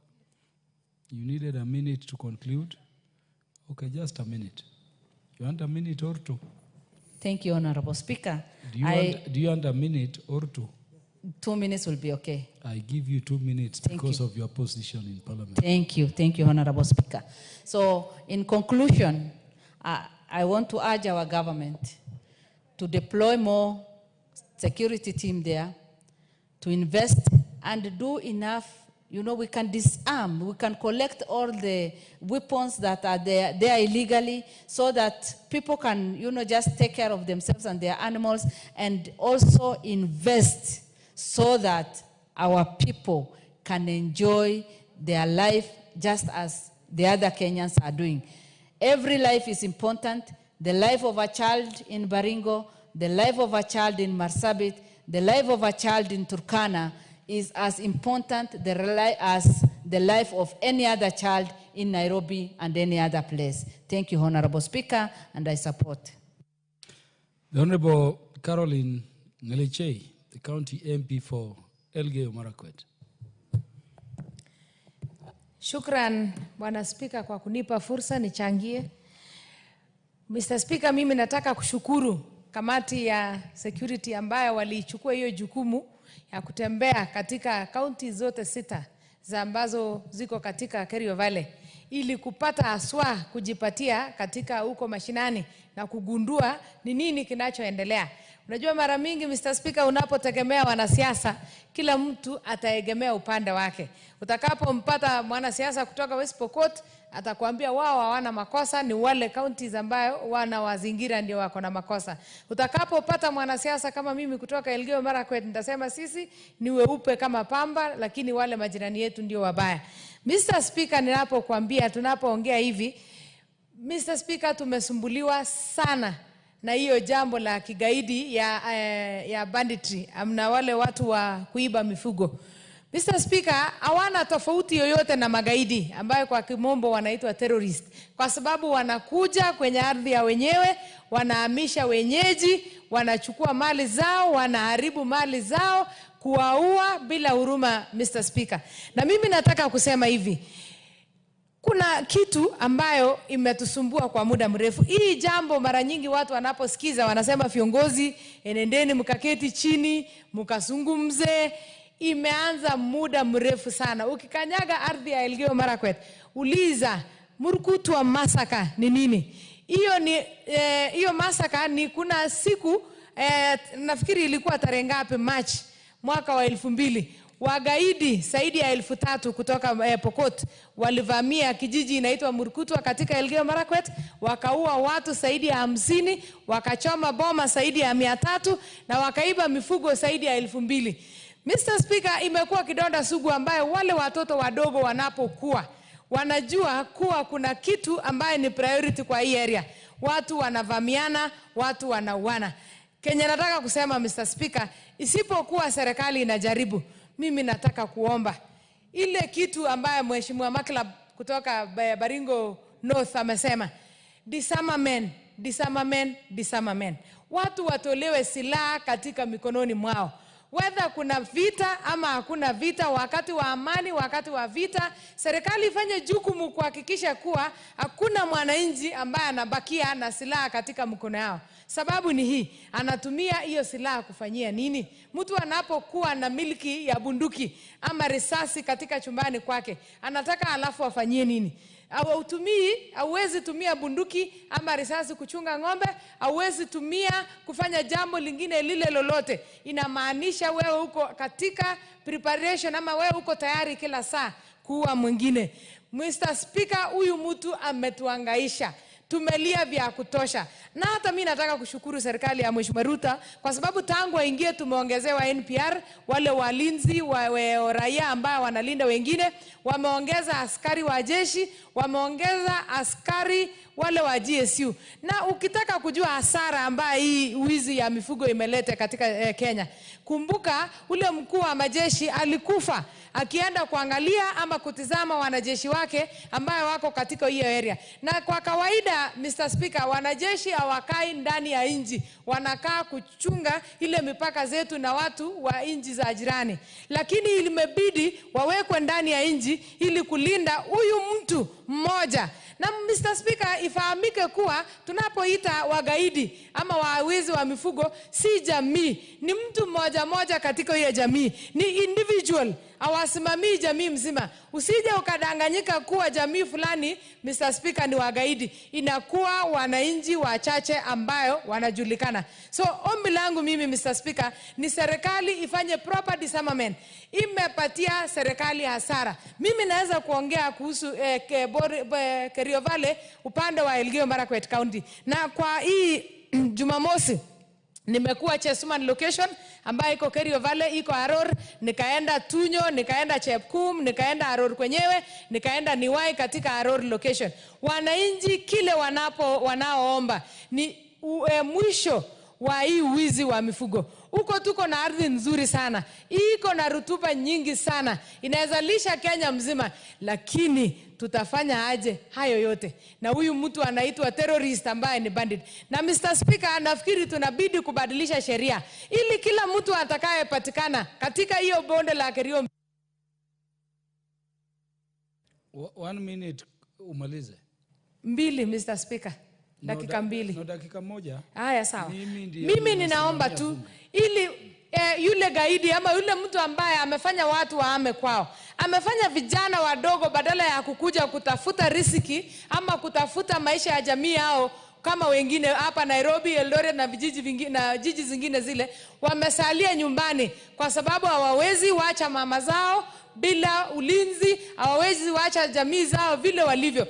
Mimi, Mr. Speaker, ninapoona mtu yote katika bonde la Kerio akinipigia simu, especially kama haijafika muda wa saa 6 mchana, ninakuanga na hofu sana moyoni mwangu kwa sababu nashangaa ni uvamizi imefanyika ama ni jambo gani. So Mr. Speaker, ninaposhukuru kamati ambaye mimi pia ni mmoja wao na nilitembea kwa hizo counties yote, mimi nataka bado kusisitiza serikali ipate kukaza, ipate kukaza kwa sababu tunapoteza rasilimali mingi. Hao watu wanaweza fanya maendeleo mengi, wanaweza panda, wanaweza lisha Kenya mzima na pia pale.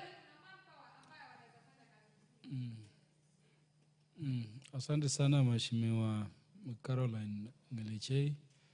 Sasa tutapatia nafasi Mheshimiwa Meja Bashir. Thank you, Honorable Speaker, for giving me this opportunity. First and foremost, I want to thank the committee for bringing out a detailed report, actually an inquiry report, on the insecurity in the North Rift, comprising amongst the 6 counties.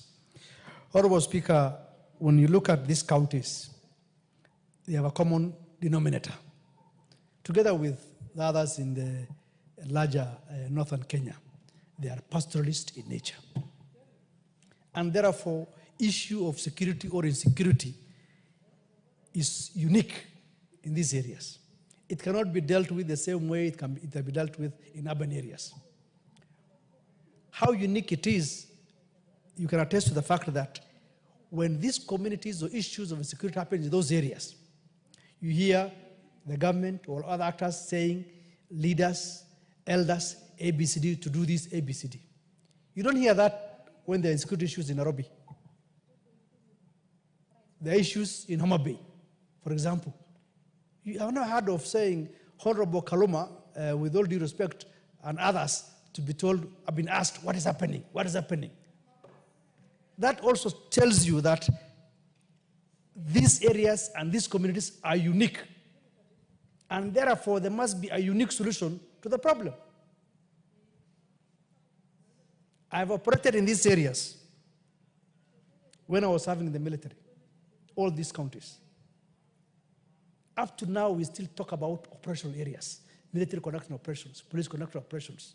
We have never learned lessons. So we are doing the same thing, expecting same results. What is the underlying factor here? It is socio-economic factors over the years. If these things will have been addressed in these pastoral areas, these things will have been actually reduced drastically. But it's not. The same thing is happening in northern Kenya, the counties of northeastern and the whole of northern. The socio-economic factors contribute to the issue of lawlessness. There's no presence of government. When we keep on talking about that, please give us administrative units, people are wondering, why do they need it? But because the place is so unique, it requires a unique solutions. In fact, this committee should have also recommended that, look, when these areas ask for administrative units, please give them in large numbers, in bulk. Reduce from other places which don't require these things and give it to them.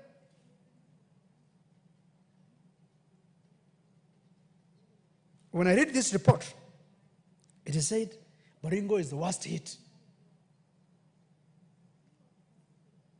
Why will it be the worst hit? Yet we had 24 years of presidency also in that place. It is because those parts that are so much hit are pastoralists in nature. It's not the entire Baringo that is badly hit. Baringo is in two different areas. The pastoralist areas and the normal areas. The normal areas are very much safe and secure. But the Baringo of the pastoralist is so much insecure. Why? Socio-economic factors. No roads, no schools, no water, no nothing. Yet you want to see how to eradicate insecurity in this place. You'll just be going round. I was there, 1999, 2000, 2001, 2002, 2003. Honorable Ruto was with me in the military. We worked together. We will be continuing going around like this unless we have unique solution to this problem. What is the solution to this place? It is the communities themselves to sit down and say, enough is enough. But with the government support, make roads for these people, build schools, give them water, they will settle. And if it happens in a certain place, the police cannot reach because there's no road. In northeastern, we're talking about Al-Shabaab menace. Why? Because there's no road. If the road from Garissa to Mandera is made tarmac, I can tell you 80% of insecurity in those places will be resolved. Al-Shabaab issue will be a thing of the past. It's not going to happen. So as I look at the reports, well detailed, but who will implement?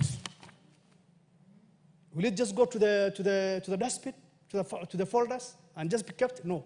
We want the government to look at this thing.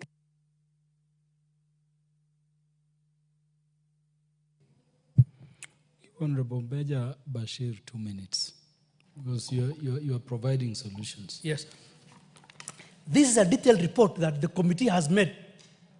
I've looked at it. It contains substance. It needs to be implemented. If it's implemented, this at least will help the people of North Rift. But I still want to insist on the issue of development, that is the socio-economic factors in these places. Mr. Speaker, let us speak in one voice and say, develop these areas just like the rest of Kenya. There will be no insecurity.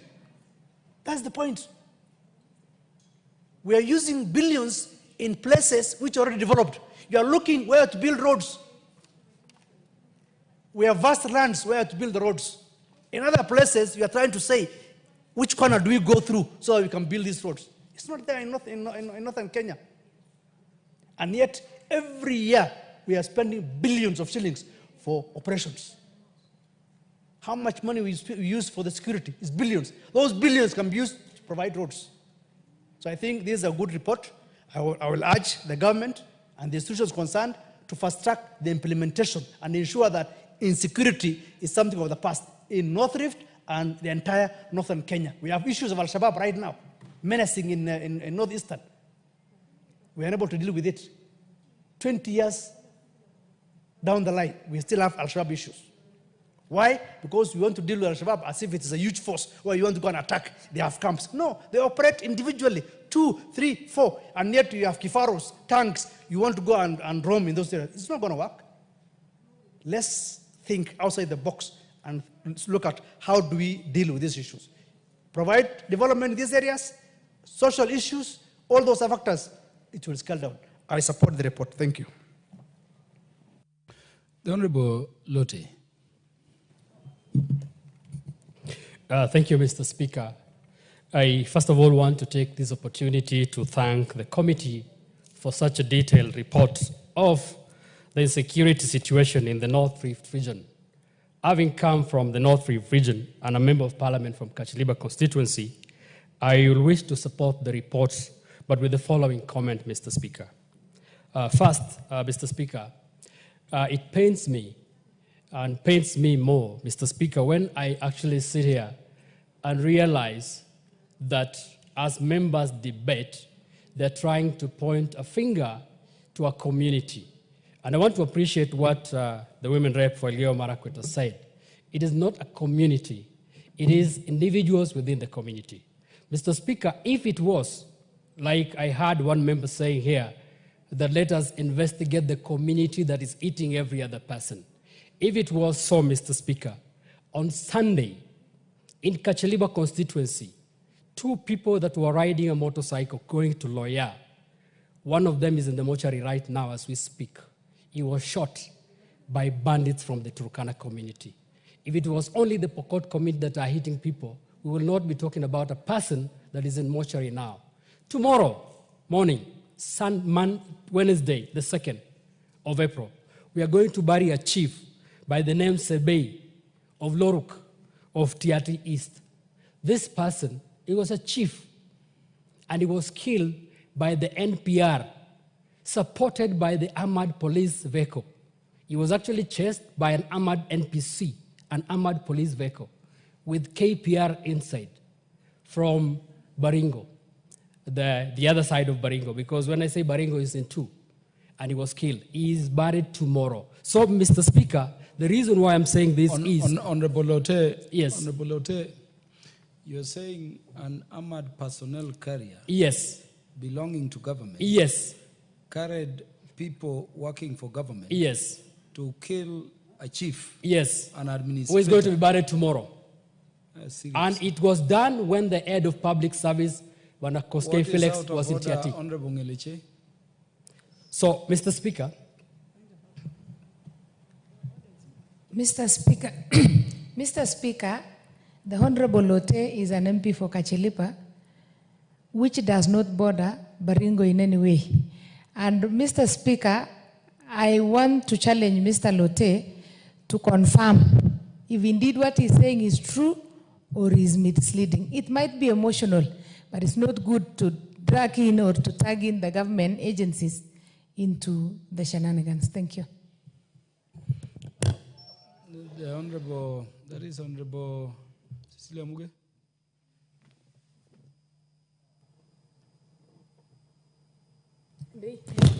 Thank you, Honorable Speaker. I would also want to ask the Honorable Member Lote, Honorable Speaker, to substantiate the claims because they are heavy, Honorable Speaker. Because if that is honestly the truth of the matter, we should be in a court, Honorable Speaker, because clearly the perpetrators are known. So, Honorable Speaker, if he can substantiate, the better. If he cannot, Honorable Speaker, then I think it's only fair that he withdraws. Yeah, Honorable Lote, the statement you have made, more so concerning the involvement of police or national government officials in the killing of a chief who is serving in the national government administration, is very serious. The request is that you substantiate. Mr. Speaker, tomorrow we're going to bury the chief. And tomorrow is Wednesday, the 2nd. Mr. Speaker, I will not say this if I did not confirm. He was killed by NPR, National Police Reservists. We are not dealing with the fact of that public servant's unfortunate death. We are dealing with the fact you are talking about relating to who, in your view, killed him and the use of the anti-personnel carrier. Can you substantiate that limb? Mr. Speaker, you will give me time to substantiate it, but I'll say this without a doubt that the information that I have, the information... Honorable Lote, you want to substantiate that limb so that I give you the time to do so, or you want to withdraw it? Mr. Speaker, the information... If you insist, you can substantiate the claim that anti-personnel carrier that are among the equipment the government has deployed to the north to help with the security situation have been used by officers, you said NPR? Yes, Mr. Speaker. And that those together have killed another officer of government. We can give you time, but if you are not very sure, Mr. Speaker, you can withdraw that part so that we continue with the debate. Okay, let me... And I'm telling you this to confirm that the standing orders require you to substantiate and gives you up to the following day to do so. Sure, Mr. Speaker. If I'm given to the following day, I will be able to substantiate. But what I will, at this point, Mr. Speaker, is to confirm that there is a chief by the name Sebei of Loruk, who is dead now, is going to be buried tomorrow, and that the chief was killed by NPR. As to the use of the armored police vehicles, give me time tomorrow, Mr. Speaker, I will substantiate, and it's going to be positive. Mr. Speaker, that aside, I wish to say the following, Mr. Speaker, in regards to the report. The report is good, Mr. Speaker, and is going to give us solutions. Yeah, so, Honorable Lote, you've requested for time to substantiate that limb. I hope you get clearly what requires substantiation within the meaning of the standing order here. They claim that the anti-personnel carrier belonging to government, being part of the equipment of government, has been used by an NPR, also deployed by government because they are paid by government, and these two were used together to kill the chief. If you believe you can substantiate confirming the details of the officers involved in the killing of the chief and the details of the NPR under the standing orders, I will be giving you the opportunity to substantiate tomorrow during the afternoon sitting. Do you want to go that way, or you want to withdraw that part and continue? Okay, Mr. Speaker, on the basis that tomorrow I'm traveling out, I will withdraw. But let it be that I have said it. If you withdraw, yes, just withdraw without reservations and conditions. Honorable Speaker. You withdraw that part so that you can continue with the other contribution. So that I can continue with that contribution. You're granted. Thank you. Mr. Speaker, that notwithstanding, thank you. Let me also direct that part of the statement be expunged from the answered so that it does not incite emotions in terms of triggering government using its resources to fight government officers. Honorable Lote, you can continue. Mr. Speaker, on the 24th, why have you switched off the mic of Honorable Lote? You know, we engaged yes, time. We are engaging. Please don't switch me off. Mr. Speaker, on the 24th of February 2025, the military personnel in my constituency went and looted. That I can confirm. I've got messages here. I've got photographs, and I shared it with the army commander. Mr. Speaker, that I can confirm. So basically, Mr. Speaker, what I'm trying to say is this report is good because it's going to help us in terms of addressing the issues that have actually made the northern region of this country become insecure. Mr. Speaker. The Honorable Dido Raso, what is out of order?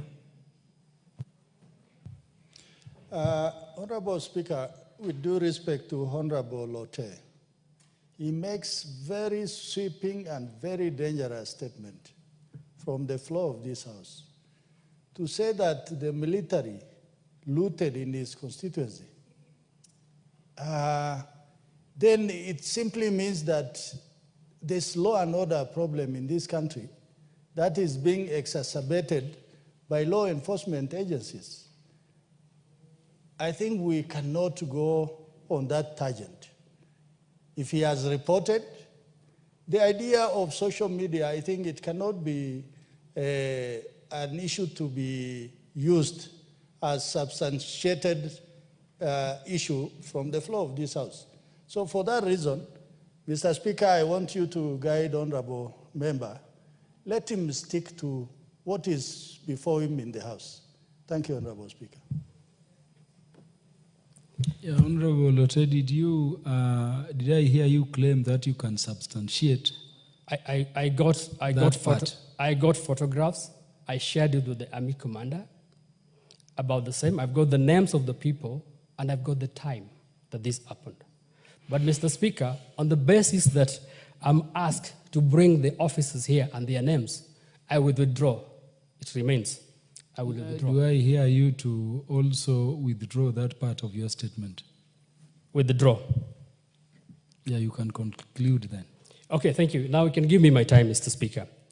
One of the things that the report has indicated very clearly is that there's got an issue of the boundaries within this region. Nobody has talked about it. And this committee has recommended that we use the boundary review of 1992.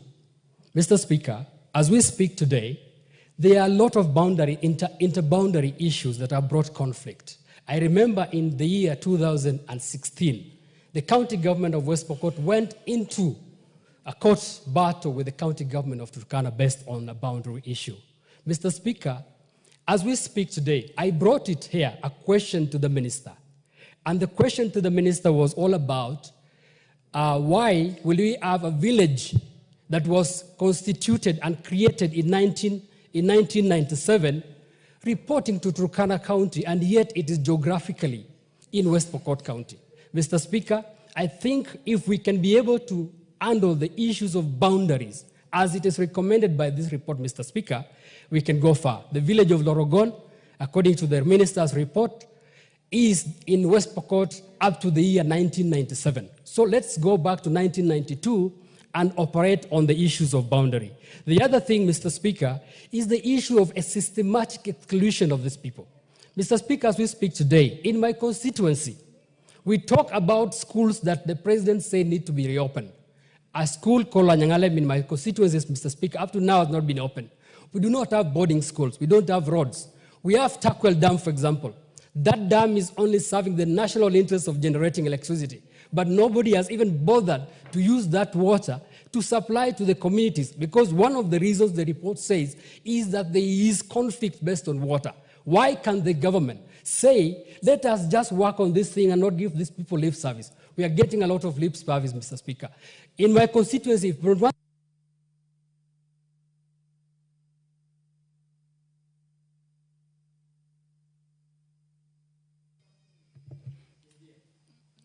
how long do you need to?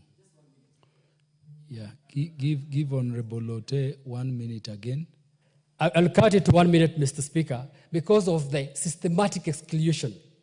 If we say that we need to have these children go to school, and I think one member here said very clearly how the schools can be able to help in terms of addressing issues of insecurity. Mr. Speaker, we need boarding schools. We do not need day schools. You cannot tell a child in a place called in my constituency to walk for 3 kilometers to a school passing through an insecure place. That is basically telling this kid that you do not need to go to school. Mr. Speaker, if the government is serious, let the government invest in boarding schools in all the marginalized areas of the North Rift. Finally, Mr. Speaker, the NPR issues.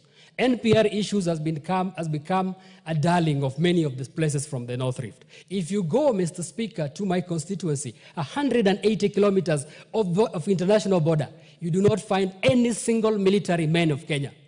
It is only the NPR that take care of this country. Mr. Speaker, I will wish that the government take advantage and ensure that NPR are not only given guns, but they are also trained and they are also taken care of in terms of how they are trained and how they are taken care of. Mr. Speaker, if you only give people guns, you want to ensure that we are peace our communities.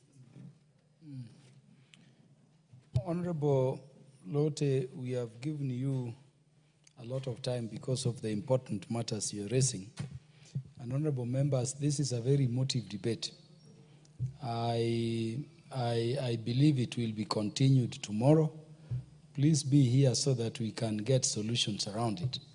I don't know any given time I've had occasion to meet the president when he has never raised how the issue as to how Parliament can help him solve the issue of insecurity in the north. And this being his region, let us be here to provide solution and bring this insecurity in the north to the end. Honorable members, the time being 7:07 p.m., this House stands adjourned until Wednesday, the second day of April 2025 at 9:30 a.m.